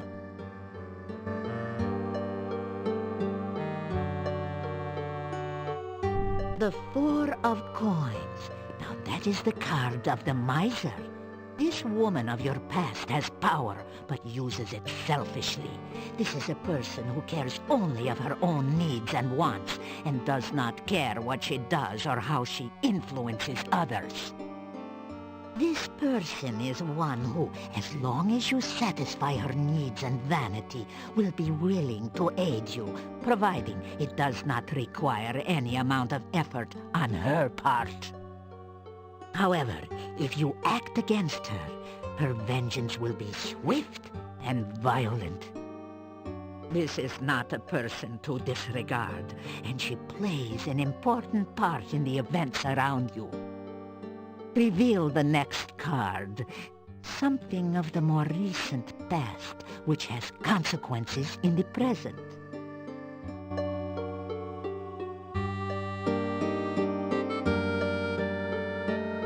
This is the inverted King of Coins. This is an old and vicious man, someone who is willing to use any means to attain his desires.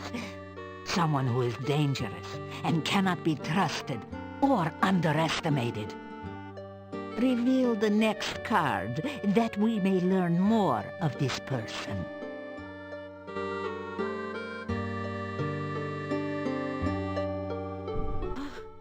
The devil. This is indeed an ill omen. This person is influenced by black magic, a man of power and dark desires. Yet the devil is a sign of bondage and subservience, and this person has faced unexpected failure of some sort. This is someone of great evil, someone who cannot be trusted. This is one who will bear you ill will, yet is somehow prevented from harming you or gaining his revenge, for now. Should he gain his freedom, this man will seek to destroy all which stands between his goals and himself. Turn over the next card to reveal a surrounding influence.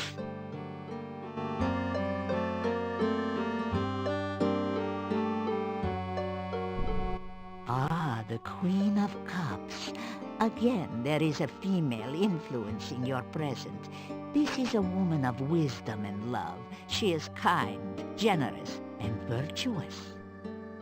Let us see what next the cards reveal of this person.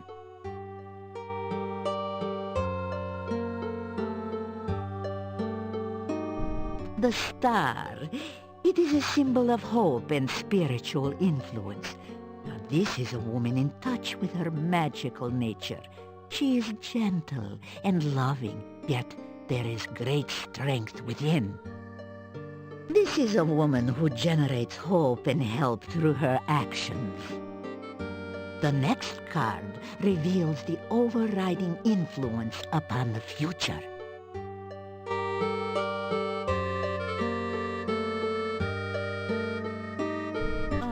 Queen of Swords.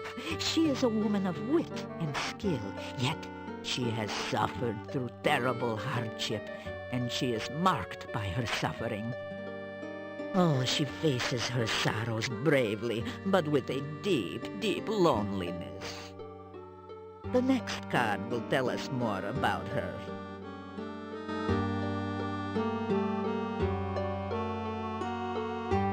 The Moon. It is the card of deception. This woman is a deceiver, or is deceived by her own beliefs. This card also reveals the magical nature of the woman. This is the strength which sustains her.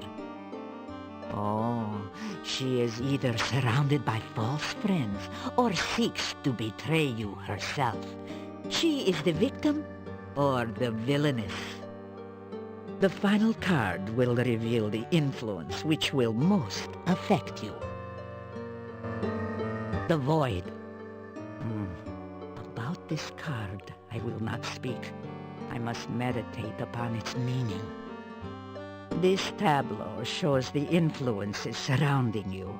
These people will affect your life for weal or for woe. It is up to you to determine how and what effect they will have upon you. That is all that the cards and I can reveal at this time. Make what you will of your fortune. I will speak no more of it.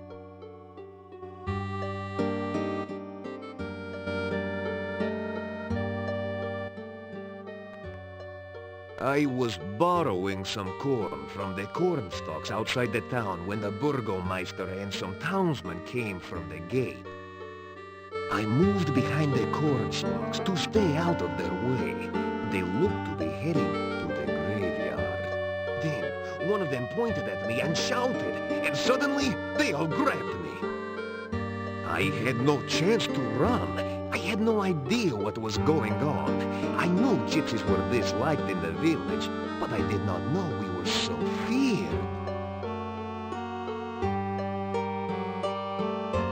You say goodbye.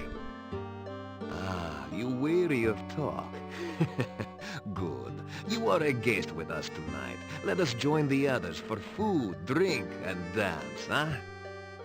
I hope you will enjoy the hospitality of my people. You spend the evening in the joyful company of the gypsies. The gypsies seem to have gone all out to make you welcome in their camp. You've eaten a rich, spicy stew with no garlic, with fresh bread and plenty to drink. Now it's time to relax and enjoy.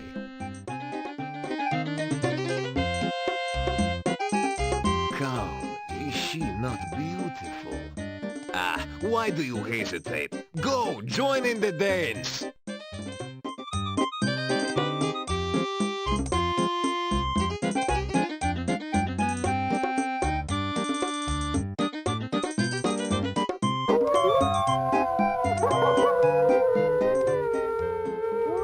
After hours of carousing with the gypsy wolves, you find yourself curling up into a comfortable position near the fire pit and sinking into a deep and dreamless sleep.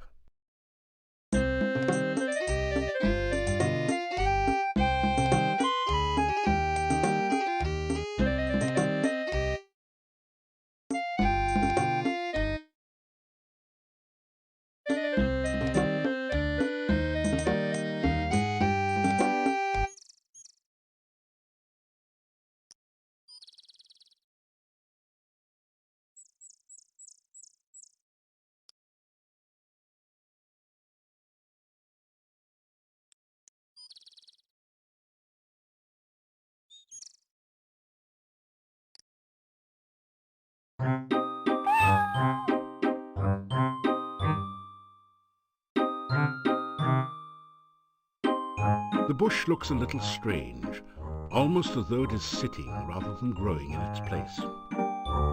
The bush... You don't have any rations. You better get some food soon.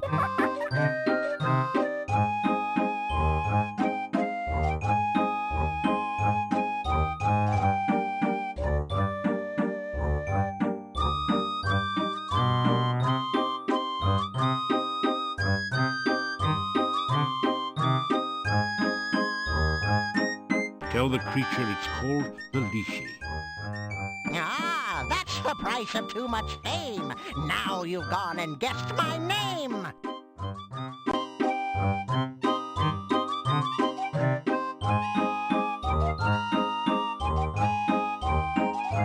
Leashy, Leashy, look and see. In a bush or up a tree. Leashy, Leashy, riddle rhyme. Can you solve them every time?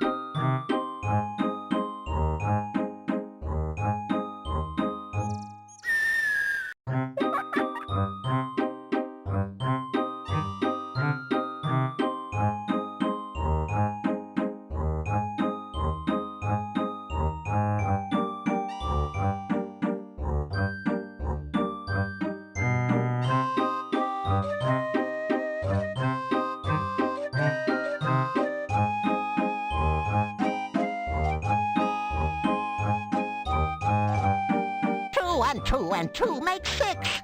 A little bush is in a fix. If you save a plant from goo, I can help you with a clue.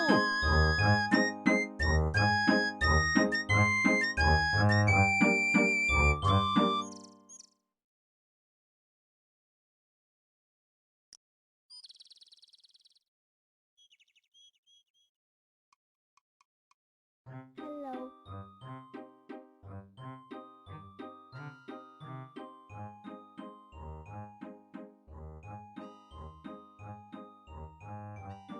It doesn't. It doesn't. and two make six. A little bush is in a fix. If you save 'em.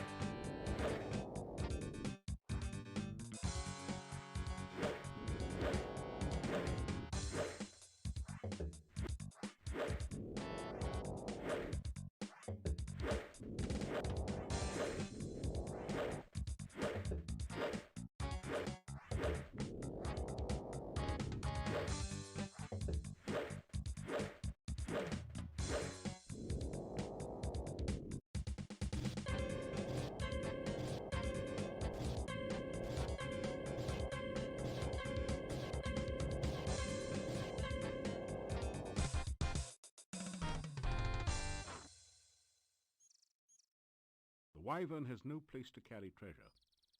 This is one reason why dragon hunting is far more popular. You take a drink of the cool water. It tastes like wild strawberries.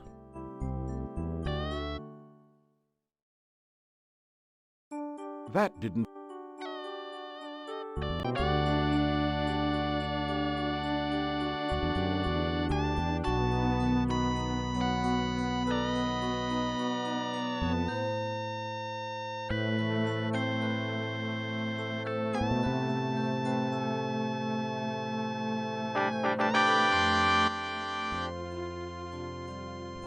You plant the bonsai in the hole and scrape some of the rich soil around it. In moments, the bush begins to grow and blossom before your eyes.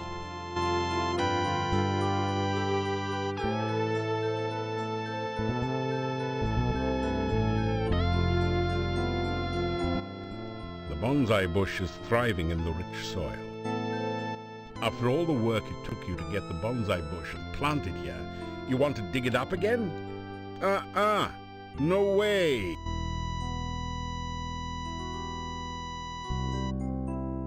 As you approach the tree,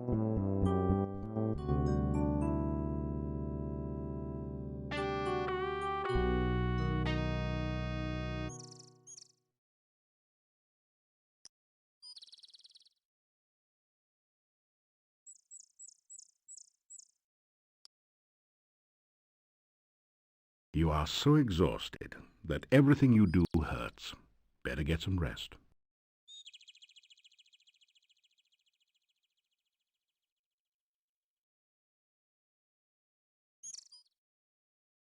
After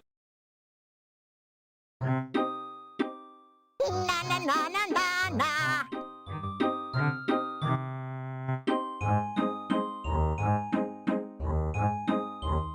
Na na na.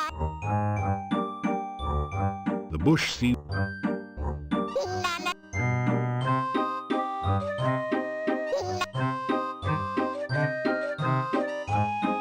Oops! Hi there. 3 and 3 and 3 make 9. Who lives among the watery brine? Fishy, squishy riddles make. Tell me now, who's in the lake?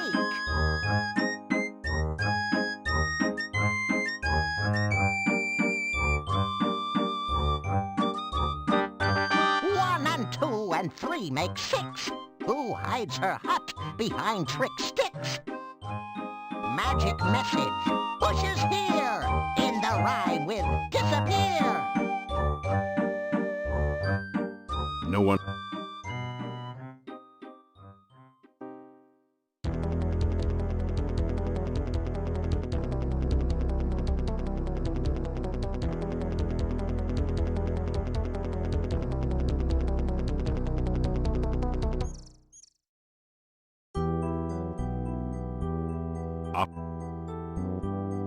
After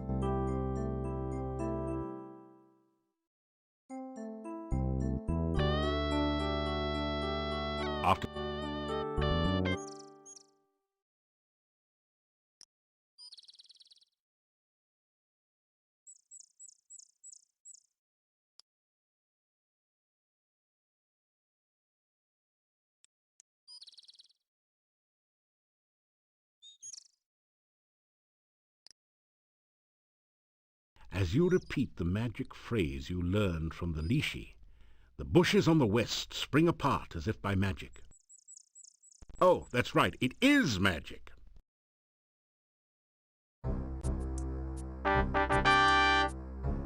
It's a dead body, artistically laid out for maximum shock effect.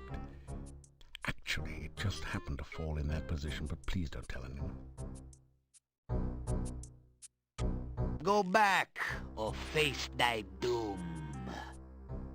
Hey, wait a second. Don't I know you from somewhere? Yeah, you're the guy that turned Baba Yaga into a frog. So what are you doing here? Trying out for the part of soup du jour or auditioning for the main course?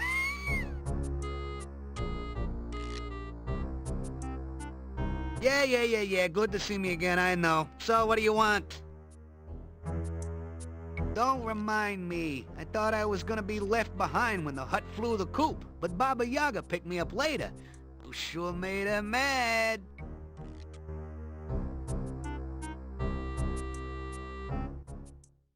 She's back to her old self, if you knows what I mean. Other than a craving occasionally for flies and a distaste for frog legs, she's the same as ever. Call me Bonehead. I'm just hanging around like always. Danger? Around here? Nah, must be your paranoia acting up again. This place is as cozy and safe as a coffin.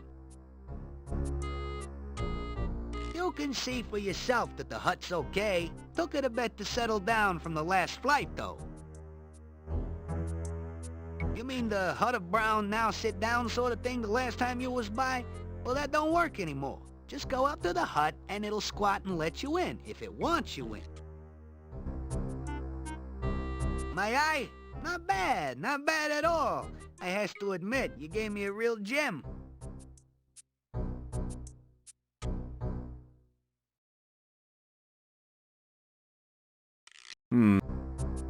Skulls line the pathway to a most peculiar chicken-legged hut. There can't be many like it. This must be Baba Yaga's hut, last seen in Spielberg. I wouldn't do that if I was you.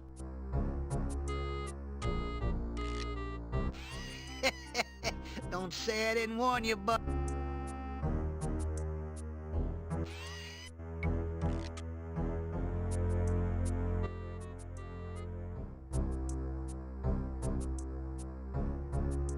It doesn't say much. Skulls line...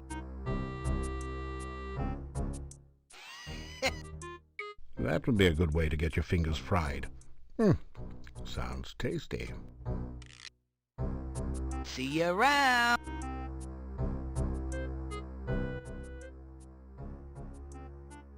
You can see for yourself that the hut's okay. Took it a bit to settle down from the last flight, though. My eye? Don't come back unless you got a reason to be here.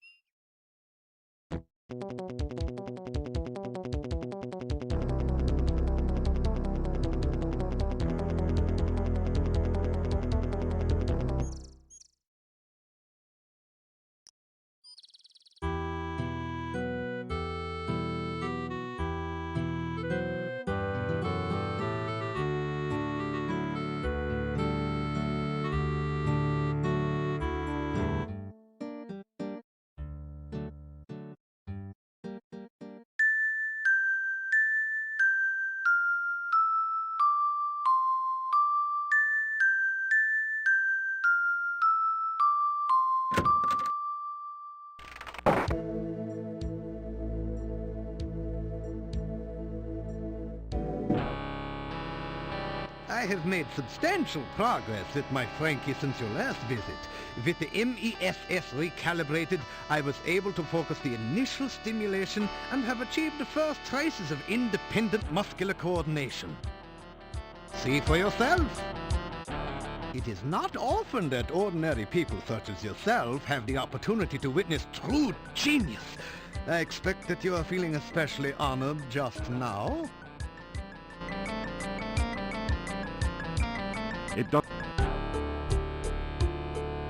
You regale the doctor with tales of your exploits in Tanya. Oh, that sounds like a truly awful land. Primitive conditions, almost no science. That apothecary Salim sounds like someone I should meet.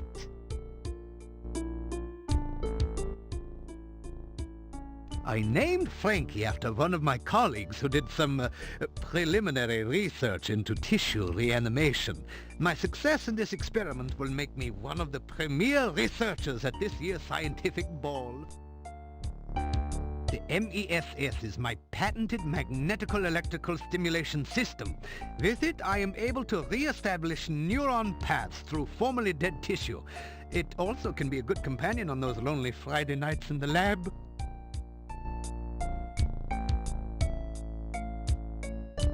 Oh, that is wonderful. I can always use goo in my experiments. Thank you.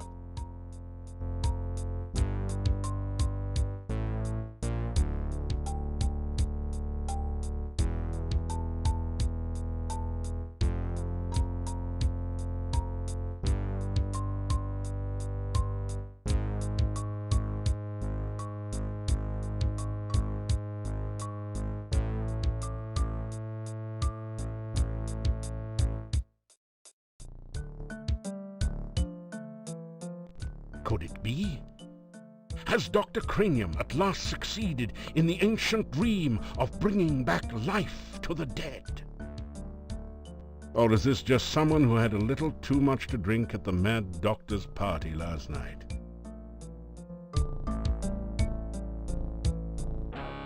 I am looking forward to the successful completion of my Frankie experiment. My first attempt was a bush I dug up in the forest garden. The operation was a great success. Unfortunately, the patient died. I hope to correct that minor difficulty in my new experiment.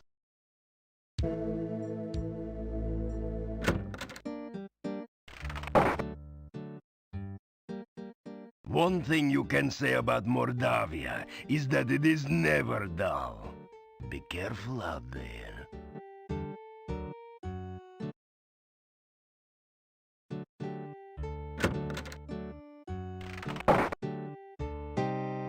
I suppose you heard that the gypsy didn't kill Igor after all.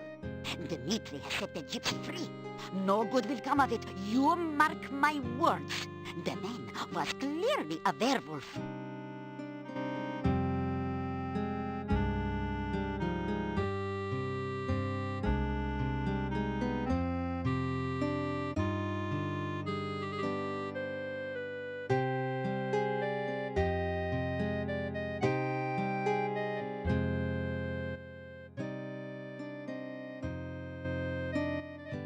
What would you like to know about? They say Nikolai went off to look for Anna for the last time. Maybe they're together again somewhere.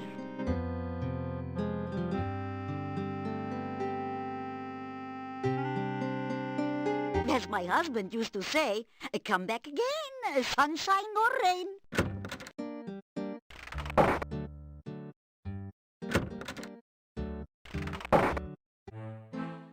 Pay the innkeeper for your room and board. Thank you for your payment.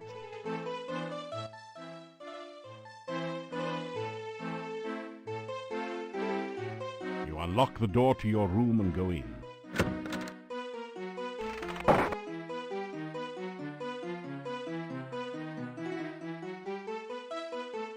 After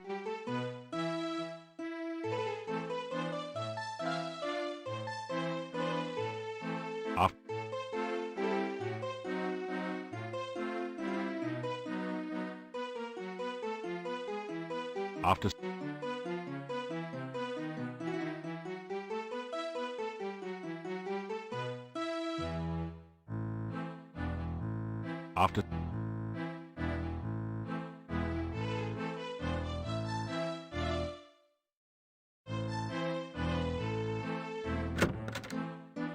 So Dmitri says the gypsy didn't really kill Igor after all. Then there's that one about the Easter Bunny. Wait, you didn't hear? That foolish gravedigger fell into a grave, and he was trapped by his own gravestone. He's dumber than a styrofoam cup. Right. It's just lucky for Igor the stranger happened to wander by before he starved to death. You are all fortunate that the stranger rescued Igor. You would have burned an innocent man. Well, I still think the gypsy's a werewolf.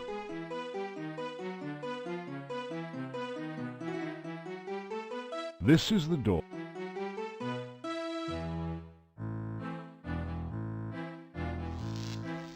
A squeaky voice from beyond the door says, Trying to break and enter, huh? Well, forget it. I'm the only one allowed to be rude around here. A voice from behind the door says, Oops, sorry. Seems I forgot about my burglar alarm. Hope it wasn't too shocking for you. Hello, how are you? Come in and have a sit, why don't you? As you sit down, a rude noise comes from the chair seat. Gets you every time. A million laughs. How are you? Good to see you. Nice of you to drop in. Speaking of dropping in, did you hear the one about the bad waiter? Seems like he was always dropping in. Dropping in. Get it? The didn't think so. No one got a sense of humor anymore. Not even me. The strange comedian you had the misfortune to listen to the other night sits on the bed. He looks at you with a twisted grin.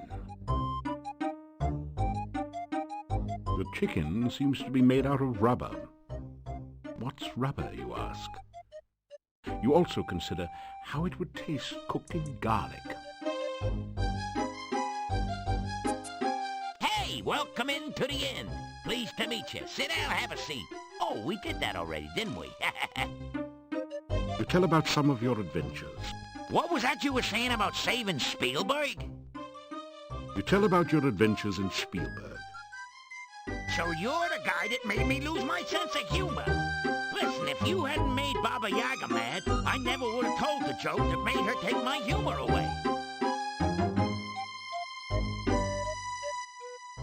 I ain't got no sense of humor. I can't get no sense of humor. And I try, don't know why, gotta fly, say goodbye. What's the matter? You a music critic, so I can't tell a joke? Sue me. I'm comedically challenged. A phoebe of a fool. A dweeb dunce. As a matter of fact, I've been cursed. I'm vexed with a hex, so to speak. Pathetic, ain't it? I can't tell a joke if it kicked me in the teeth. Ever since I got Baba Yaga mad at me, I got the bad joke blues. She has no sense of humor whatsoever. Let me tell you, I was just telling a joke about how some hero got Baba Baby hopping mad and fit to be towed. How was I to know she was in the audience at the time? Anyhow, Baba Yaga stands up, says some bad poetry, and the next thing I know is my jokes are jumbled and my puns are pathetic. So here I am in Nowhere Land trying to locate Baba Yaga so as I can get the curse removed and my humor returned.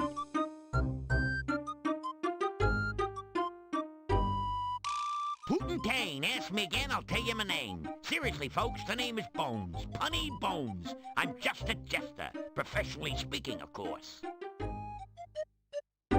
Hey, I'm a professional fool, so don't try this at home, kid. Unfortunately, more people laugh at me than at my jokes lately. It's hard to be hilarious when your sense of humor is defunct. Punny, you should ask about that. Making jokes is in my bones, make no bones about it. But my puns have been sort of boneheaded lately. This place is really dead, you know? I've had a livelier audience in a graveyard. What do they know about humor? They think a guy falling into a mud puddle is a major joke, like lots of yucks, huh?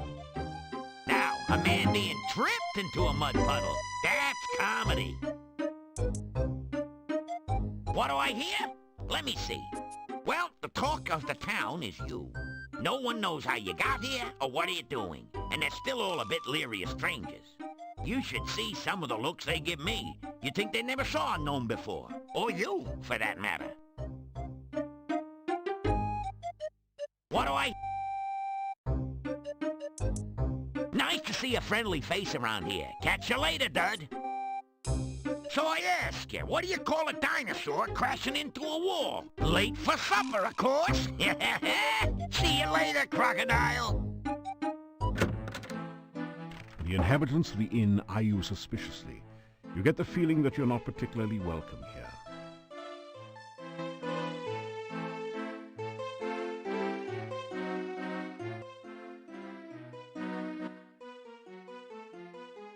Hey, look. There's nothing wrong with us. Yeah, we're okay. We've been tested. Well, to tell you the truth, I do feel a cold sore coming on. You know, we don't get many strangers here, now that the pass outside's been cut off. He's right. We don't trust ones who come here by unknown means. Yeah, particularly strangers we don't know. We tend to be kinda suspicious of strangers and... Yeah, that's why we made the sign that says strangers are unwelcome and unwanted. Right. And in our own subtle way, we try to get across the fact that we don't like them very much. Strangers bring bad luck. Strangers bring trouble. Actually, the last stranger brought a jester's hat and a staff, but I still don't trust him. Anything else you want to know, stranger? You know, there's another stranger in town besides you. And let me tell you, he is very strange, okay? Strange? The dude ain't even human. No one knows how he got here or why he came. No one knows where he goes during the day, or who he's trying to meet, you know what I'm saying? Yeah, and he tells jokes. At least I think he does. Yeah, he says he's a real jester. He dresses like Sonny Bono.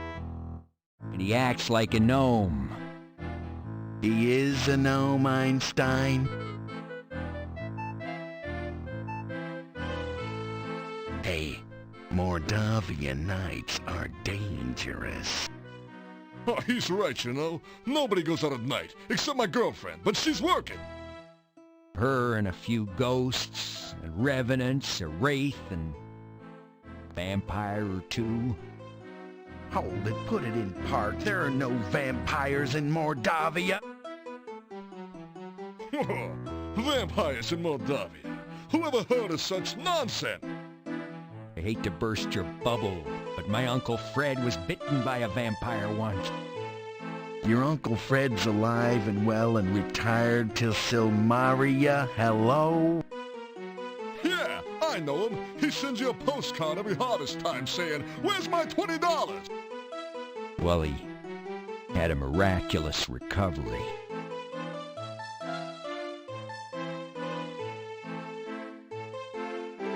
You've never seen so many locks and bars on a door. It is very dangerous in Mordavia at night. We always keep things locked up when it gets dark. I will let you out for now. If you wish to return later this evening, just knock on the door. If you do not make it back by the closing of the inn, may you rest in peace.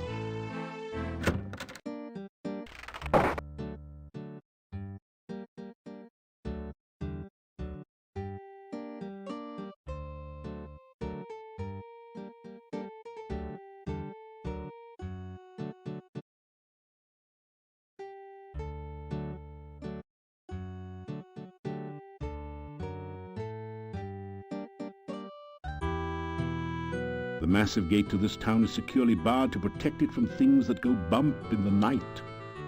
You cannot leave the town this way.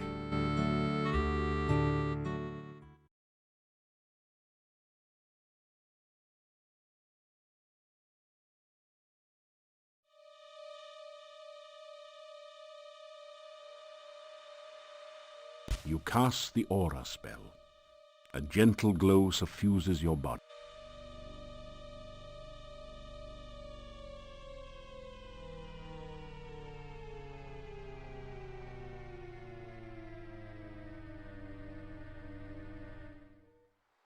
Anna, I found you. Anna!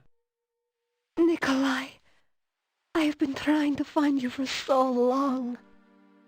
I never stopped looking for you, Anna. Never. I love you, Anna. I loved you from the moment you smiled at me. And I will love you for always. Oh, Nikolai. This time we will always be together. Forever?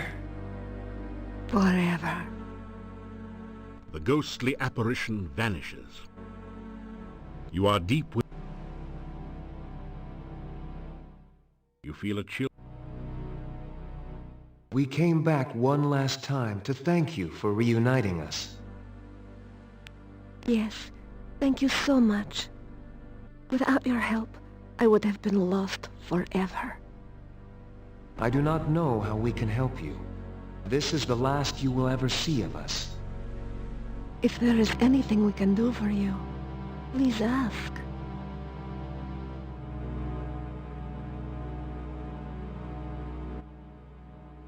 I have been lost so long. I do not know how I can help you. Perhaps you can talk to my friend Olga. She knows everything that goes on in town. She married Boris Stovich, who owned the shop. She did? She is such a lovely girl. I'm sure they are happy together.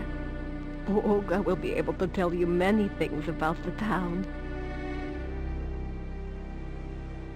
Being a ghost is not bad when you have someone you love with you. I shall never again be lost and alone. Nikolai and I will find our way.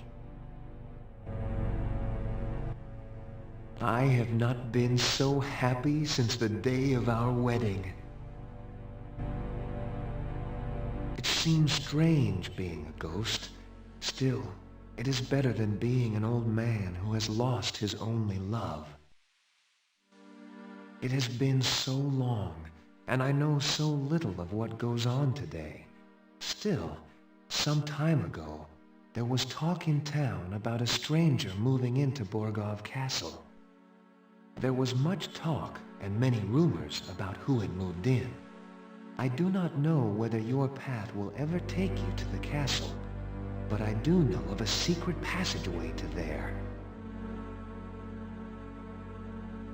My grandfather once told me that there is a secret passage that leads from the Borgov crypt in the cemetery to the castle. It was an escape route for the Borgov family when they were alive. My grandfather... There was some talk of vampires at the time. I do not think anyone in Mordavia was actually killed by a vampire, so gradually the talk faded. I do not think anyone even saw the stranger. We only knew him as the Dark Master. It is an ominous title. You may of course take my hat. I have no further use for it.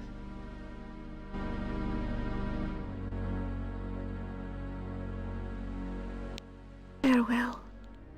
May you never be lost. Farewell. May you never be lonely. The ghostly apparition vanishes.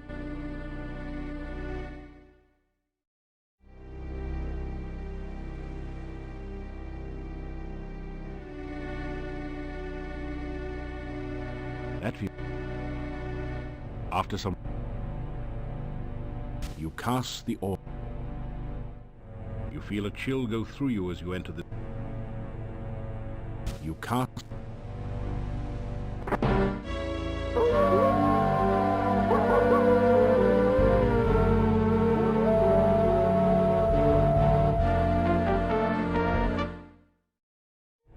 You feel a chill go through you as you enter...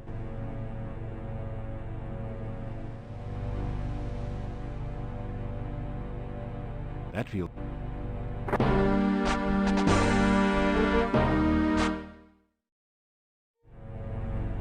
You feel it...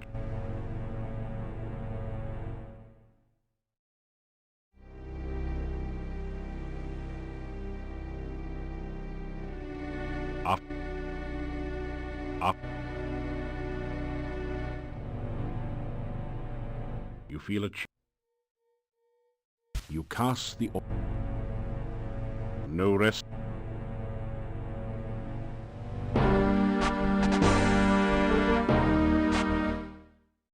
You feel it.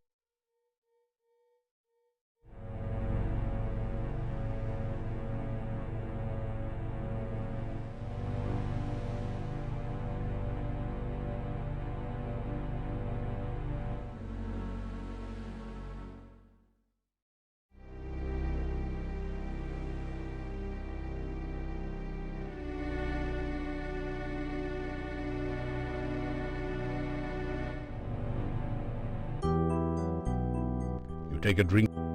You take...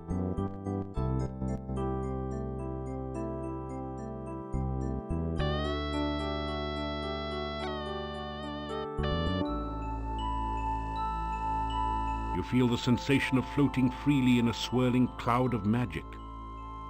You are warm and safe, surrounded by the sound of peaceful beauty. You feel as if you are suddenly totally alive. You can remember every happy moment of your past, taste every favorite sensation, hear all the colors of the universe. This is the true joy of living.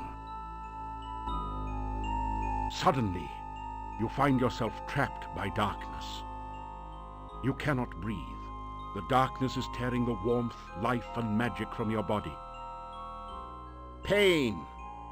The agony of lungs without air, the burning cold of a body trapped in ice, the terror of helplessness as death approaches. You float, cold and lifeless. You awaken as the sun begins to rise.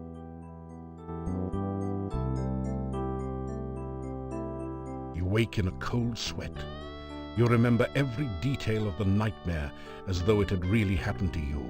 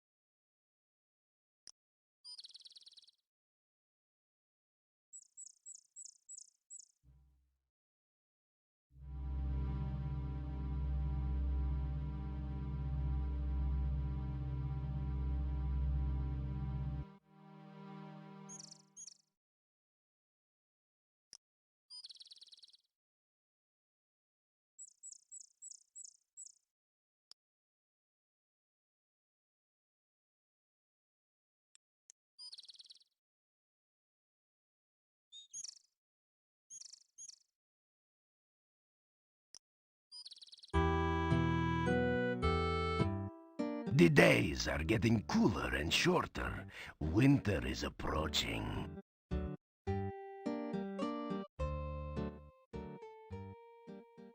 I know only what legends tell of them, undead which drink the blood of the living.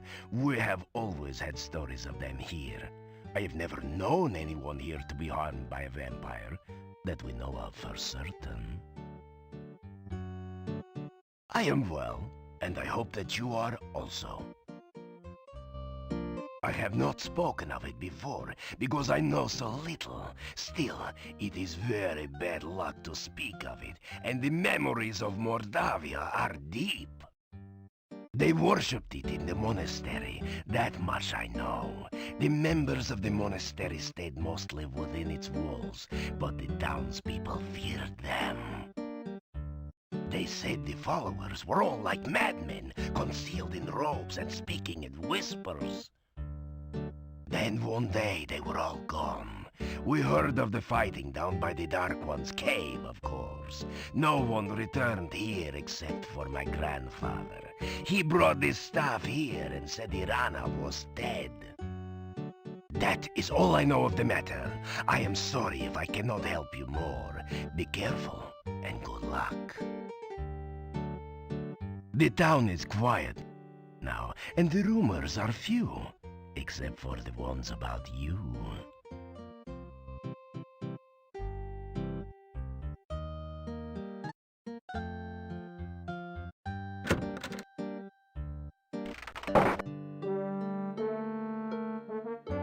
This is a little too... You pick up... You straight...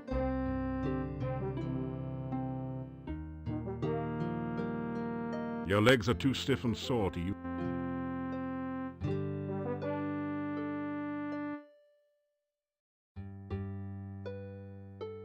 Are you kidding? Are you...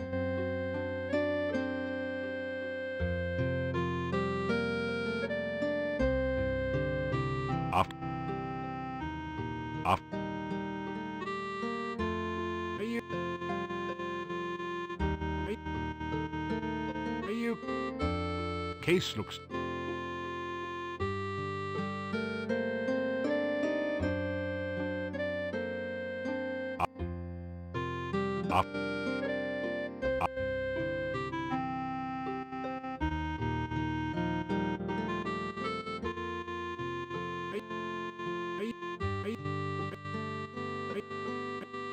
you kidding?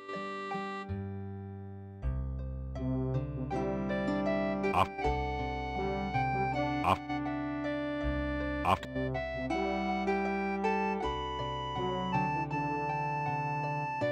Your legs are...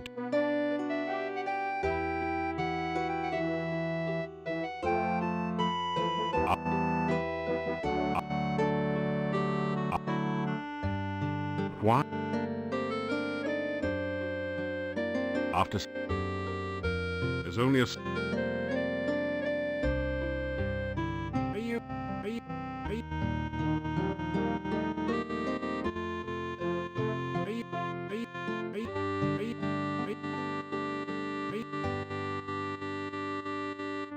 Are you...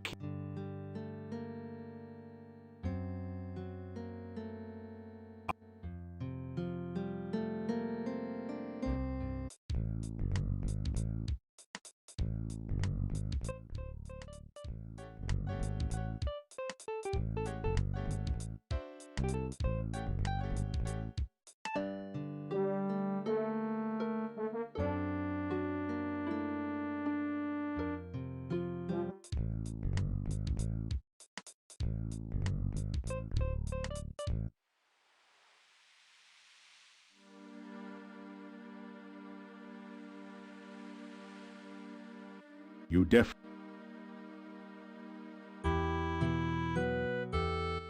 staff feels warm and almost alive in your hand. You hear an eerie voice in your head. This I must first do. The sacrifice of life for one of love. You find yourself letting go of the staff very quickly.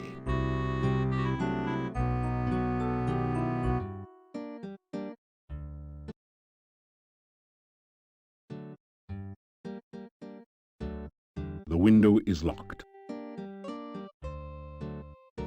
You attempt to pick the lock on the burgermeister's window.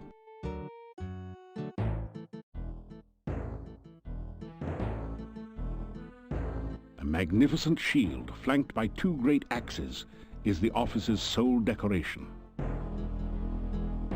You don't dare take the shield. It's much too easily recognizable. The desk is locked. Jackpot! You open the drawer and find a large key, 7 crowns and 15 kopecks. You put the key on your keyring and the money in your coin purse.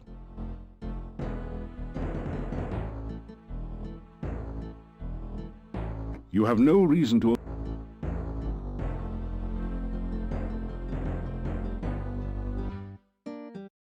You close and lock the window behind you to avoid arousing suspicion.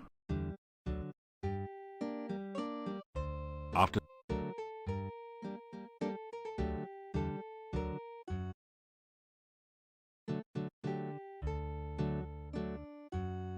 you hear movement on the other side of the door. After a few minutes, you hear someone removing the bar and unlocking the bolts on the other side of the door.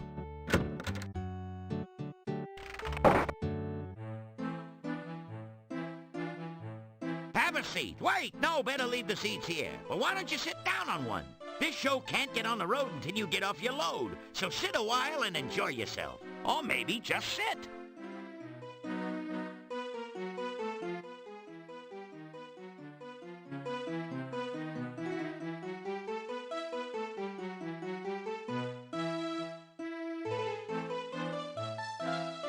You're getting tired.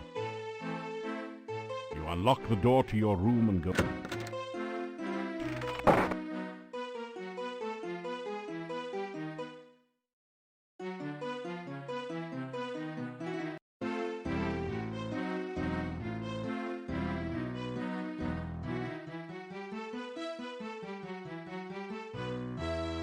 You awaken as the sun begins to rise. Someone has left a note for you on the chest. You have no idea how they could have put it there without awakening you. The note reads, "Please meet me tonight outside the town gates. I will be waiting." It's signed, Your Friend Katrina.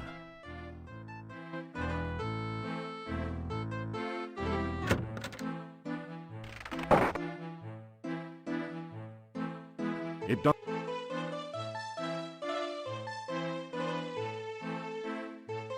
It's sausage and peppers fried with garlic.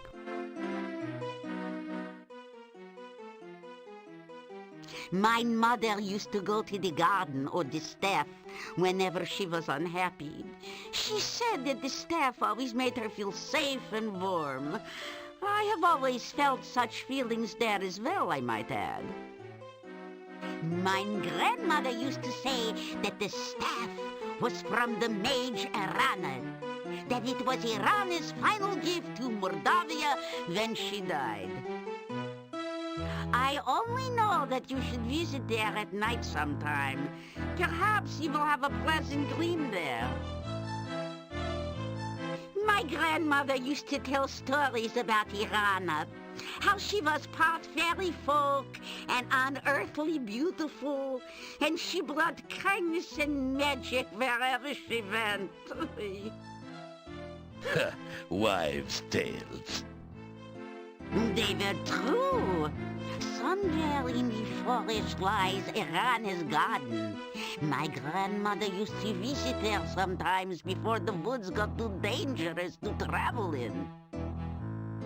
My grandmother told me how very beautiful the garden was and how it filled her with happiness. Oy, how I wish I could visit there sometime. No, Bella. It is too dangerous outside the town walls. I know, Yuri. Still, someday I will go there. You'll see. Even my husband has dreams sometimes. I keep trying to tell him to believe in his dreams, that they are trying to tell him something, but he wouldn't listen. I used to see the domovoi. When I was a child, I'd sneak down from my bedroom in the middle of the night and look for him. He was always hiding somewhere downstairs, and he would laugh. When I found him, he would be hysterical, the domovoi. Now that I'm an adult, I don't see him. But I do know he's still around. I am fine, but I do worry about you at times. Please, take care of yourself. I know that heroes need to do dangerous things, but try not to get into too much trouble. Okay, honey?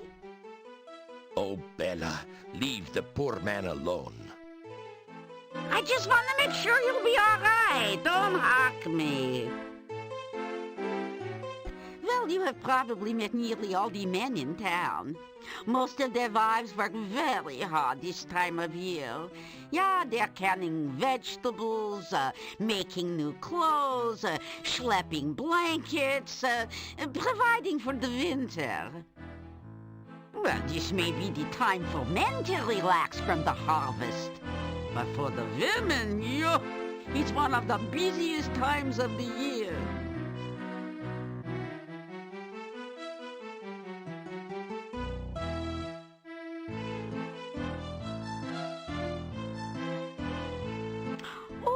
Lovely. I'll put these in some water in the kitchen. Thanks so much. You know, I love flowers.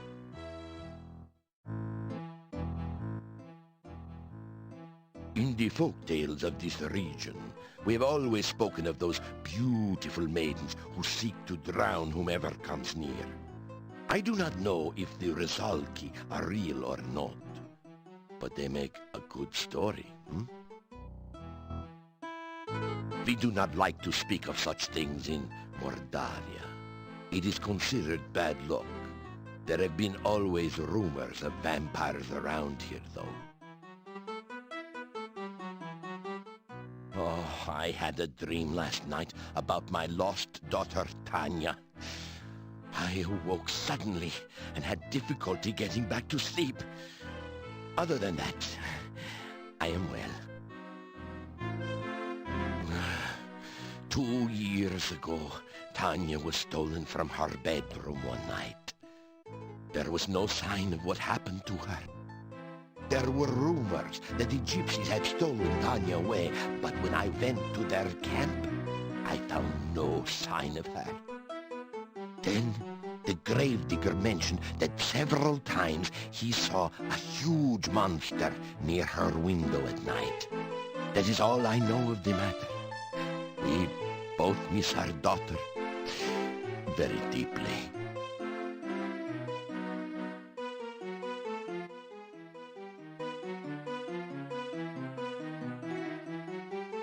Tell about some of the things you have done in Mordavia.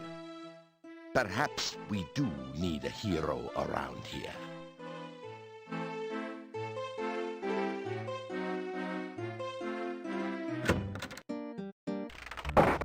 Good day again.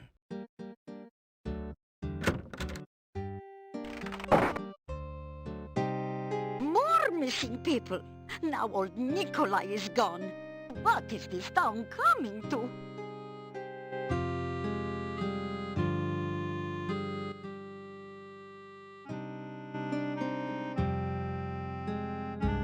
That didn't...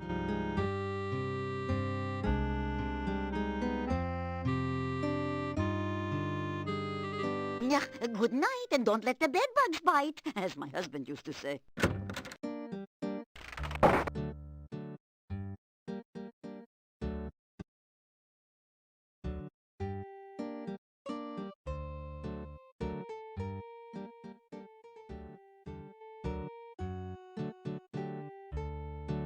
The days are getting... You are always on the go, my friend. Take care.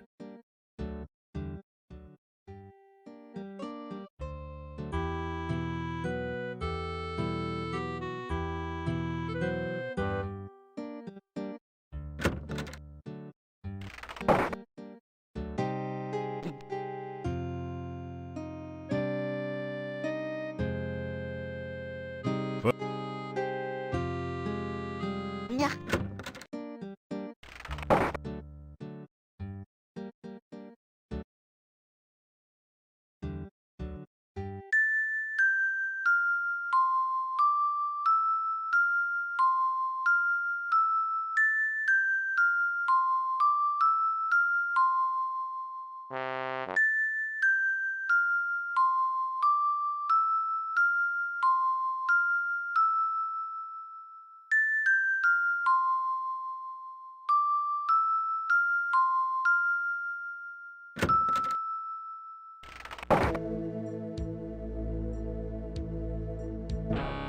I have done it!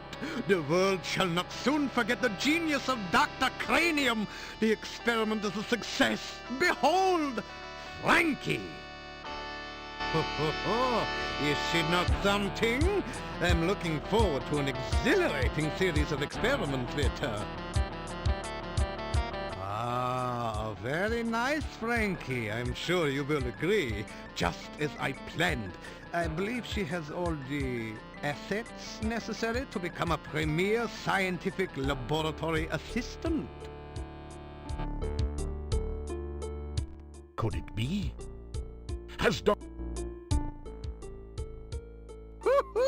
Is she not a wonder? My Frankie, fully functional in every way. In fact, I imagine she could even, no.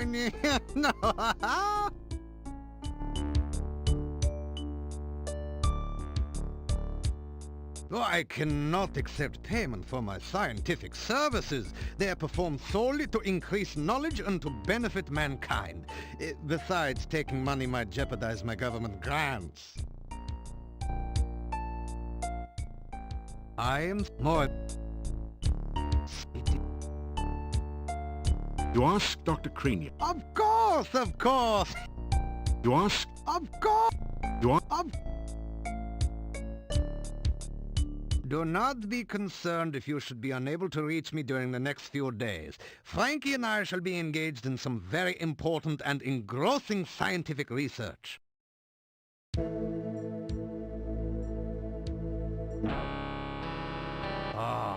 It is truly a beautiful day for science, is it not, my young friend? The sun has risen right on schedule and will undoubtedly set according to the proper laws of celestial mechanics.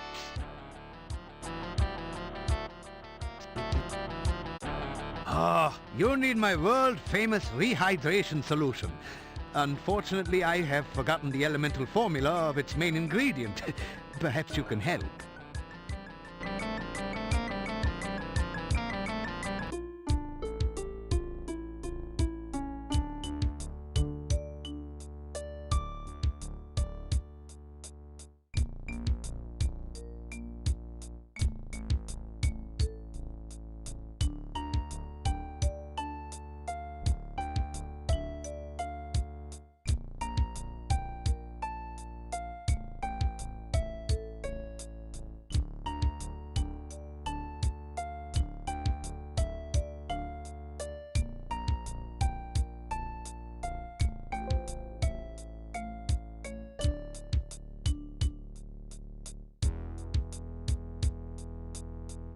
Somehow, that doesn't... You ask?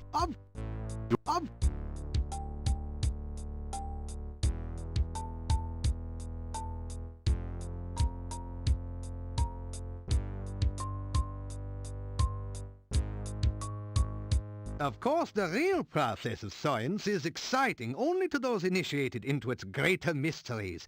You should seek out knowledge wherever you can find it.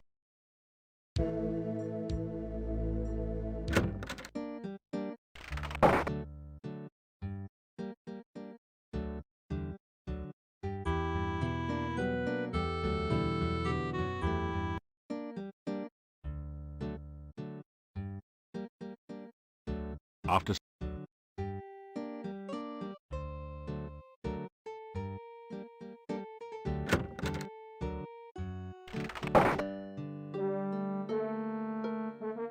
This is a little... Trying to... You pick up two...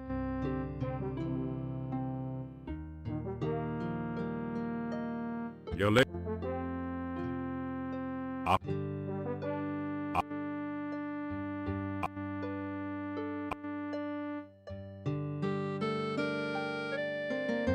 You think you've done about as much stair-stepping as your body can handle.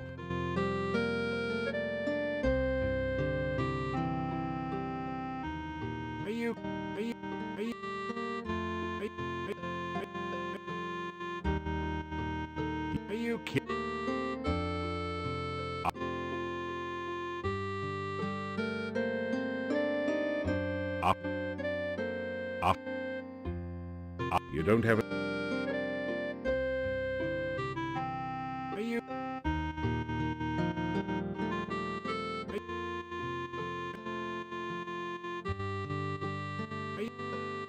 Are you?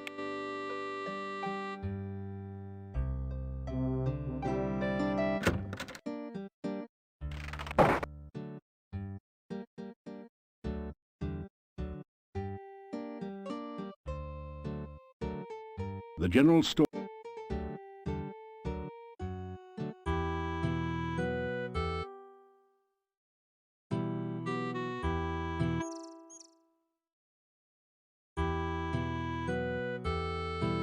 After the massive gate to the...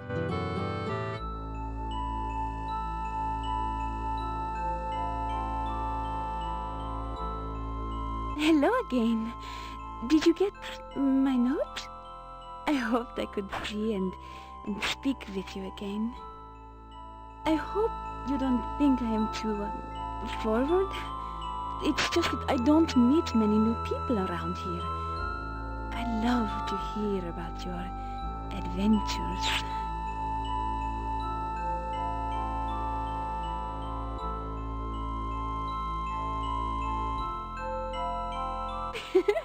Oh, you will make me blush if you keep speaking like that. But I really don't want you to stop. I like listening to you. You tell Katrina more about yourself. She seems to be hanging on every word. Oh, you have seen so many places and people. I love listening to your adventures.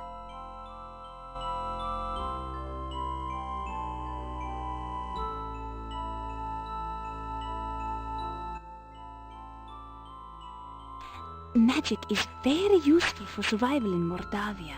Use it wisely and carefully. My name is Katrina, remember? I mostly just work in the castle. That's why I can't see you during the day. Someone might notice I'm gone. No one is allowed in the castle unless he is invited. Maybe sometime you will get an invitation? I hope so. I really want to get to know you better. I must go. Maybe we can meet again? It's too dangerous for me to come here again. It's so far from the castle. Maybe we could meet by the castle gate some evening. I'll watch for you there. Please, don't mention me to the gatekeeper. I'll get in trouble if anyone finds out I sneak out of the castle. They think it's too dangerous outside the gate. But I need to get out to see you again. Goodbye.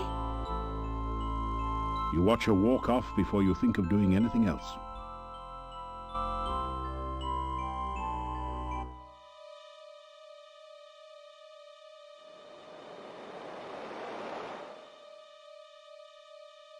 You feel a chill go through.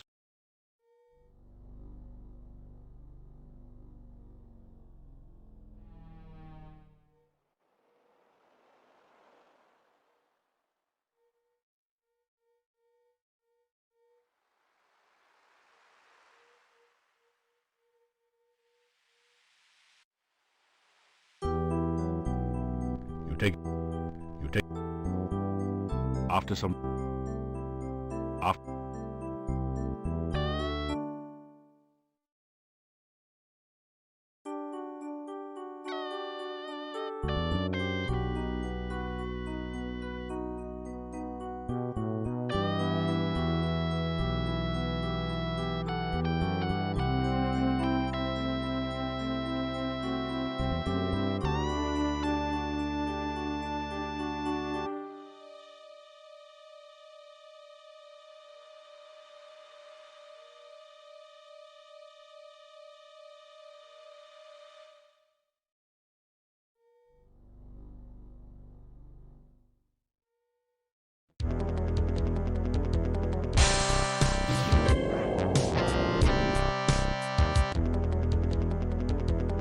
feel a chill.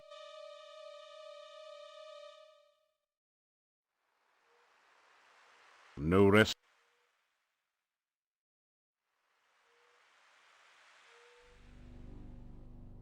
That feels...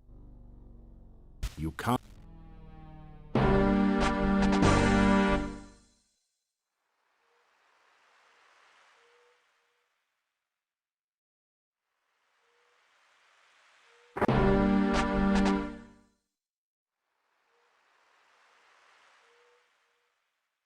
That feels...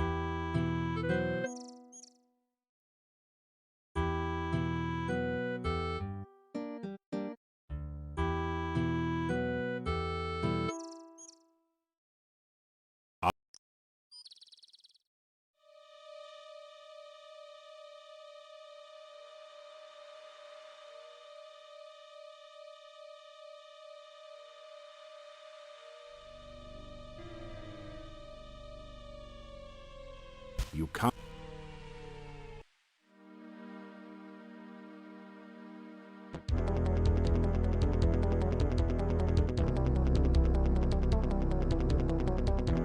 You feel a chill.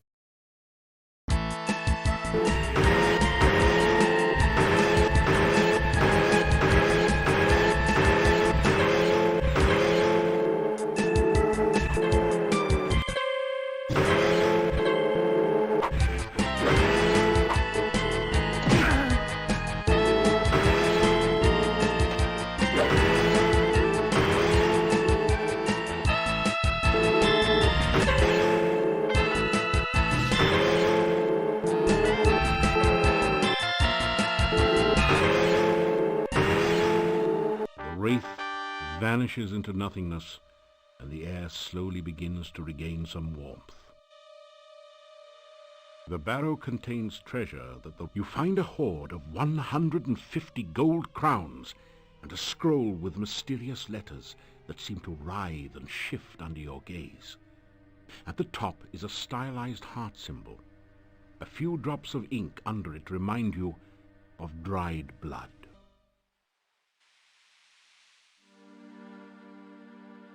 Your aura has evaporated. After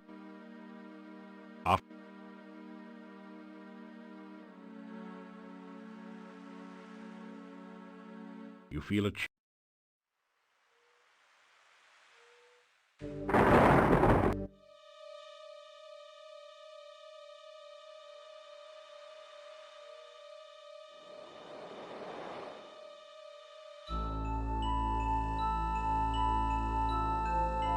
Hello again. Did you get a... It is... You tell... I must go. Please. You watch your... You def...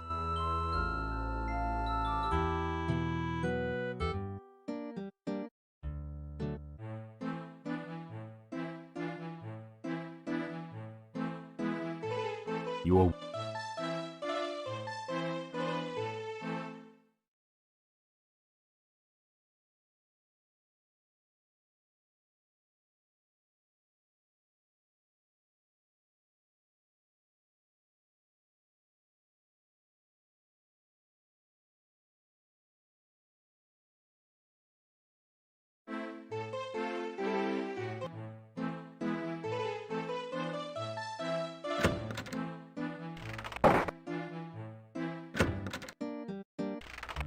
The days.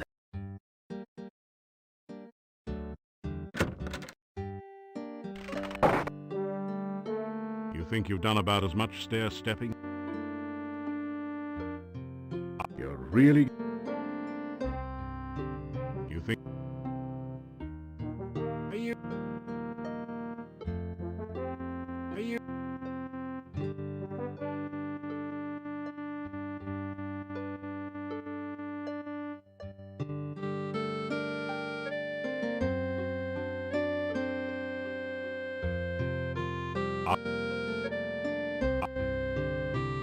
Are you...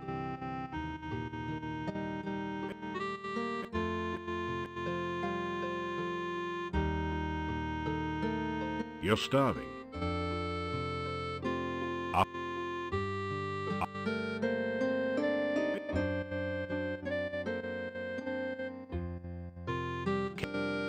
Case looks totally... The case is totally... There's no...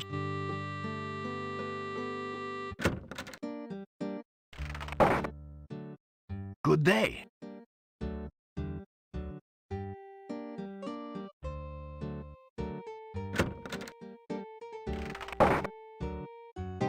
Hello.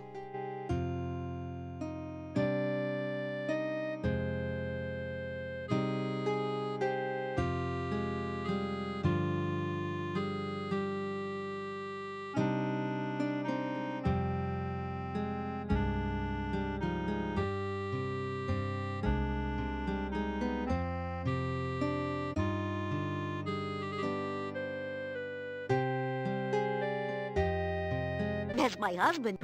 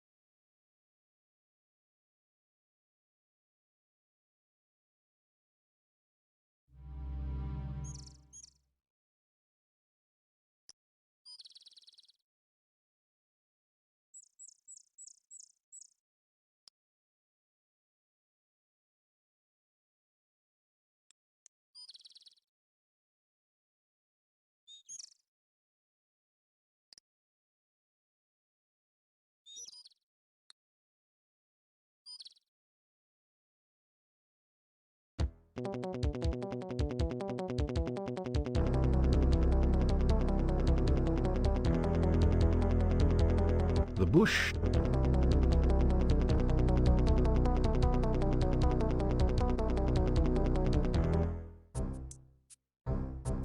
So, have you got an excuse for being here, or have you just come to keep me company, or what?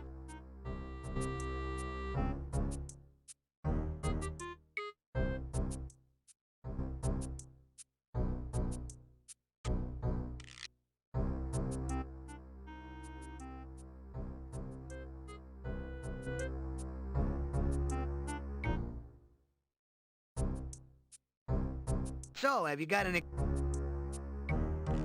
So, what are you here for, besides my scintillating conversation?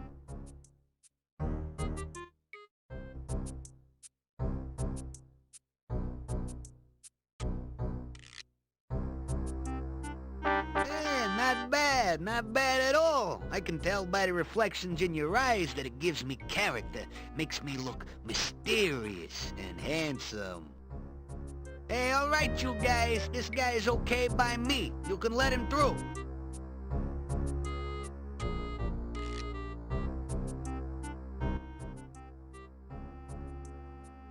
Hey, this hat does a good job at keeping the rain and sun off my skull. Yeah, you may not be much to look at, but at least you have your uses.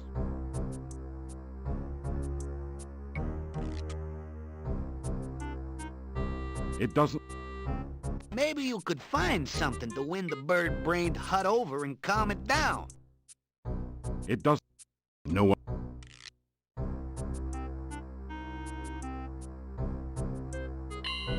A feeling of peace and tranquility fills the area. That didn't do anything.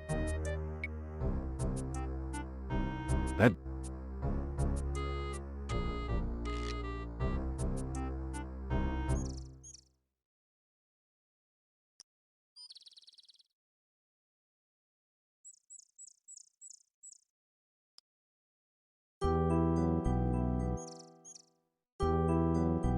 You take...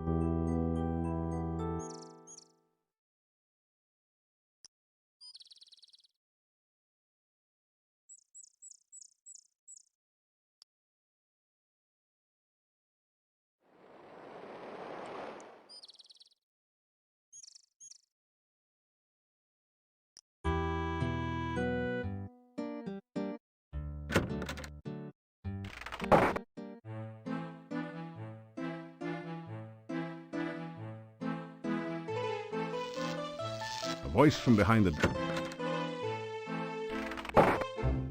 Welcome back! As a matter of fact, I just got some candy from my Aunt Jemima. Go on, have a piece.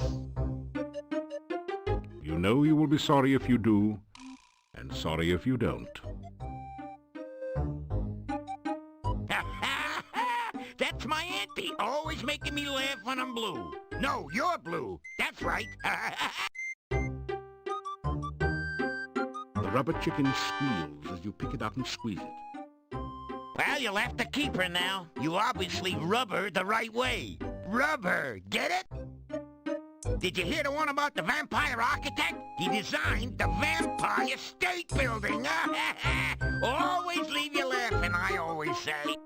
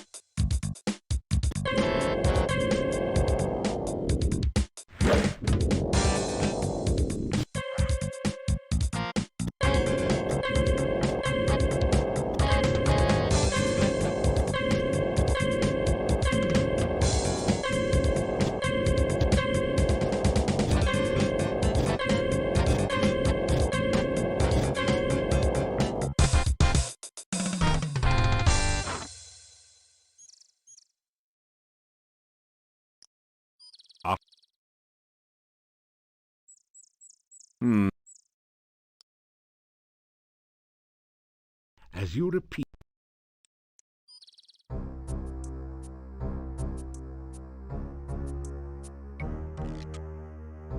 the hut looks vaguely interested for a moment, then decides that the rubber chicken isn't really its type. It doesn't like you very much, I guess. Probably blames you for having to fly all the way from Spielberg. Maybe you could find something to win the bird-brained hut over and calm it down.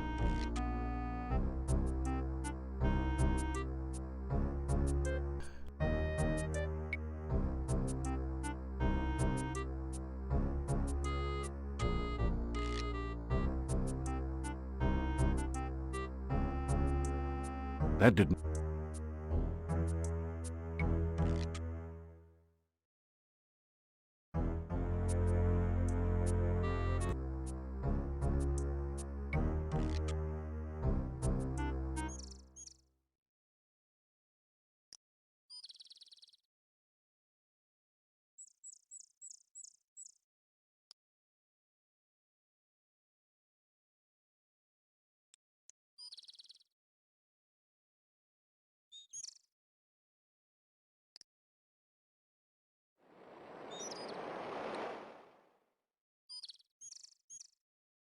Tall.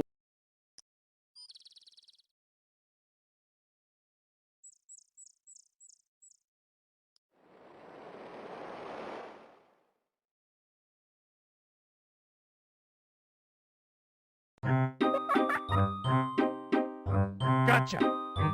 1 and 2 and 3 make 6. Who hides her hut behind trick sticks? Magic message. Bushes here. In the ride with disappear. Would that be Baba Yaga in her chicken leg hut you try? Baba baby, that's the one. An ogress who is loads of fun.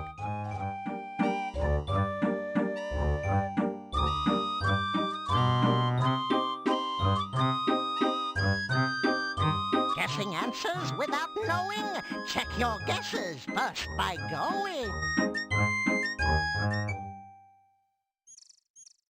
Hello.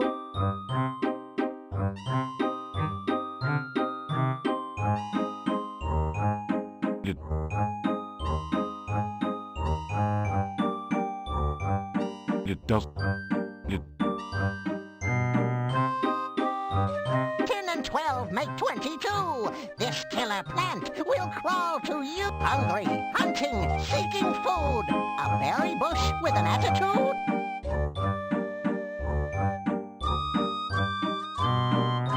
You make a wild guess. Is that the bush I rescued from the... 5, 4, 3. You've dealt with goo. If it answers 1, it won't for 2. You say goodbye to the creature, but hear only a faint giggle in reply.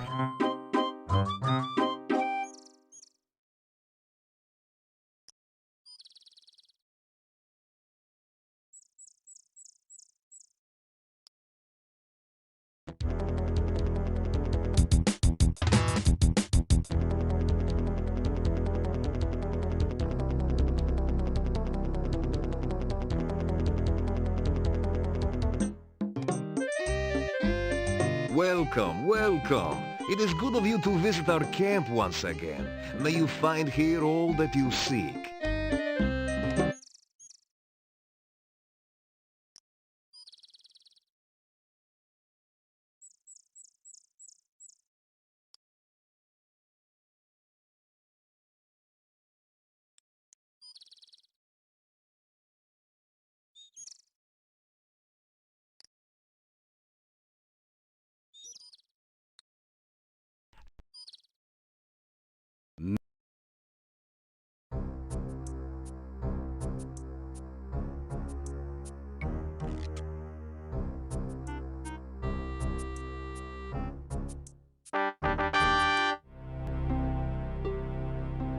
A strangely familiar, scratchy voice shouts, "Now!"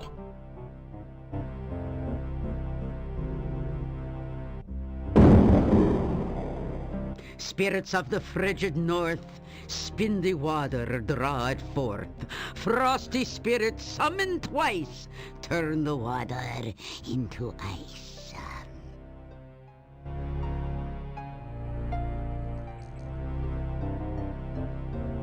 You find yourself trapped in ice. Come for a little visit, are we? A little chat, perhaps? We remember the last time you came for a little visit, don't we, kids? You turned me into a frog, didn't you, ha? Thought I wouldn't remember you. You thought to yourself, let's just visit Baba Yaga and see what we can turn her into today. Well, you thought wrong, kiddo. Well, now you're here and all trapped like a fly in a web. Just looking at you reminds me of lunch. So, what'll it be, kids? Hero sandwiches or hero on the half-shell? Seeing as he is already frozen, we could just settle for a little ice cream sundae with whipped cream and nuts. Oh, good. We'll just skip the main course and go straight to dessert. Any last words from the soon-to-be supper?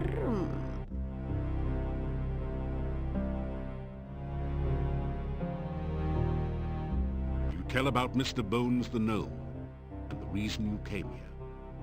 So, you come here to help the jester get back his jokes, huh? How fitting. He made a fool out of me because you made a frog out of me. And now I'll make food out of thee. Just desserts, after all. So now we can all have our favorite treat to eat. Isn't that right, kids?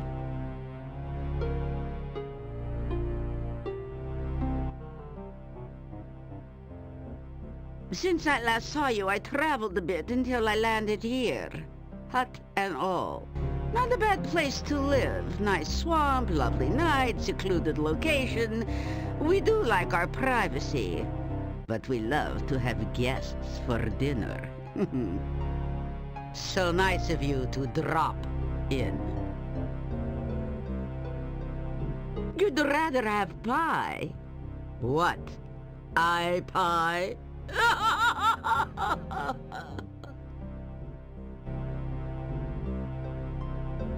Oh, elderberry pie. It's true we haven't had that for a long while. But I can't very well make one now. I don't have any of the ingredients. Oh, poo. Now that you mention it, I'd really like some elderberry pie, with or without ice cream. You're right. He did bring us a mandrake, didn't he? And it made such a lovely mousse. Very well. But it means no ice cream for now.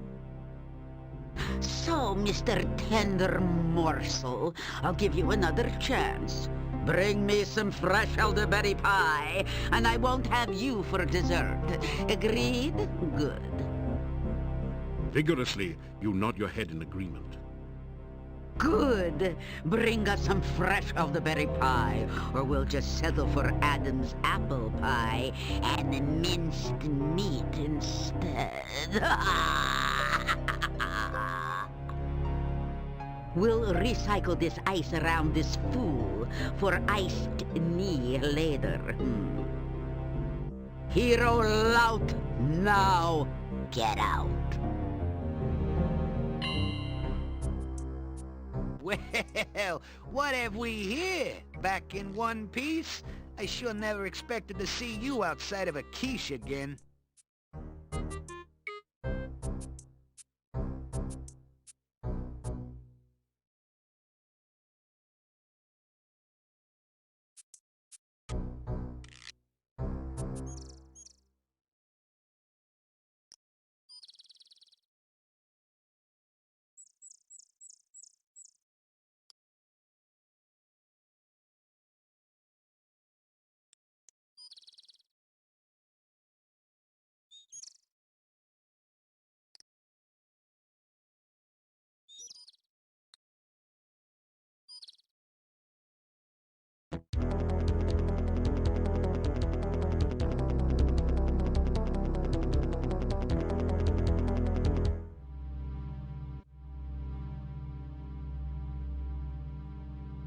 You slowly fill your...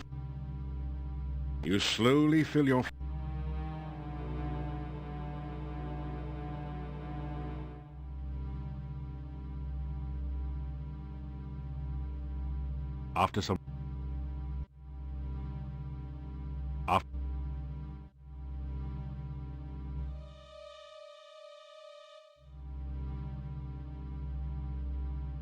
You can't... That didn't do it. You capture a few of the will-o-wisps in a flask.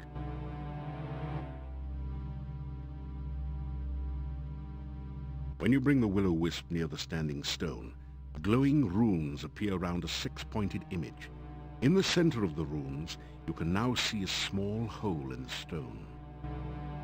It feels strangely squishy and almost alive. You feel unclean after touching the sign. When you touch the Dark One sign to its image on the squid stone, the sign locks into place in the small hole. The points of the sign seem to point to 6 of the glowing runes.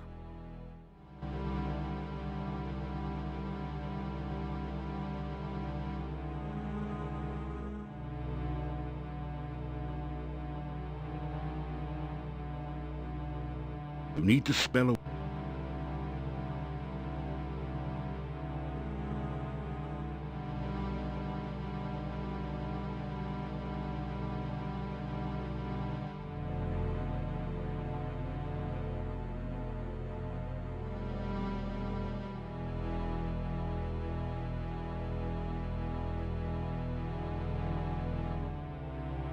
As you complete the name of the Dark One, you feel a distant rumble under the earth, as of the earth shifting, or some unimaginably huge creature stirring in its sleep. Part of the squid stone opens to reveal a small compartment. You reach in to find a scroll covered with mysterious runes. The symbol of the senses at the top is the only part that you can make out. You also retrieve the Dark One sign, which pulls loose from the stone with a slurping, sucking sensation. The hole in the stone closes as you remove the sign.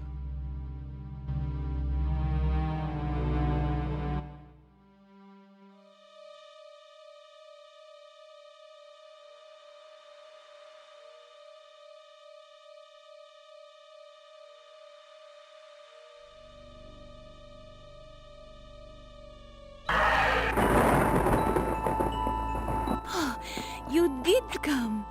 I was beginning to think I would never see you again. It is so dangerous to wander in Mordavia. I was quite frightened for you. The heavy gate... Oh, I was scared for myself. I'm so glad you are here. You make me feel so safe. I love hearing stories of your adventures. I have never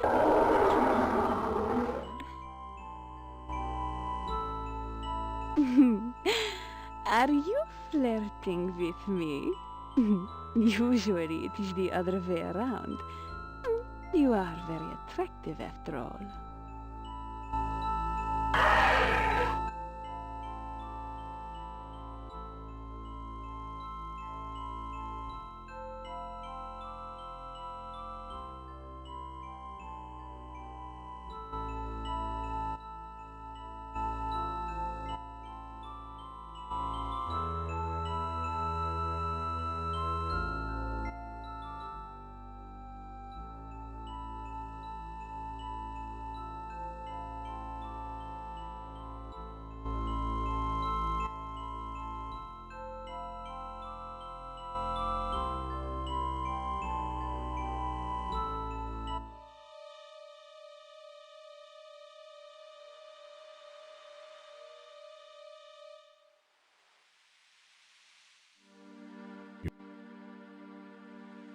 You definitely...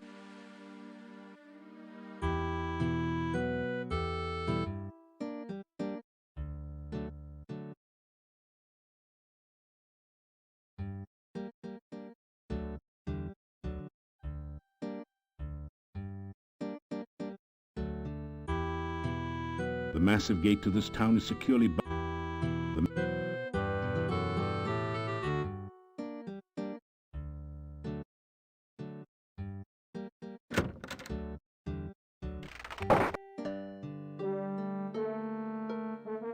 You think you've done about...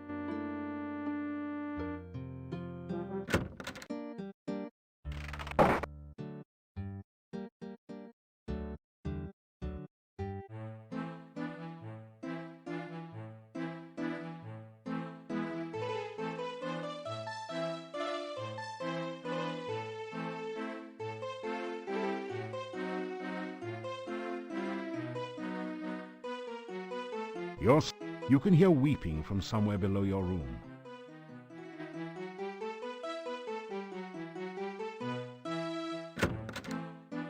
As you enter the hallway, you hear someone faintly crying downstairs. The crying is coming from the door below the stairs.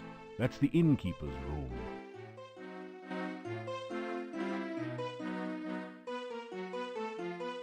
The cries are coming from behind this door. You can hear the voices of the innkeeper and his wife. You must accept it, Bella. Tanya is dead. You will never see her again. No, I cannot believe it. She can't be. I know she's alive. I know she will come back to us. Crying will not bring her back to us. This is foolish. Just go to sleep. How can I sleep when my baby is not safe? She is at the castle. I know she must be. Then she must be dead. Bella, there is nothing we can do. The cries fade off to quiet sobs.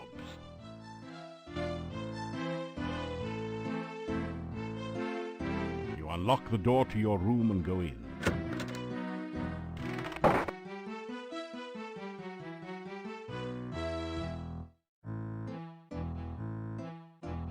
After some rest, you feel better.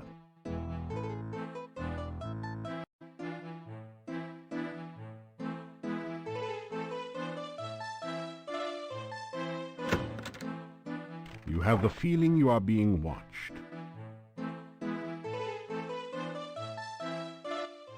In where I am living, in Domovoy am I. Luck I bring. Way things go now, think most luck bad. Things at inn not good. No people come. Innkeeper and wife very, very unhappy. Mordavia very, very sad place. Even Domovoy cannot help here. Oh, too much dark magic.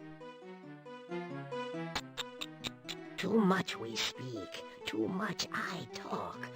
Sometime else we speak, sometime else I talk. Domovoy am I, Domovoy I be. Over places Domovoy watch, protect the inn do I. By big people Domovoy not seen. You stranger are, maybe hero, maybe not. Show myself to you I do, speak to you I will. Maybe good things for people will you do. Maybe good thing for Domovoy you do. Some night soon, talk we will again. Domovoy good luck bring. Maybe Domovoy help you. You Domovoy help. Bad place here anymore. Good many years ago, but going very bad now. Many bad things here. You find out. You unlock the...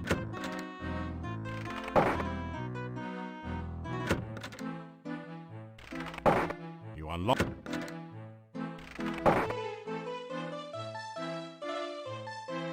its usual place.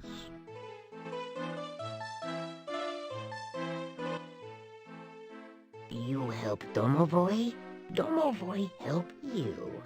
Not far from inn bad place is. Very bad place. For sure bad place door try to kill you. Magic symbol you need. magic symbol on door will open. In bad place, Domovoy is.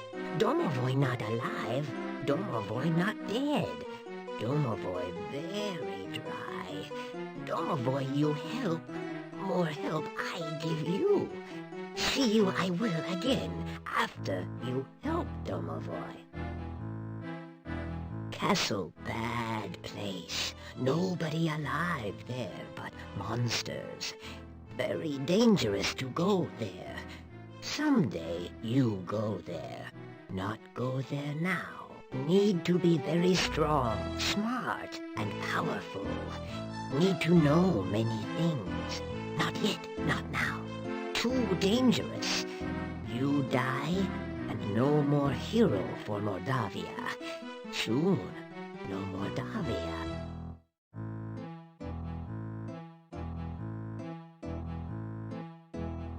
Yuri very, very sad. Innkeeper Bela very, very sad. Very, very bad thing happen. Not even Domovoy magic can help. Need hero. Need powerful hero. Someday, maybe you'll be powerful enough. First help me, then I help you. You've never seen so many lock... You un...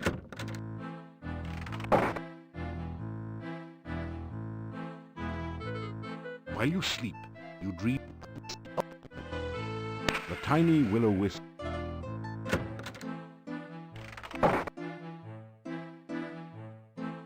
You unlock...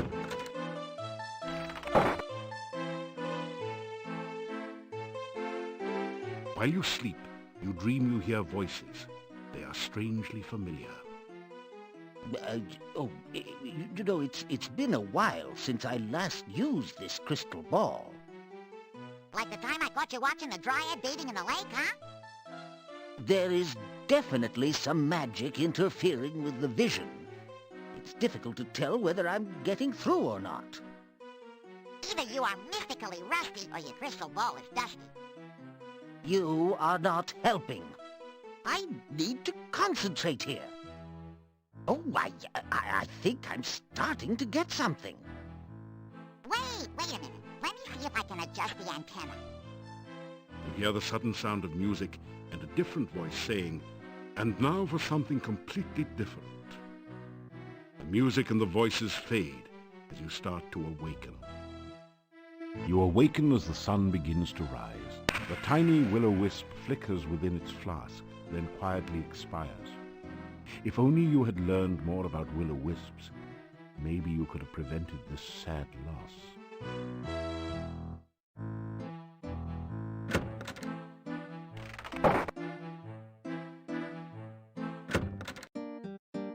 You are always on the go, my friend. Take care.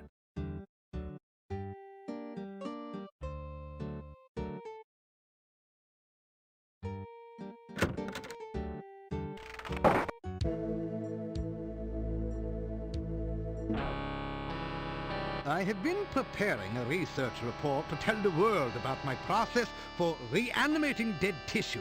It is proving very difficult. I must omit no detail, or the more skeptical of my fellows will doubt my results. And yet, if I wait too long, some other scientists may publish first. Why, it is distinctly possible that there are hundreds, even thousands of experimental scientists even now animating their own corpses and trying to publish their results before mine. Then again, maybe there aren't.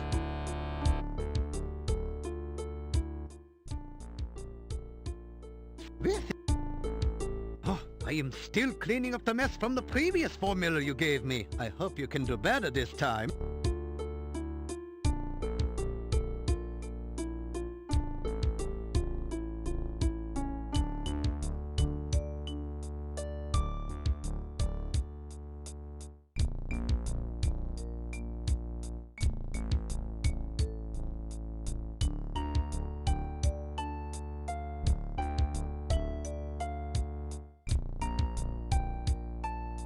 Yes, that sounds just right.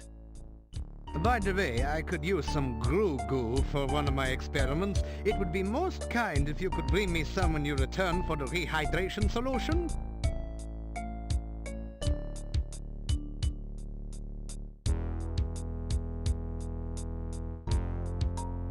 That is terrific! This is just what I need for my experiments! As I promised, here is your rehydration solution.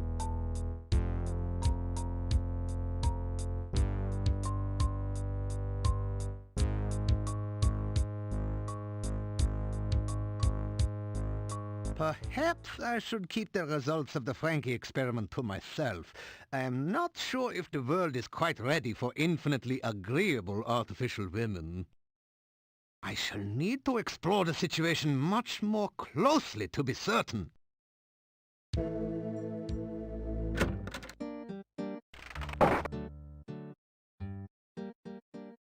You find a good...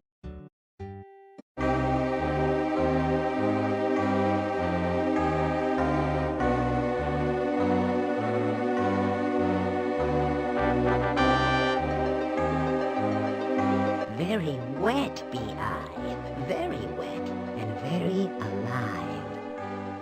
Glad am I to be alive. Happy thanks I give you. Careful you should be here. Dangerous berries.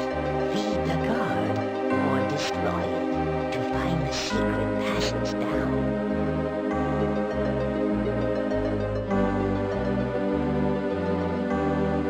There's no reason to do that. The heck...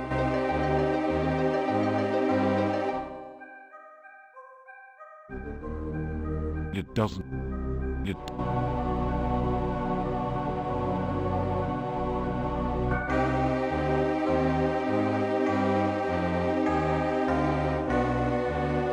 Flame quickly catches in the desiccated rug and spreads to the curtains and the furniture. You better get out of here quickly.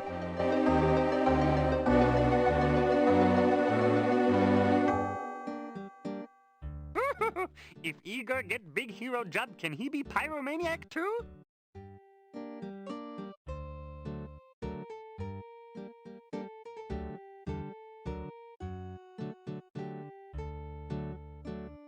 The strangest thing happened. Someone broke into the old monastery and burned the place down.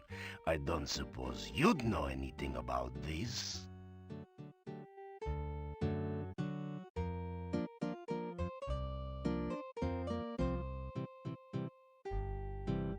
The monastery is toast. The days are getting cooler and shorter. Winter is approaching.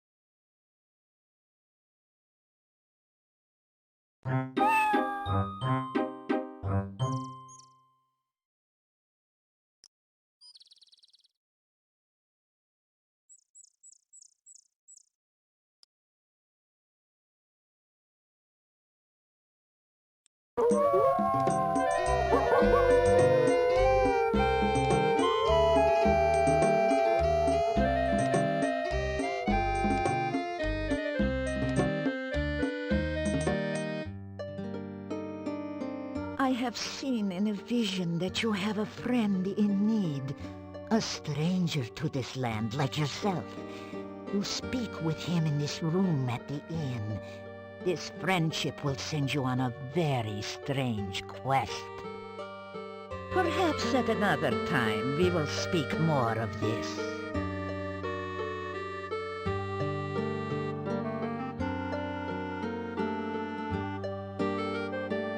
Tell about Baba Yaga and your search for elderberry pie. So, the ogress is hungry, eh? That doesn't particularly surprise me.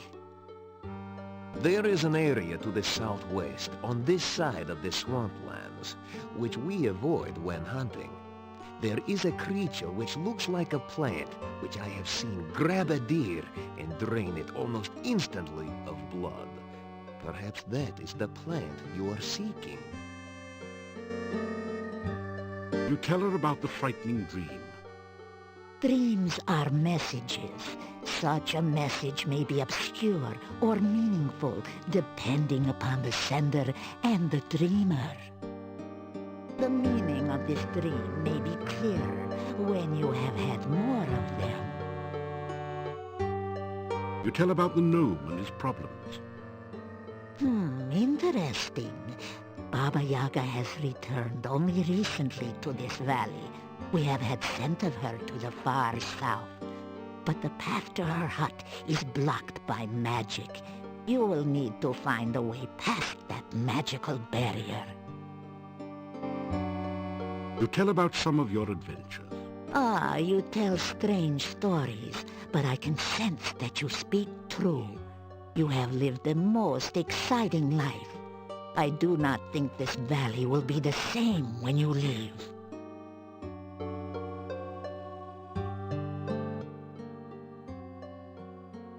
The old rulers of this land, the boyars of the castle, were the Borgov family.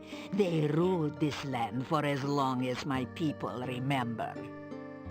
The last boyar was a strange man, so it is said. What became of him, I do not know. Only that his son left the valley in shame and horror. When we heard rumors that Borgov Castle was again inhabited, we brought our wagons to Mordavia. We thought perhaps the old boyar's son had returned, and we could trade with him again. We met with the gatekeeper, who said that the Borgov family was dead. The castle was now owned by a distant cousin who promised to protect this valley as a true boyar. So we did some trading with the gatekeeper, but never saw signs of this Borgov cousin. Soon after this, the rain started to fall, and we were trapped here.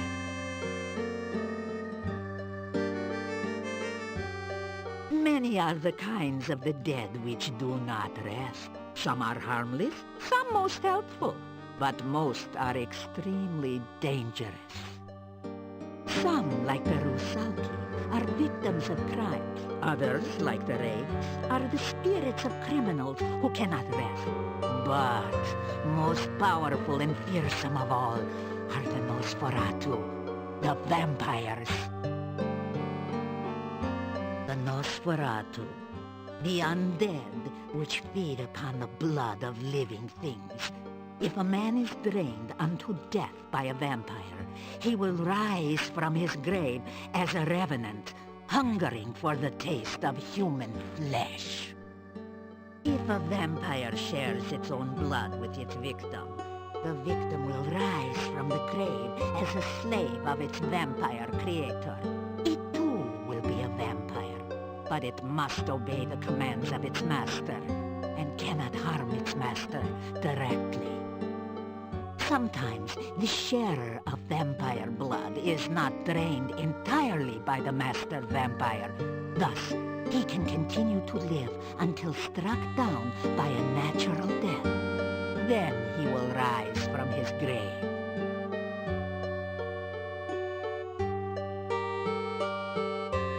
I have always had dreams and visions. Some of these are true events. Some are only what could be true. These visions are, like most dreams, clouded in mists. Their meanings, too, are very shadowy. If you wish to learn of your future, allow me to look into the cards. You have only to give me a crown, and I will give you a reading, huh?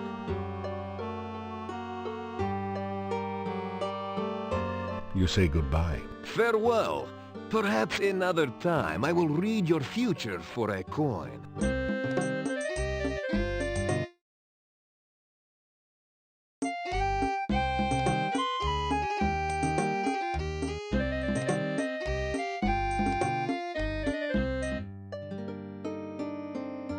I had another dream last night. In that vision, you stood before a door. Every time you tried to open that door, it closed in your face. Then you took something out of your pack. It looked like a doll. Suddenly the door opened, and you entered. The vision ended.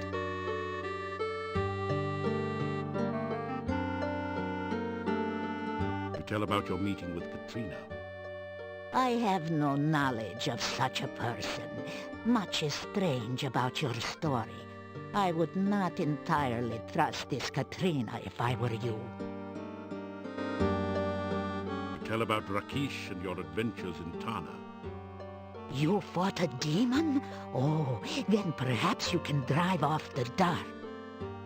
But no, we must not even think of such things. It is far too dangerous to speak of it.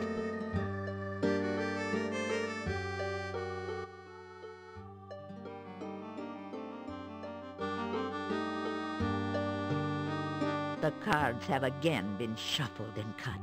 So reveal now the subject of this reading.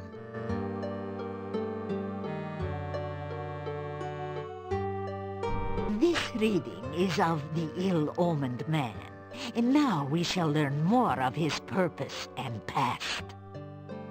The next card you turn shall show the distant past.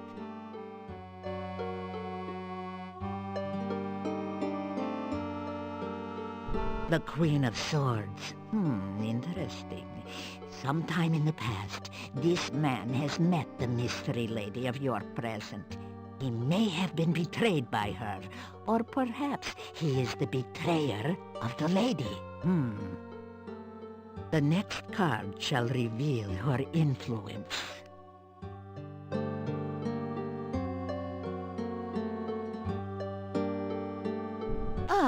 The magician. The woman of mystery has magic also.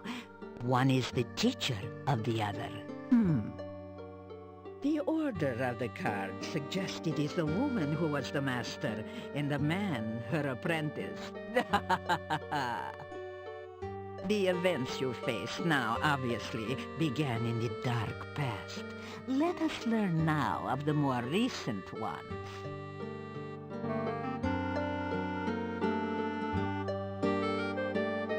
Aha, this is your own influence upon the man. It seems you were as important to his history as he was to your own. Now, let us see the manner in which you affected him.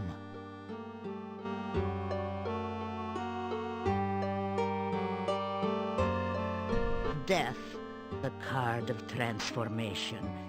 You are the agent of this man's failure and loss. You altered his life irrevocably. Even if you destroyed him, my dear, he still influences the present. That the cards chose to reveal information about him shows that he is again a player in the game of your life. What next can we learn of this one, huh?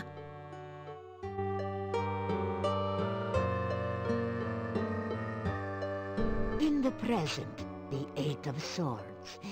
This is the card of conflict and domination. The last card which crossed this man was also a symbol of bondage. He is somehow a prisoner or an unwilling accomplice of another. Let us see if the cards will explain further this relationship.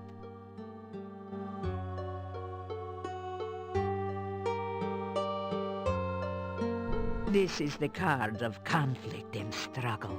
This man does not take his bondage lightly. Now, let's see what the cards show of his hopes and desires.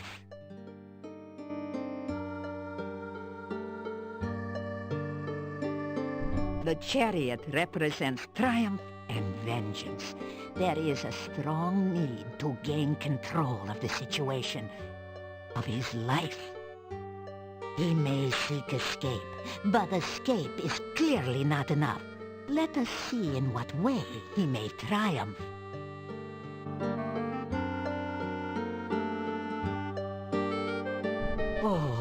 This time the devil is inverted. The meanings may differ, but this is a card that bodes no good whichever way it lies. Your man clearly seeks release, but with that freedom, he will also seek revenge. Whatever or whoever binds him now cannot contain him forever. He will seek his revenge, and you will need to be wary. You will face him again in a struggle to the death. Now let us reveal the card that rules over the past and the present. Oh, the dark card of the void. The influence of the Dark One overshadows all. No more shall be revealed, nor shall things be spoken at this time. The cards have spoken. The reading is done. The cards have spoken, and so have I. You say goodbye. I wish you well upon your travels, sire.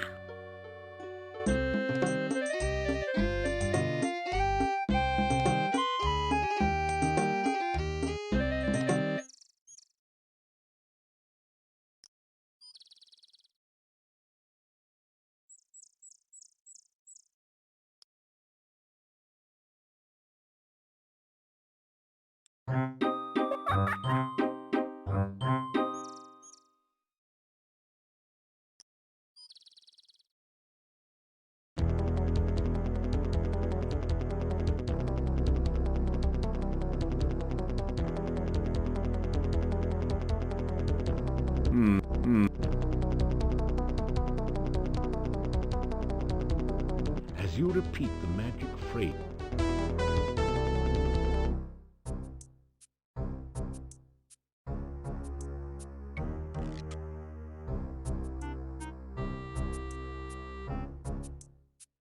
you put the bones into the huge mortar. Now what?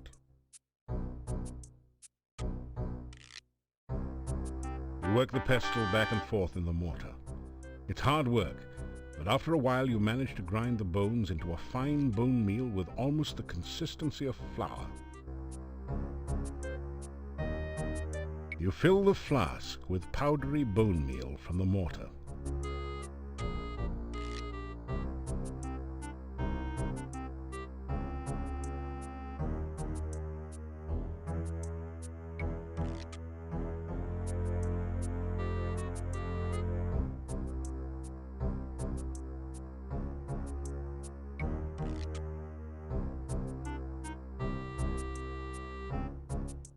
Looking good. Now show it to the head skull over there and get out of the way fast if you don't want to add rump roast to the barber's menu for the night.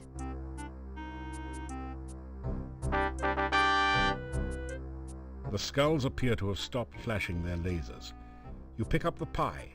It's being cooked to a delicate golden brown. Hey, bird legs! Squat!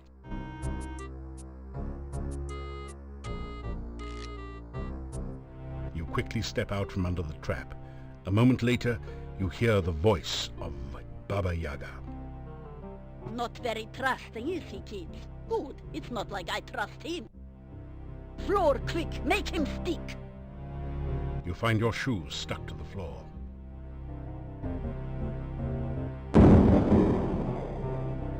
Spirits of the swamp and mire, aid me in what I desire. Creatures of the mist, beings of the fog, turn this human into a cute hedgehog.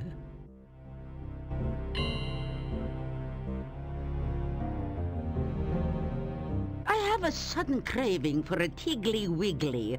Perhaps some hedgehog grog, hedge piggly swiggly, and pig Newtons. What's that you say? Elderberry pie. Oh, darn. He was bringing that here, wasn't he? I don't suppose a Piggly Wiggle can get the pie from his backpack, could he? Particularly if his feet are stuck to the floor. Oh, pity. Spirits of the mist and more, restore this man as he was before.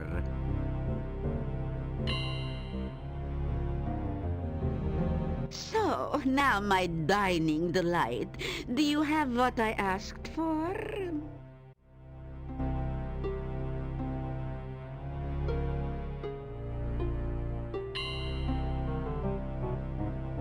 Mmm, that smells delicious, just the way we like it, fresh from the fire. So, let me think. How should I reward you for such a lovely pie? Well, Kitty, should we just fry him now? Or for an entree, have green spleen casserole with roast leg of man?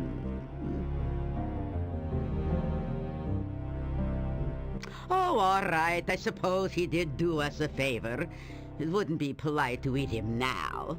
Besides, he may be useful in the future. So what is it that you want as a reward for your lovely pie?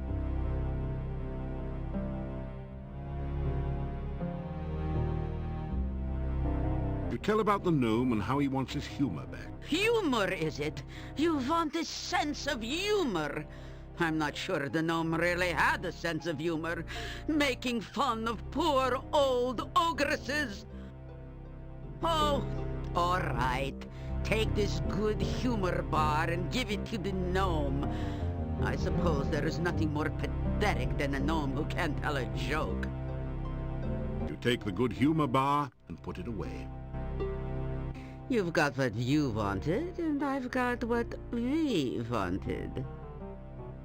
Hasty treat, now retreat. Well, I guess she liked the pie, or you would have taken its place.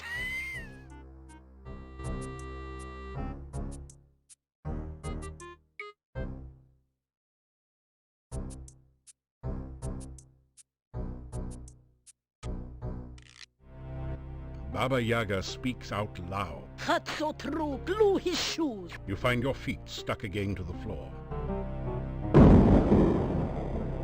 Oh, back so soon, Cookie Face.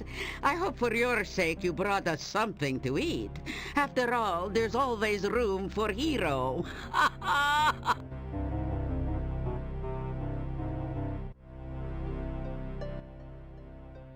Well, there's a slim chance that you will walk away from here, unless you got something up your backpack for me.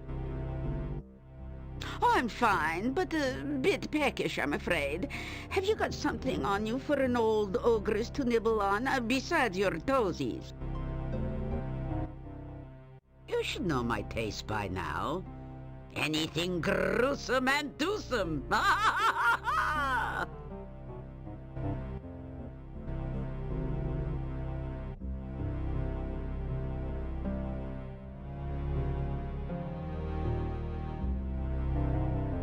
That is not something we consider edible. Feed us or weep. That's right, Cookie. Try to get out of here without losing your life. Well, talk doesn't cut mustard around here. And, speaking of mustard... Hero near, out of here. Oh, back so soon?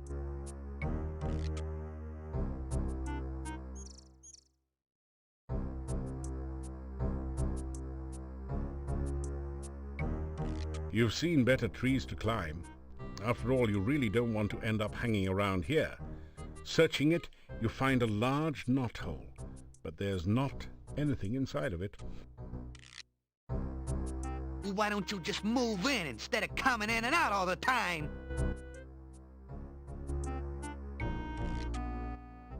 Go on in and find out for yourself.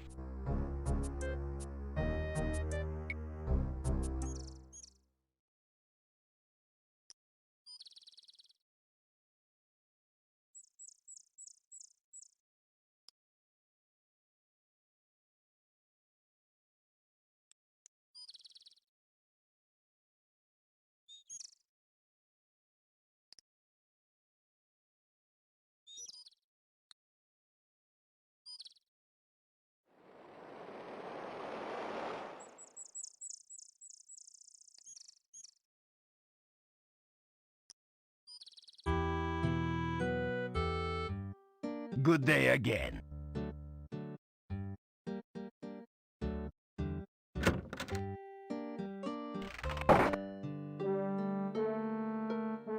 You think you've done about as...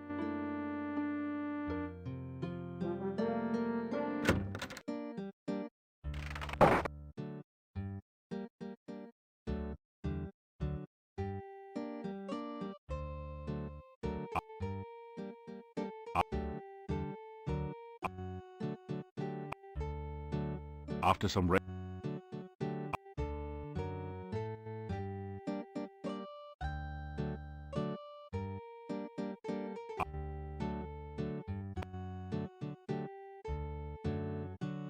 after use.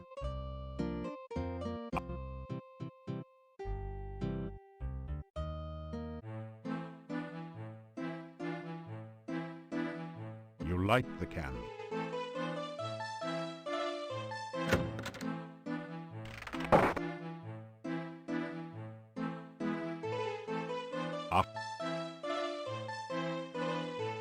You're getting tired. You unlock the door.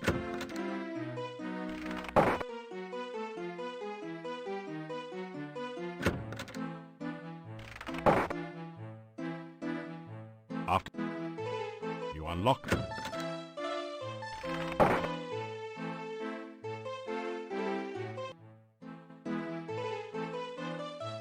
You never. Bad place, Domovoy all better now. Bad place, Domovoy now live in Burgermeister's place. Maybe good luck to Burgermeister. You help me, then I help you. You want to be big hero? You want to make many people happy? You want to make friends and influence people? First, to be plenty good hero, need to be very, very powerful. If not very skilled, you die. If not very smart, you die. Oh, no more hero. Oh, happy am I. You help me. You, I help. I help you help others. You be plenty big hero here. Many, many hero things to do, Domovoy tells story. Yuri and Bela have daughter Tanya. Lovely daughter. Laughing daughter. One day, Tanya taken away. All because of doll. Tanya, sweet, sweet child. Tanya like everyone. Then Bela have dream. Dream Tanya taken away. Bela very scared. Not let Tanya play outside. Not let Tanya have friends. Tanya gets scared of dark. Tanya many times alone at back of inn in dark. One day, monster come. Big, big monster. Friendly monster. He visit Tanya's window. He talk to Tanya. Tanya not afraid of dark. Tanya now have monster friend. One night, Tanya very, very unhappy. So monster take Tanya away. Monster want to make Tanya happy. Now Tanya gone. Tanya gone to castle. No one see Tanya leave. No one see Tanya go. No one but Domovoy. Domovoy tried to stop Tanya, but too late, too late. Tanya already outside with monster. No tell Bela, no tell Yuri. Very bad thing. Tanya need hero, not dead parents. Only brave, powerful hero save Tanya. One night, Tanya get beautiful doll. Tanya not have doll before. Tanya love doll very, very much. Bela very, very scared. Where doll come from? Yuri very, very scared.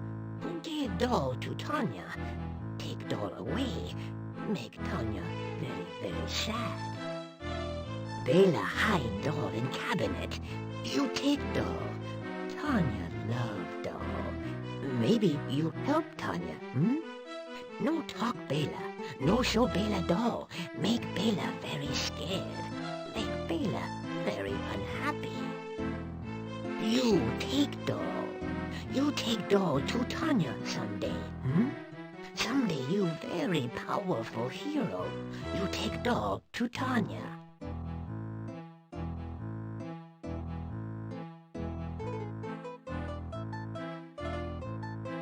You open the cabinet and see a lovely doll.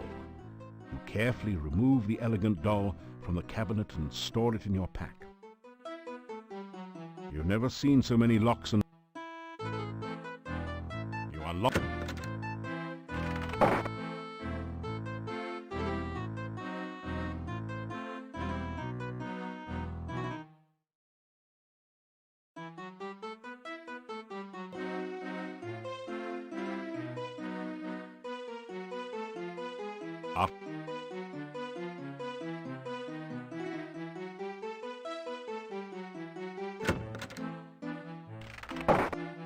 You unlock the...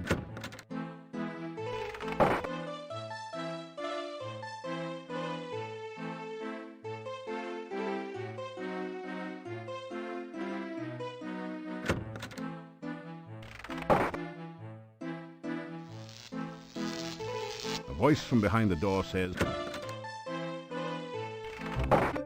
Did I tell you about the time there was this guy walking into an inn with this big necrotor following him? He goes up to the innkeeper and asks for some stew to eat. The innkeeper looks nervously at the necrotor and asks the man what his pet will eat. And the guy replies, anyone he wants. Not bad, eh? And the gnome, the good humor bar. What's this? You trying the old hot pepper bar on me? Hey, I'm the professional, kid. Don't try this at home. Not on a gnome, anyway. Hey, it looks good, though. He eats the good humor bar. Not bad. Pretty good, actually. Hey, I feel funny. I mean, really funny. What was that thing? You tell the gnome about Baba Yaga and the good humor bar. Thanks, pal. Guess this yuck's on me. This jester just can't thank you too much. You're my hero, Nero. My main man, Stan. So you got by with a pie, aye? My. Always knew the way to Baba's heart was through her stomach. Probably someone she ate. You know what they say about cannibals? Always having a few friends over for dinner.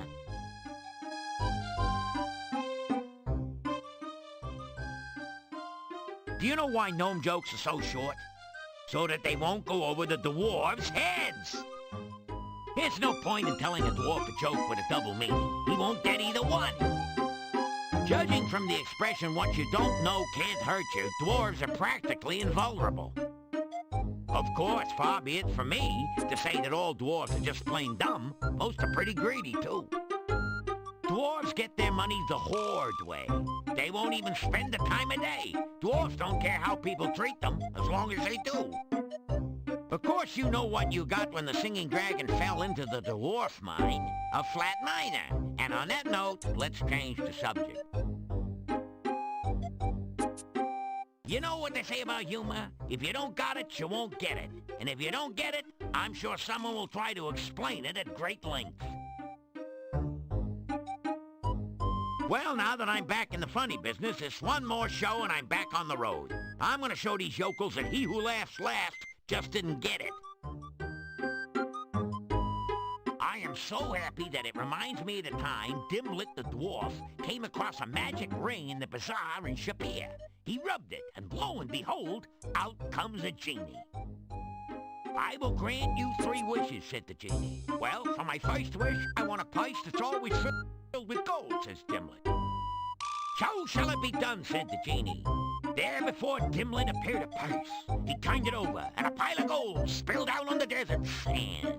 Again and again he turned it over, and more gold covered the ground. Master, you do have 2 more wishes left, said the genie. Oh, that's right, said the dwarf. Well, give me 2 more of these. Let me tell you, I'm every bit as happy as Dimlet was.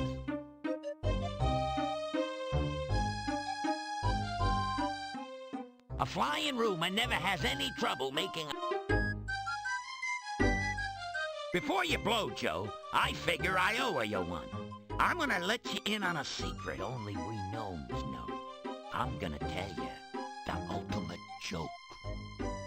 Don't wince, Vince. This is straight, mate. You tell this one, and whoever hears it is gonna laugh. Really laugh. Can't help it, can't stop it kind of laugh. Only works once, and should only be used in last resorts, Mort. It's the last laugh, so to speak. The best jest to the west. Yours for the telling. The gnome tells you a rather silly joke. You find yourself laughing despite yourself. See what I mean, Gene? Tell this joke to a big bad dude that's out to do you in, then exit while he's laughing. Use it or lose it. Bye-bye, birdie!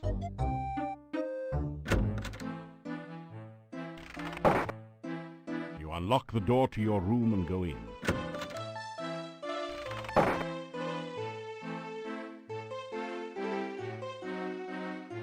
You awaken as the sun begins to rise.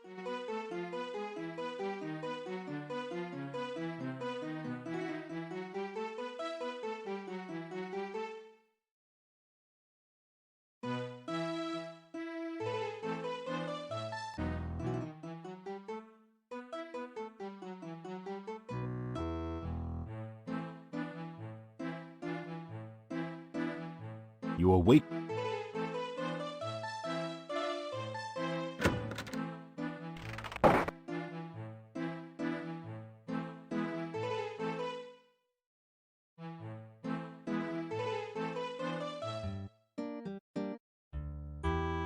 The massive gate.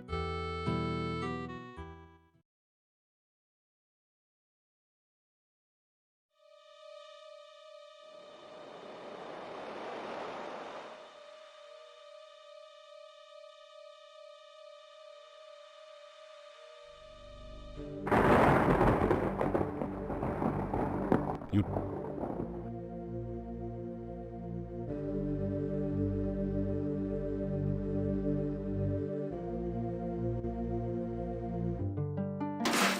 after the door.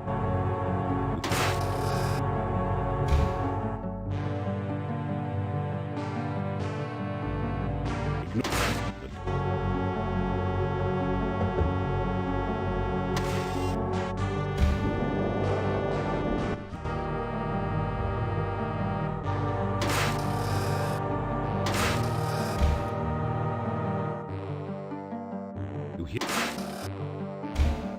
that?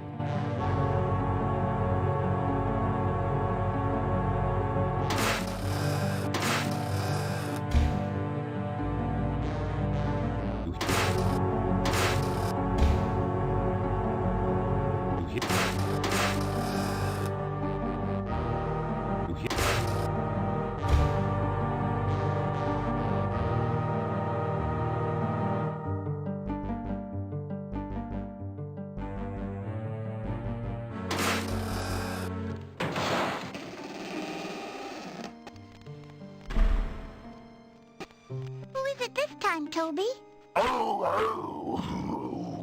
What does he want this time, Toby? What is that? Toby, let him in.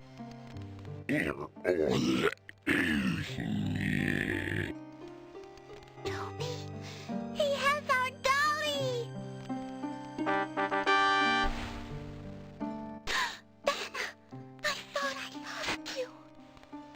Look, Toby, it's Vanna! Thank you for bringing her to me. I thought she was lost. Where did you find her?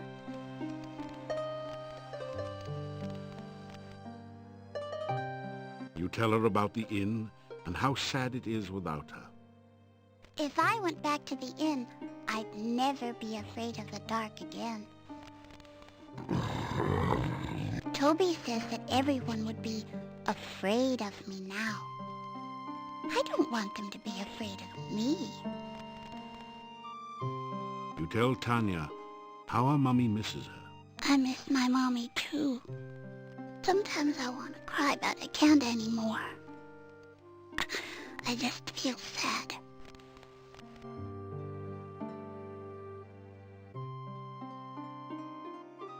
Toby gave her to me. Mommy didn't like her. She kept trying to make me tell where I got Vanna from. Mommy wouldn't let me play with her. I was afraid Mommy wouldn't let me play with Toby anymore. Toby was my only friend. I didn't want my mommy to make Toby go away.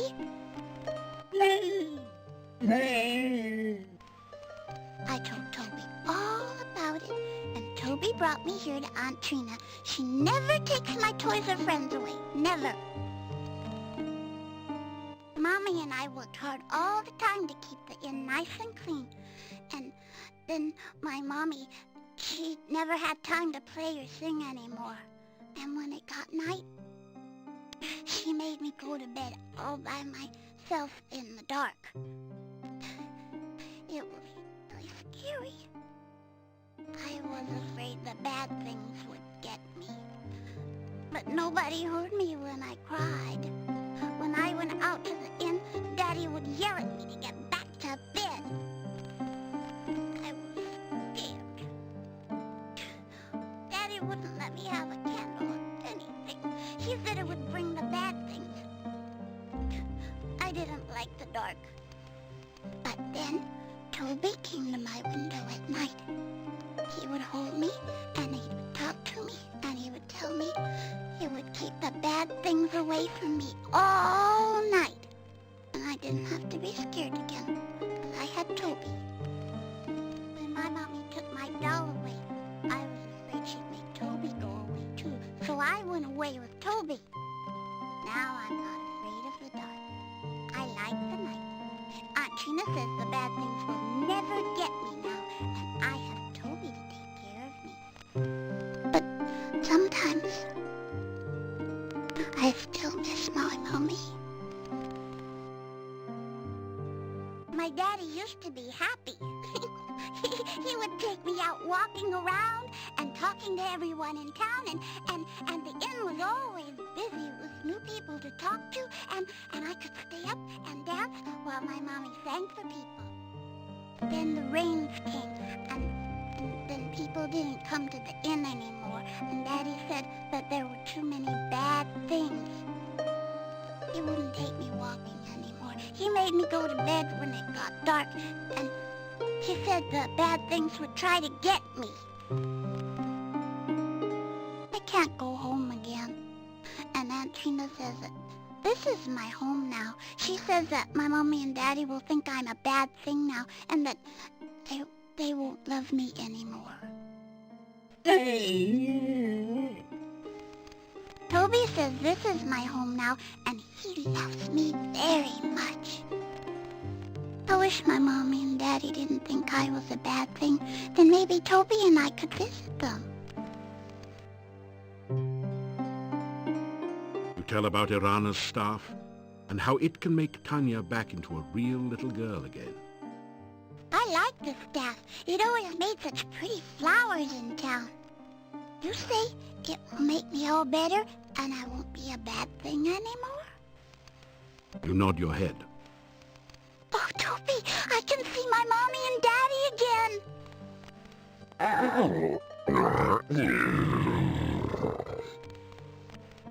Toby asks, what else will the staff do?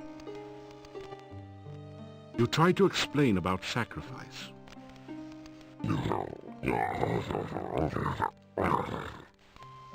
Toby says he understands. He says you should take us to the staff now, so I can be with my mommy and daddy again. Oh, it feels weird here. Kinda happy. Icky. I'm scared.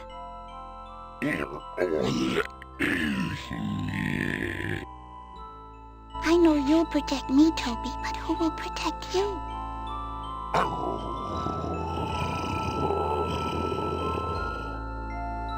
Okay, Toby. I'll protect you. You cast the ritual of release.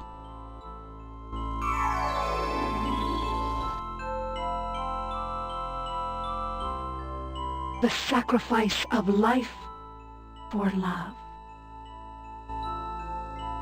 Your love for the child is great. You see Toby silently nod his head. Will you trade your life to give life to the child? Will you die willingly for the one you love? No, Toby, no! So shall the sacrifice be done.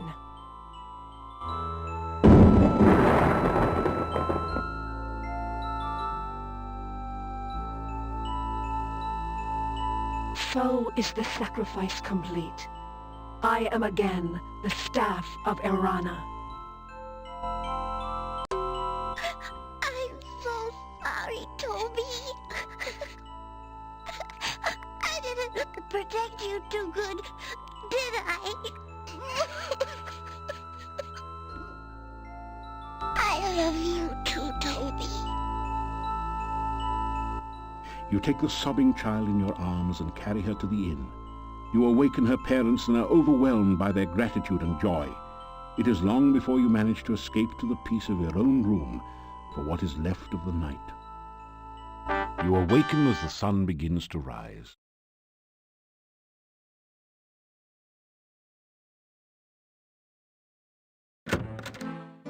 I must thank you for saving our Tanya. You have brought joy again into our lives.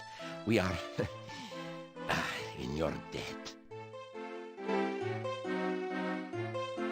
It looks pretty much. You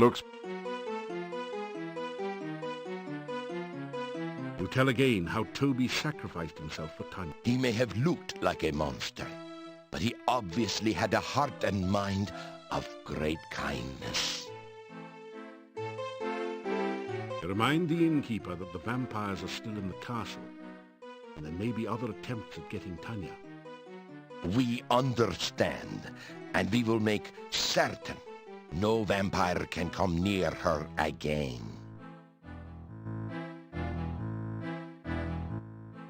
Oh, she is her joyful self again. The sound of a child's voice is the sweetest of music. We will do our best to show our love and never, never let her be afraid of the dark again.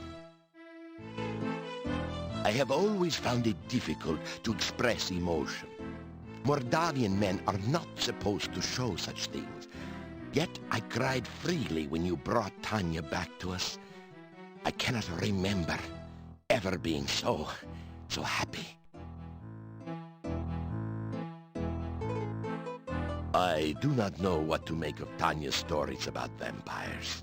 It is hard to imagine my lovely daughter as an undead. Gladly, though, I would go to the castle and drive a stake through the heart of the one who stole our daughter from us. I didn't like him. He didn't like me. He didn't like Katrina either. They were always having fights, but he had to do what she told him to do, and that made him very mad. I liked Trina.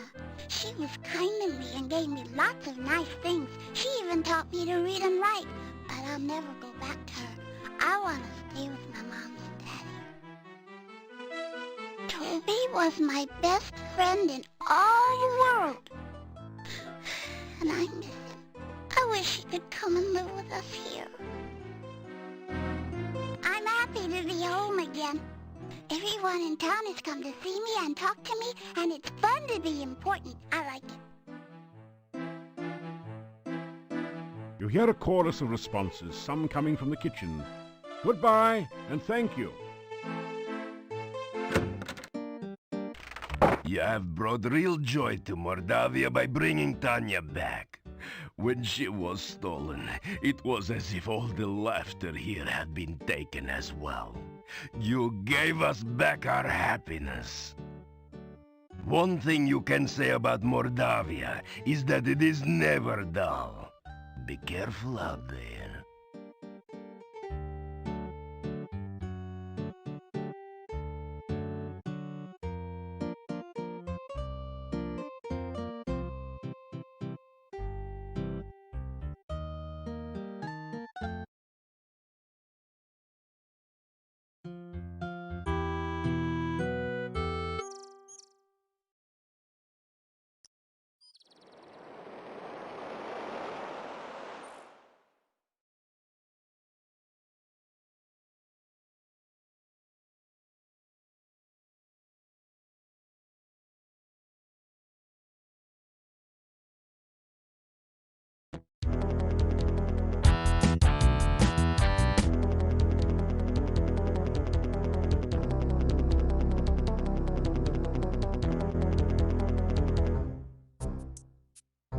Hey, if you and Baba got something going on the side that I don't know about... That didn't... Baba Yaga speaks out loud. That's so true. Glue his shoes. You find your feet stuck again to the floor. Oh, back so soon, Cookie Face. I hope for your sake you brought us something to eat. After all, there's always room for Hero.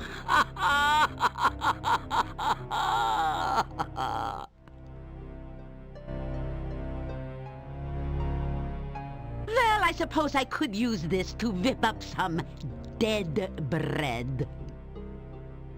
So what do you want for this, Cookie?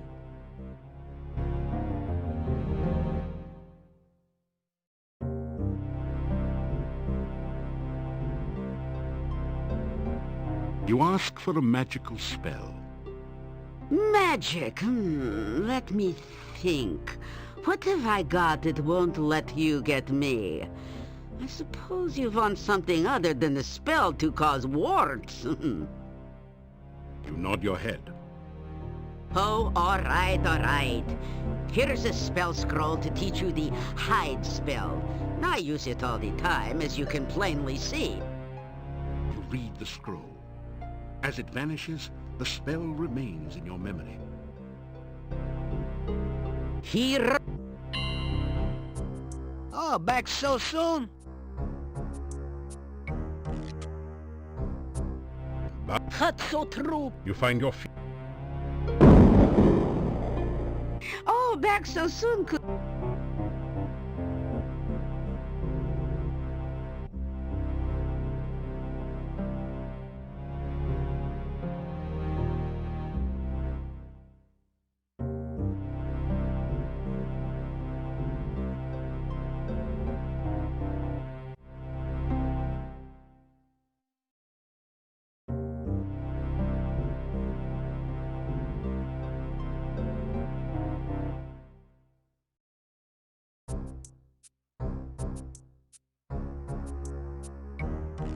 Hey, if... Bob, you find your feet. Well,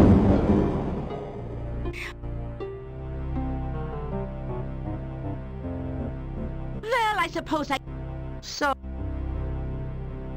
You ask Baba Yaga about a Dark One ritual. So, you heard about that, huh? I found it in the hangman's tree some years ago. You're asking for trouble, I hope you know. Using the ritual for any purpose will only bring you grief. It can be used in either one or two ways. Its main purpose is to bring a Dark One across to this world. However, a very powerful wizard could use it to send the Dark One back to its world. You don't qualify as a very powerful wizard as I see it. Still, you want it, you got it. You put the ritual away in your pack. Hero near. Nice of you to drop in.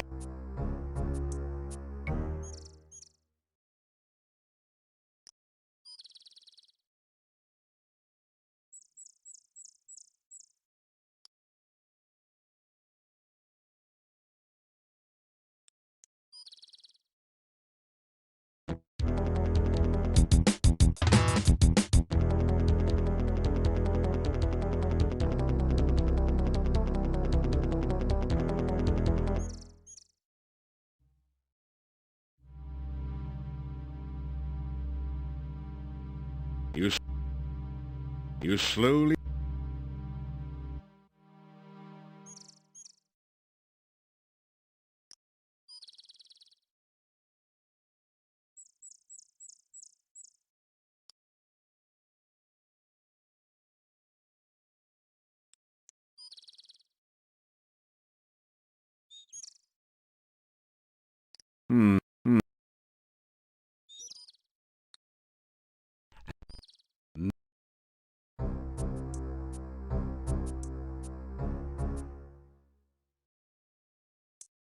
Well, and having you and Baba becoming buddy-buddies and all that.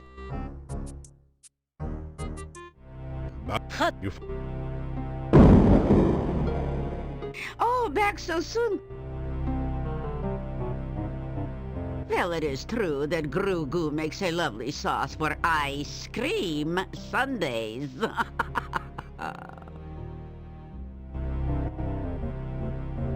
You are? You nod your... Oh. He... Nice of you to drop in.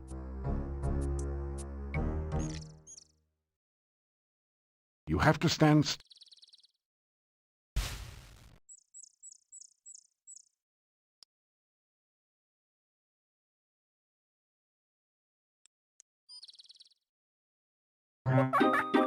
Gotcha! What magic message? Push is here! Would that be Baba Yaga? Baba baby!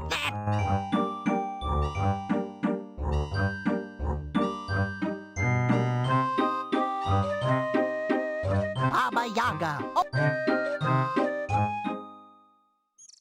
Hello. You don't...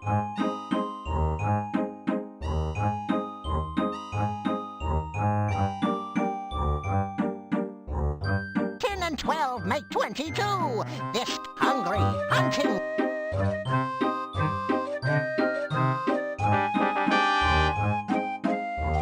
Riddles, riddles, 3.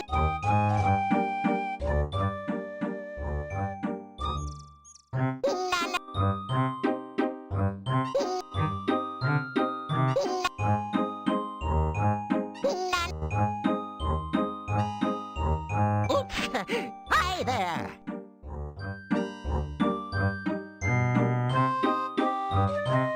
From 15 leaves you 10. Find the heart scroll in its den. It's hit.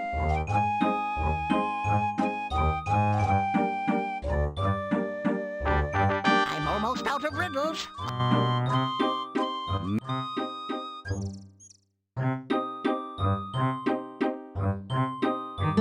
Gotcha! Leashy, leashy.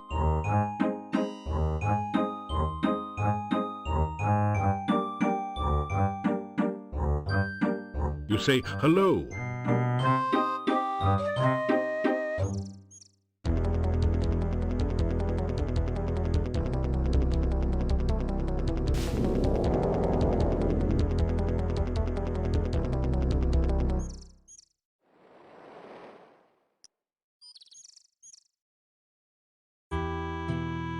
You are always on the go, my friend. Take care.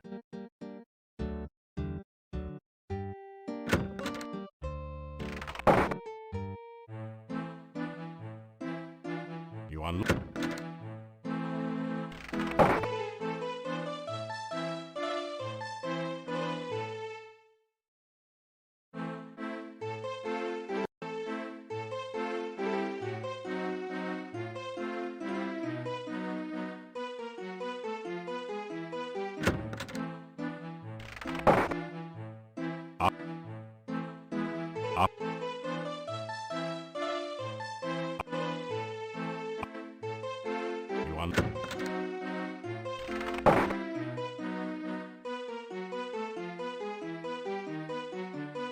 You awaken as the sun begins to rise.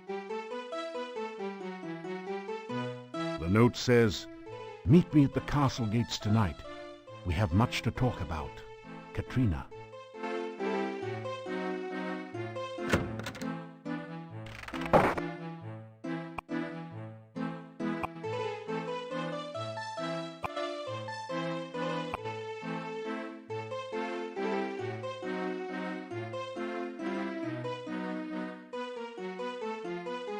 You eat your plain but nourishing breakfast. It has more than a bit of garlic added for spice.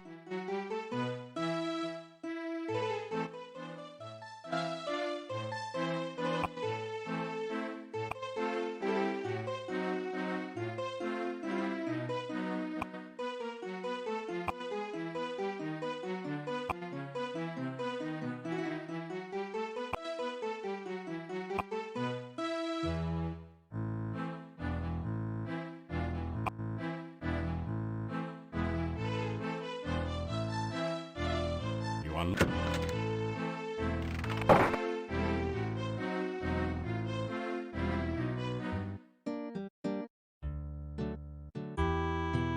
The massive gate...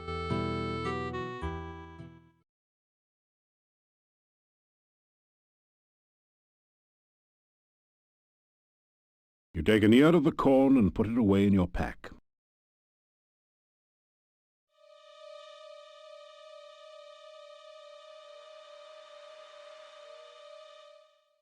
How nice of you to come.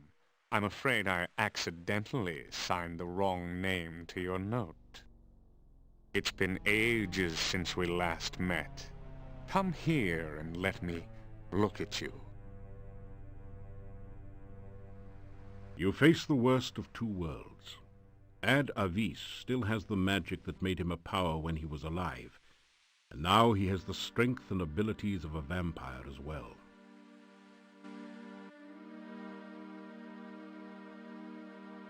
You smile and say hello to Ad Avis. I hate cheerful people. I eliminated them in Rasir, and I shall do the same here. You ask Ad Avis about the letter you received from Katrina. Oh? Have you been receiving letters from little Katrina? Other than the one I sent in her name, that is. You ask Ad Avis how it is that he is still alive after hurtling to a fiery doom in Rasir. Alive? You think I'm alive? You simple-minded fool! I am greater now than I ever was in life, as you shall have a very short time to learn before your own death. You have no power against one such as I. Let's play a little game of fox and hound, shall we? I have summoned the hounds of death. Now we shall see whether you've kept up with your running lessons. You're too busy.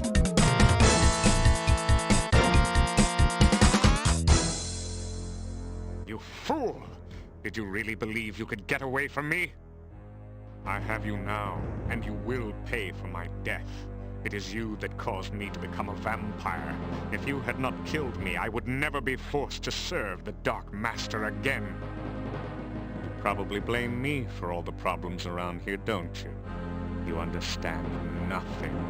The Dark Master is the cause of all the woe that is here. The Dark Master brought you here against my better judgment. The Dark Master made me what I am now, a Nosferatu, and seeks to do the same to you. But I shall spare you that fate. I will mercifully end your miserable existence. Then the Dark Master and I will call forth eternal darkness, and we will no longer be limited to travel at night.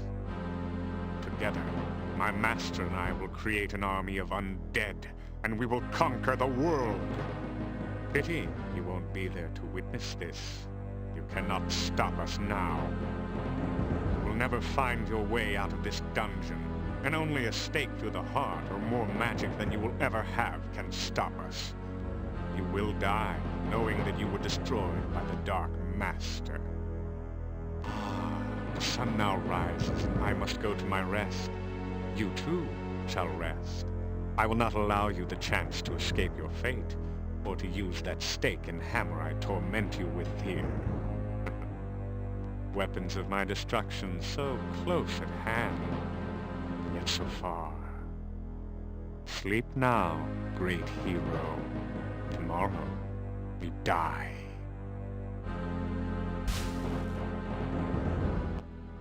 You find yourself falling asleep.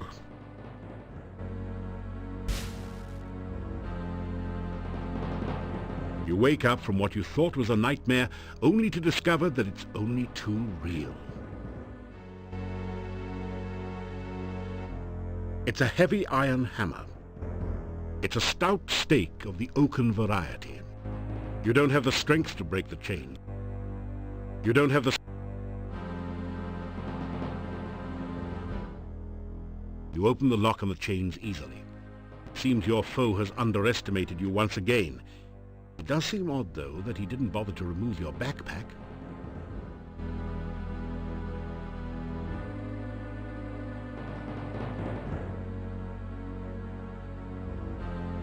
pick up the heavy hammer and store it in your pack.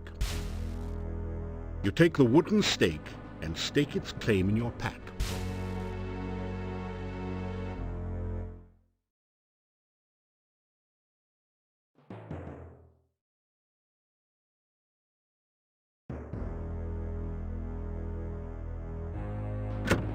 Now that you look closely, there does seem to be something a bit odd about the design of the Iron Maiden. You take a deep breath and step inside. You're in a lady's richly decorated bedroom. The coffin, where there should be a bed, seems a bit out of place, but there's no accounting for tastes. In contrast to the lushness of the other furnishings in this room, the plain desk and chair are obviously functional and frequently used.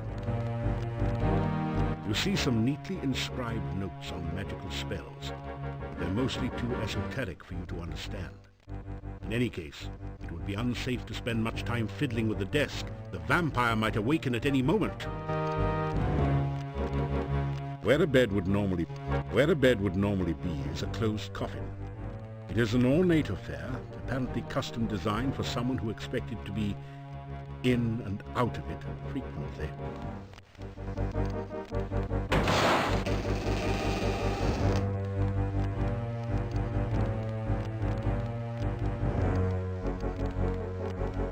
Suddenly you find yourself totally unable to move. You! What are you? How dare you! Try to kill me, were you? How dare you! You break into my home, steal away my child, kill my servant Toby, and then return to kill me? After I befriended you and helped you, some hero you are. I should leave you here to rot. I should let the rats gnaw your bones while you hang there. Give me one reason, one excuse why I should not leave you here to die.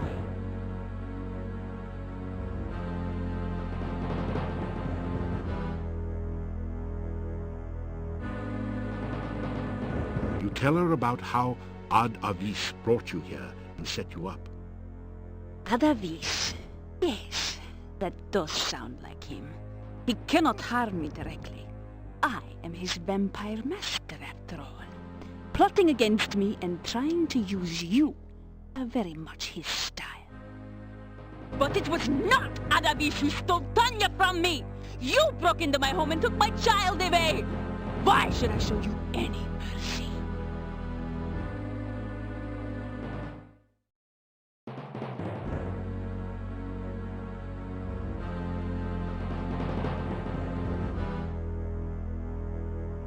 Try to explain what you're doing in Katrina's bedroom. Trying to find an exit from the dungeon? Just couldn't pass up a chance to look at the helpless vampire, could you? Funny place to look for an escape route, wasn't it? I have decided that I still have a use for you. Alive. If you help me, you may still manage to leave Mordavia without my mark upon you. I want you to seek out the 5 missing Dark One rituals and return to the castle. Together we will summon the Dark One and bring eternal night to this land. You will help me, won't you? Or must I take more drastic measures to assure your obedience?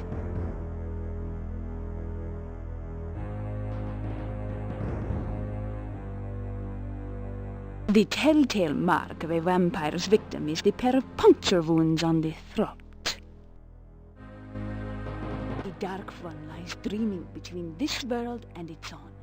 The Dark One's cave not only is a temple to the Dark One, it is the Dark One. I need the rituals in order to bring the Dark One back into this world. The Dark One will cast the shadow of darkness upon this land. Daylight will never come again. Then I will no longer need to sleep helpless in my coffin. I will no longer be vulnerable to any mere human who seeks to drive a stake through my heart. I truly will be the Dark Master. I can bite your throat and lick your blood until you are vacant. You will then be alive, but under my complete control. However, you would find it difficult to think clearly, and it would take you a long time to heal. You would be very vulnerable to attack from the monsters of the night. Since I do not want you to die just yet, I will restrain myself from caressing your very handsome throat with my teeth. For now, anyway. You tell Katrina that you'll do anything at all, if she'll just let you go and not rip your throat out. Very well. But because I can never completely trust you, I will make certain you carry out my bidding. By my will, I guillotine thee. Thou shalt seek the heart ritual of the Dark One. Thou shalt seek the blood ritual of the Dark One. Thou shalt seek the breath ritual of the Dark One. Thou shalt seek the bone ritual of the Dark One. Thou shalt seek the sense ritual of the Dark One. Return with these rituals ere 3 nights pass, lest ye suffer. Thus is your gears. So go and return with the rituals soon. I would not want you to suffer after all.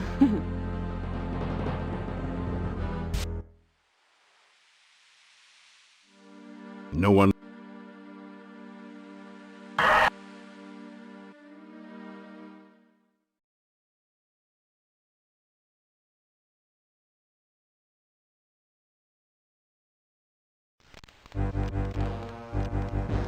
You're in a...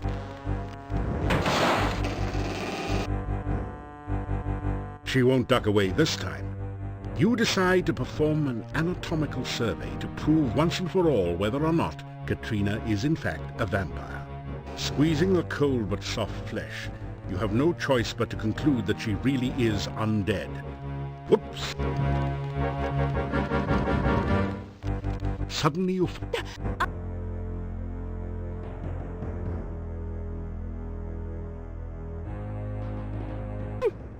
Tell me you love me and then try to put a stake in my heart, no doubt. Don't you dare say those words to me. After all you have done to hurt me so far, the truth now, or I will make certain you regret lying to me.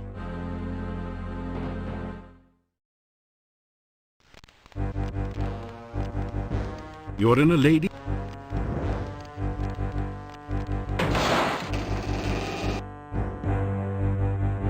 Now's your chance. You lean over the open coffin and kiss Katrina long and hard on the lips. Suddenly you find... What? What are you doing here? How did you get in here? You dare to kiss me? How dare...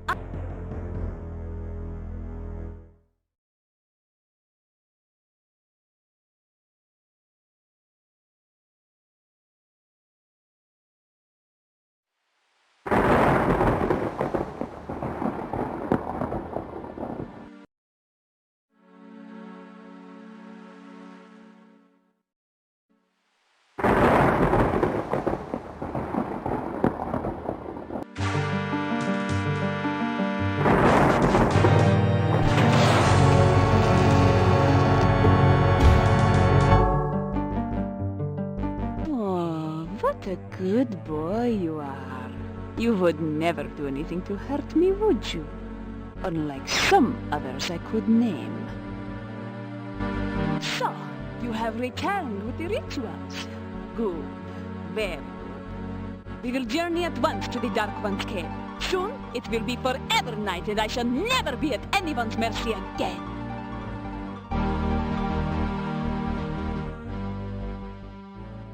Ya Avuzel, hear me, great Dark One.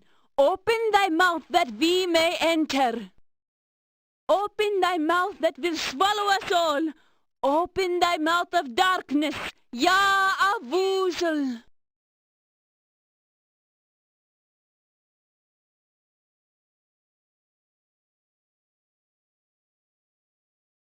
We will be watching you, so do not even think of trying to betray us. The last ritual remains with the High Priest. You will need to take it before you begin the other rituals. Please, be careful. Yes, we would hate for anything unpleasant to happen to you. Enter now, and good luck.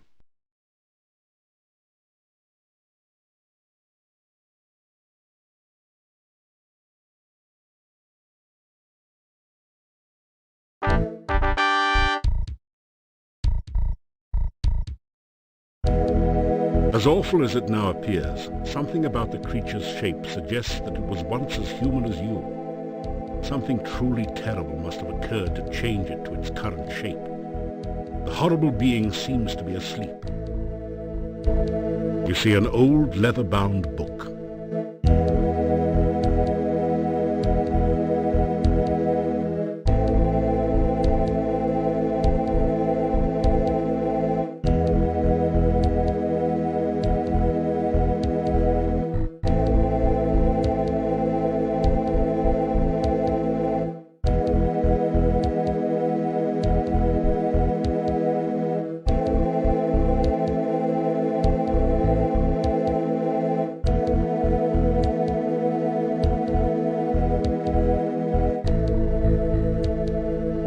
Pick up the book and read it.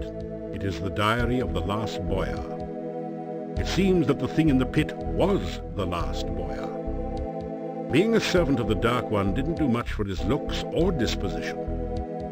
On the last page is the thing you have been searching for, the ritual of essence.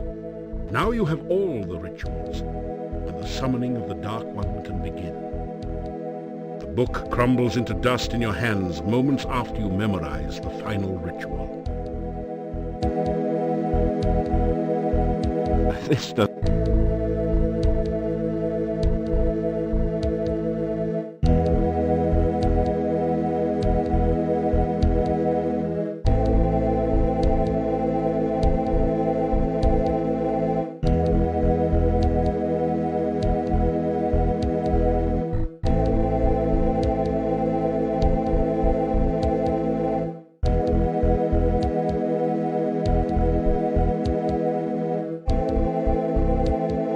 So exhausted that everything you do hurts. Better get some rest.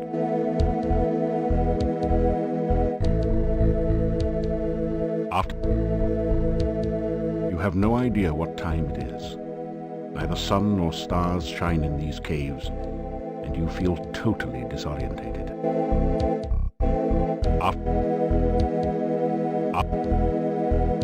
You're getting... This is...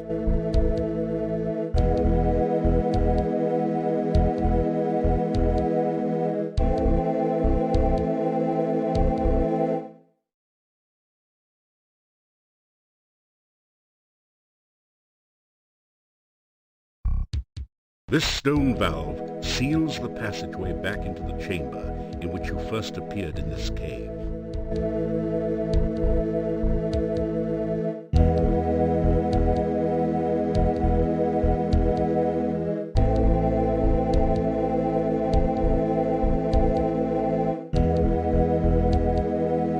The ritual isn't designed to be used that way. You need to read it in the appropriate... That didn't...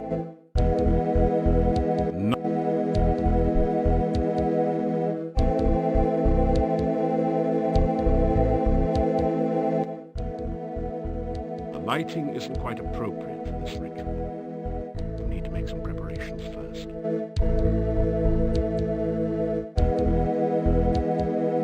You put the torch back in the sconce.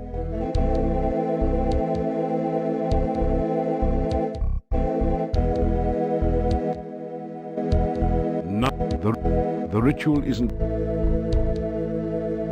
That didn't do it. This torch is firmly... You take the... You light the torch in the sconce, the one you are carrying. You put the torch back in the sconce.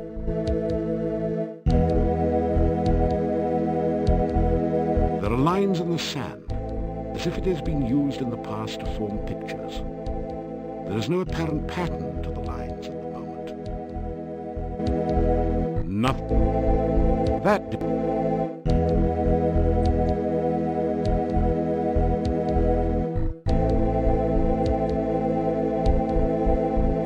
You press the Dark One sign against the top of the altar.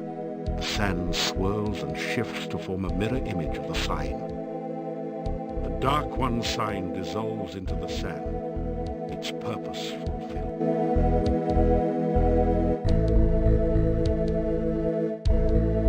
You unroll the scroll containing the bone ritual. The words are visible at last, and you begin to perform the ritual. Ya, Avuzel, Dark One, come! I stand among your massive bones. Let your skeleton once more be filled with your presence. The rocks of the cave creak and groan around you, as if forced to bear some massive weight. Ya, Avuzel, take shape once more in this place that is your home. Stand again among us.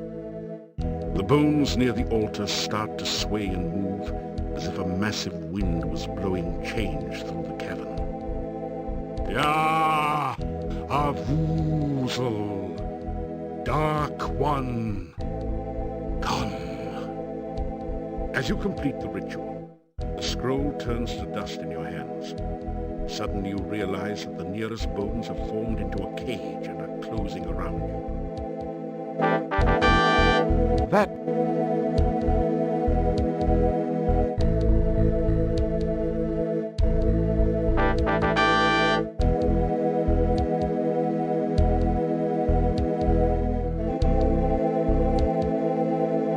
The valve won't budge. If you had a bit more light, maybe you'll be able to see how to open it.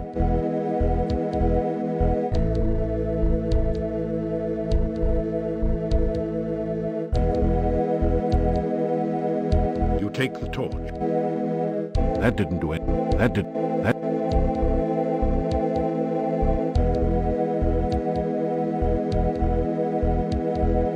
You straighten up.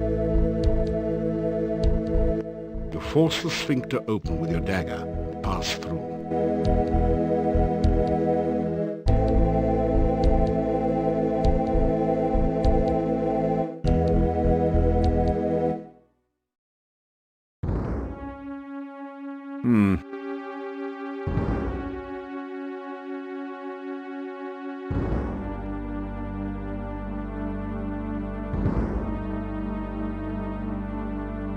It's too far. What? That didn't...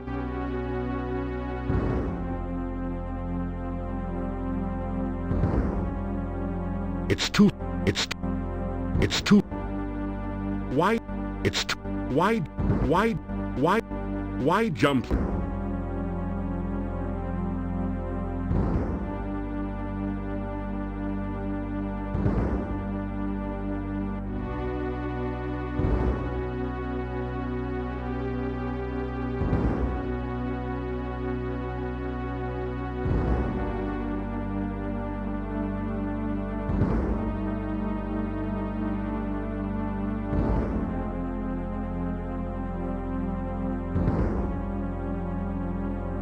You unroll the scroll containing the blood ritual.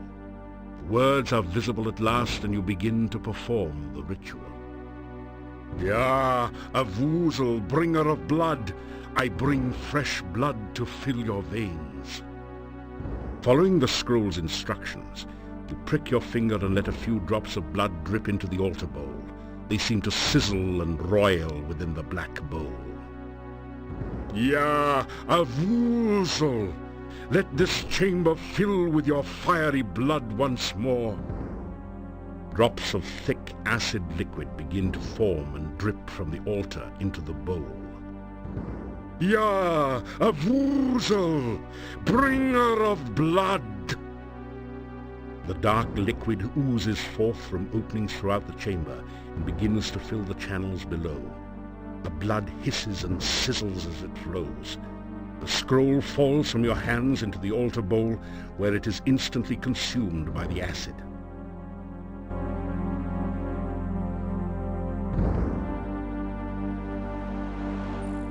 A thick, putrescent liquid now oozes and flows through the cave.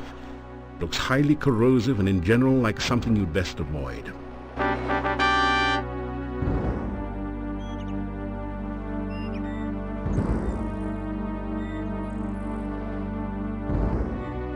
You can't This is not a good... It's too far. You don't...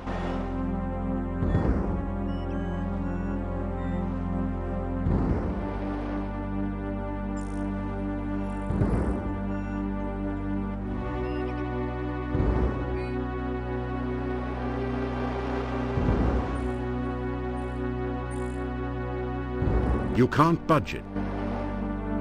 You don't see a good... You don't see a good... This is not a good...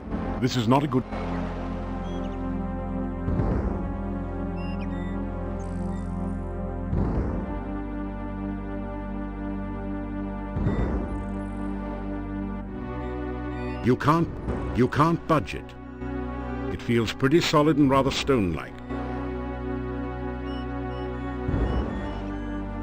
You move as close as you can get to the island, then try a death-defying acrobatic leap towards it. Why?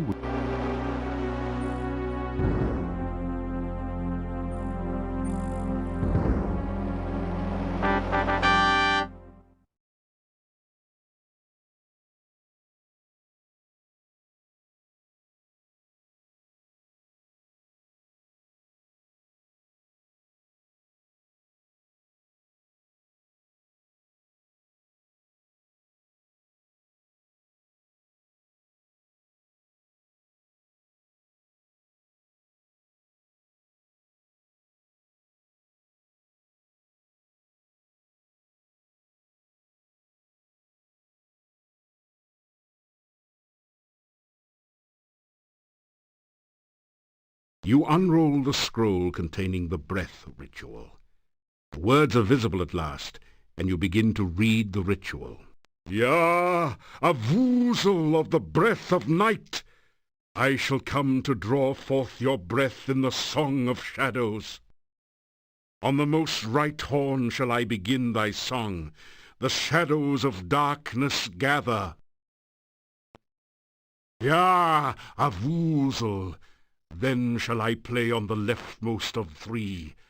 The wind shall come forth among the shadows.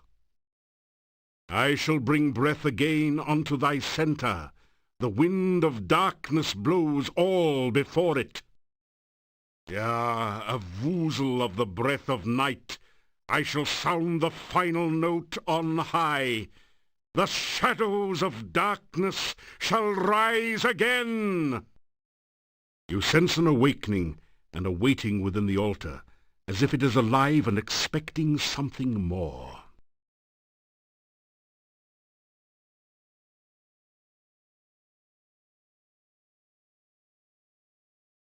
You unroll the scroll containing the breath.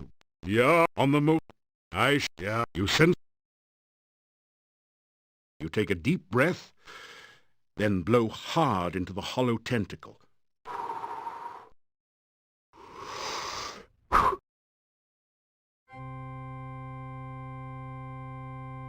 You take a deep breath, then blow hard into the hollow tentacle.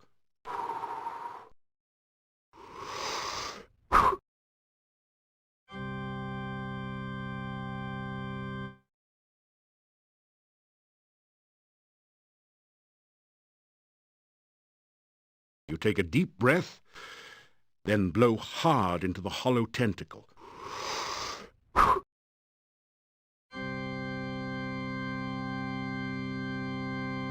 You take a deep breath.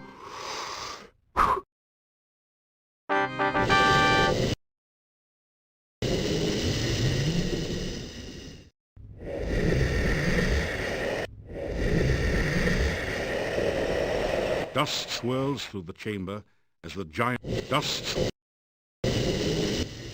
Not strong enough to hold on to a tentacle.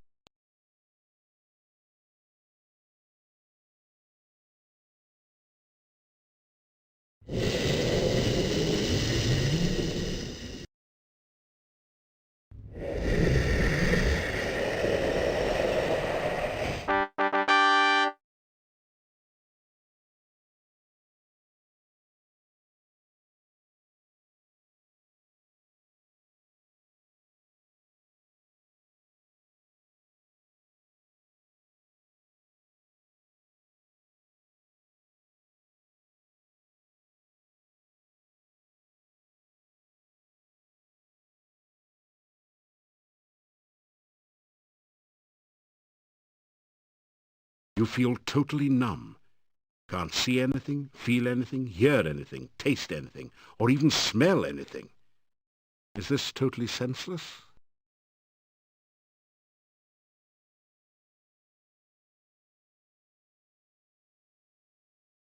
Wait. You just felt something, hard and round with some spiky bits sticking out. Your sense of touch has returned. There doesn't seem to be anything within reach. You straighten out.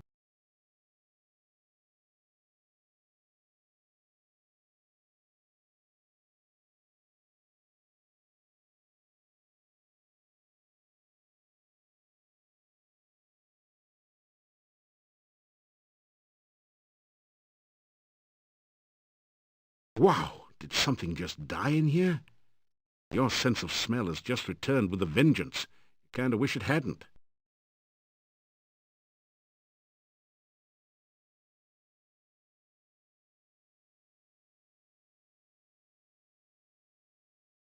You hear a loud, almost explosive pounding and something like rushing water. After a moment you realize that you're hearing the sounds of your own heartbeat and of the blood pulsing through your veins. You stand still for a second until the sounds subside to a dull throb. You can hear again. Blinding glare assaults your vision and you nearly fall from the path. It's as if you're staring directly at the sun. After a bit you still see stars. Now at last you can see the cave you're in. Ahead of you lies the altar.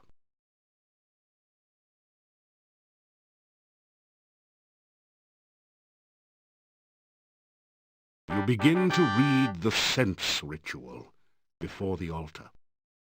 Ya, Avuzel! Dark calls unto darkness. Reach out thy tentacles to feel life again. Let the sense of this world permeate thy smell. Ya, Avuzel! The sounds of our world are loud in thine ears to do with what thou will.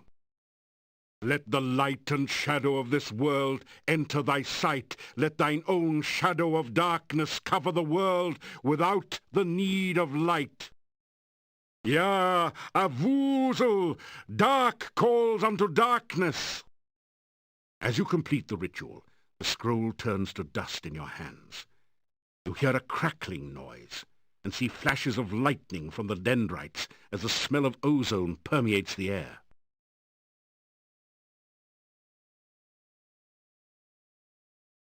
This is not a good... This is...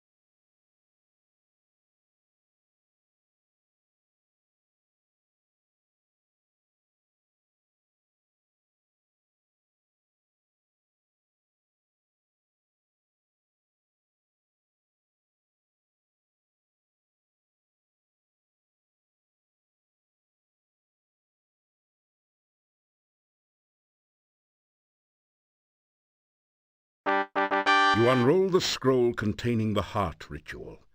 The words are visible at last, and you begin to perform the ritual. Ya, Avuzel, master of darkness, your servant stands now before your heart of darkness. Let your heart pulsate again with power and life. You feel a heavy throbbing sensation from your own heart, as if some force is trying to rip it free from your chest. Ya, Avuzel, let the heart of darkness force the black blood through your veins. Ya, Avuzel, master of darkness. As you complete the ritual, the scroll turns to dust in your hands. The rumbling noise grows louder as a passage opening appears in the ceiling above the heart altar.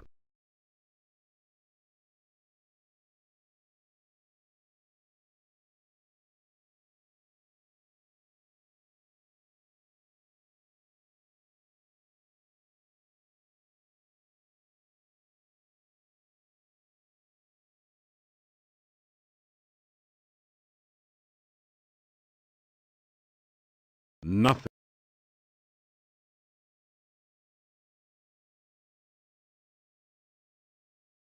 That didn't.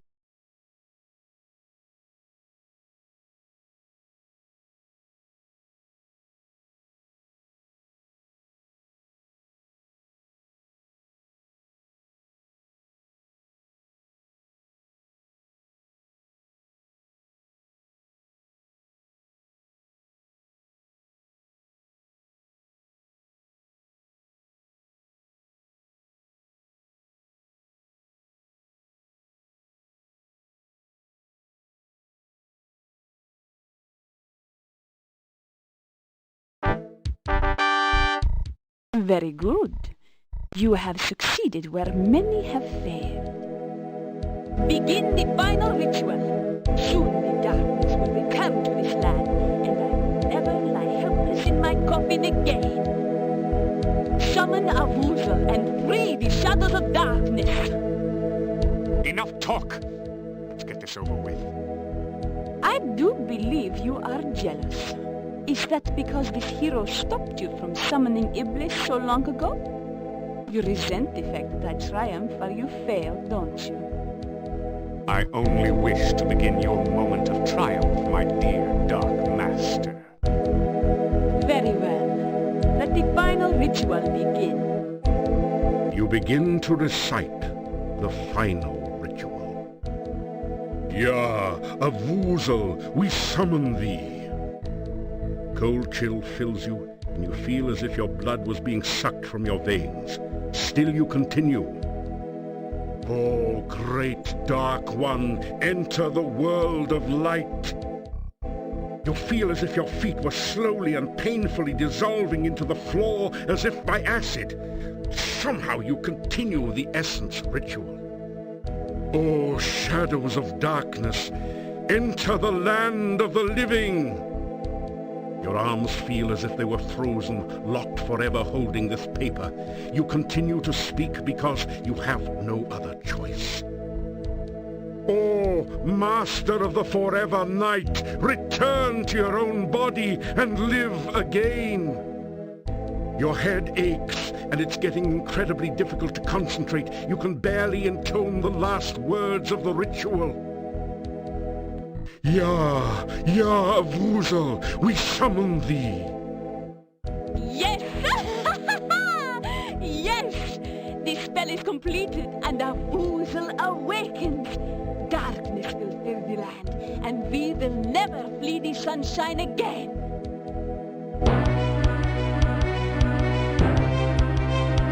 No! How dare you!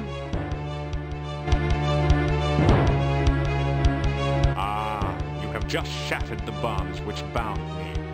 Now we shall see who is the true Dark Master.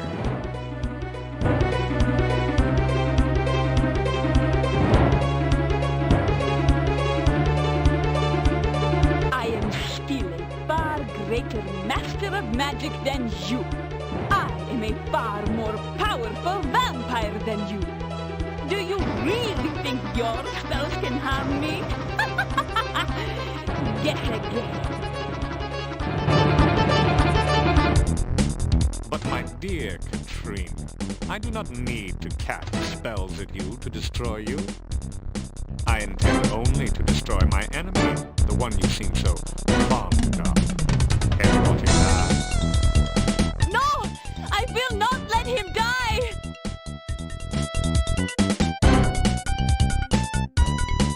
The fool! I knew that a Voozle would be attracted by that spell. Now Katrina will have all the darkness she so desired. Much, much more. Ah, the first part of my vengeance is complete. Now I can enjoy fully watching you die slowly and painfully. The tendrils you clutch so desperately are starting to slip through your numb fingers. You cannot hold on much longer. Still, there is a fire burning inside you as you realize that Katrina truly cared for you. You know that you must stop Abyss once more and forever, and prevent the Dark One from fully entering this world. There's no place you can run to, and no place for you to hide. Soon there won't even be a place to stand upon. Getting worried, great hero?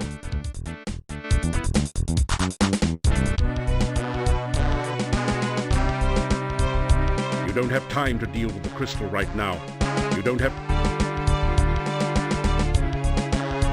You tell the ultimate joke about the wizard and the farmer's daughter. The killer. You think to delay your demise by telling stupid jokes? That wasn't even funny. Despite his protestations, Abyss begins to laugh. In a few moments he's doubled over, still laughing uncontrollably. Now's your chance!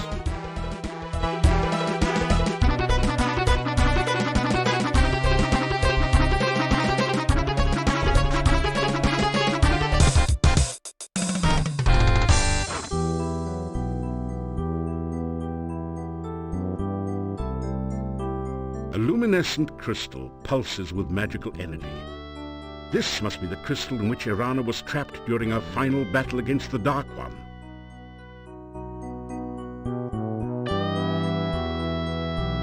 You touch the staff of Irana to the crystal.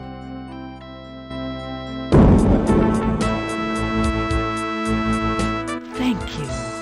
You have freed me from my long imprisonment and this land from its own danger. I have driven our Voozle back to its own dimension, and I shall make certain it can never return. The darkness is banished forever from Mordavia because of you. My spirit is released, and I am no longer trapped by the Dark One. Thank you. I can hold this image no longer. Farewell.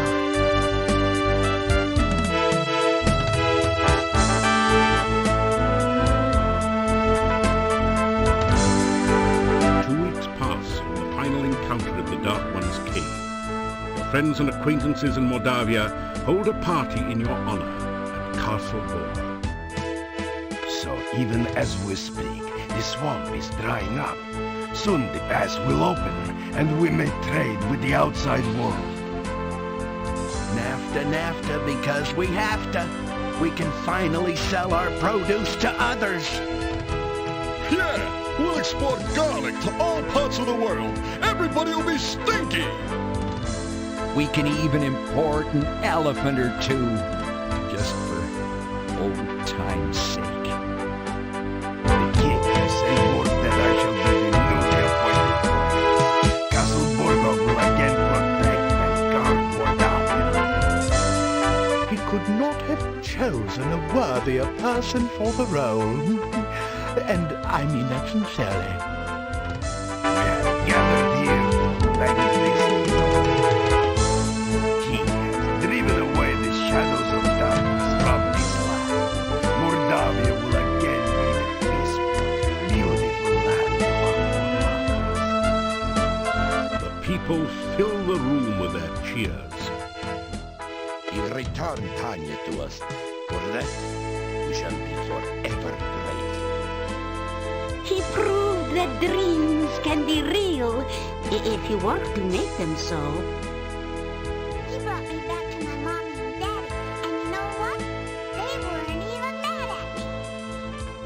everyone again gives a cheer of happiness.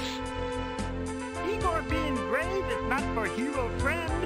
Instead of redhead, Igor be deadhead. Little graveyard humor there. I would have been burned at the stake only because I am a gypsy if this hero had not befriended me. That's because some people whose names I won't mention, but you know who you are, spread nasty rumors that gypsies were werewolves. How foolish to believe such things. There are many here who owe their lives and happiness to this hero. In a land with a history of great heroes like Bjorger and Irana, he is one of the greatest.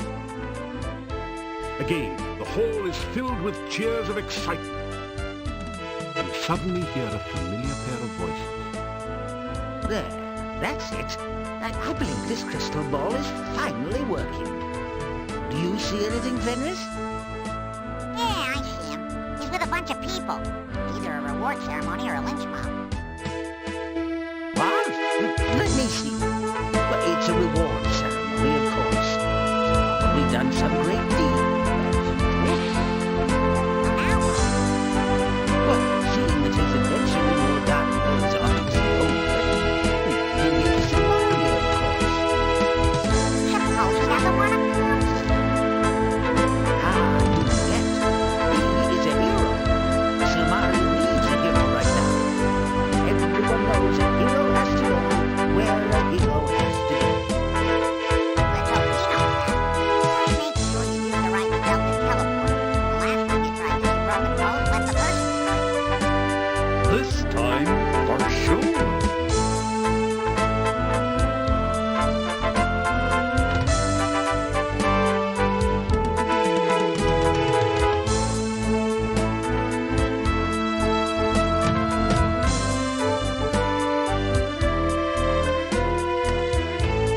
If you have not already done so, we encourage you to play Shadows of Darkness again with the other character types. Many of the puzzles are different or have alternate solutions. In the meantime, you are already a winner.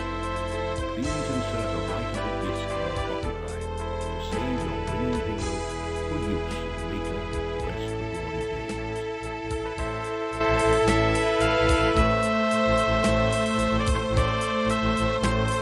games. The save character file has been created. Save this disc for use with later Quest for Glory games from Sierra Online. Thank you for playing Quest for Glory, Shadows of Darkness. Congratulations again on winning. We hope to see you again in a future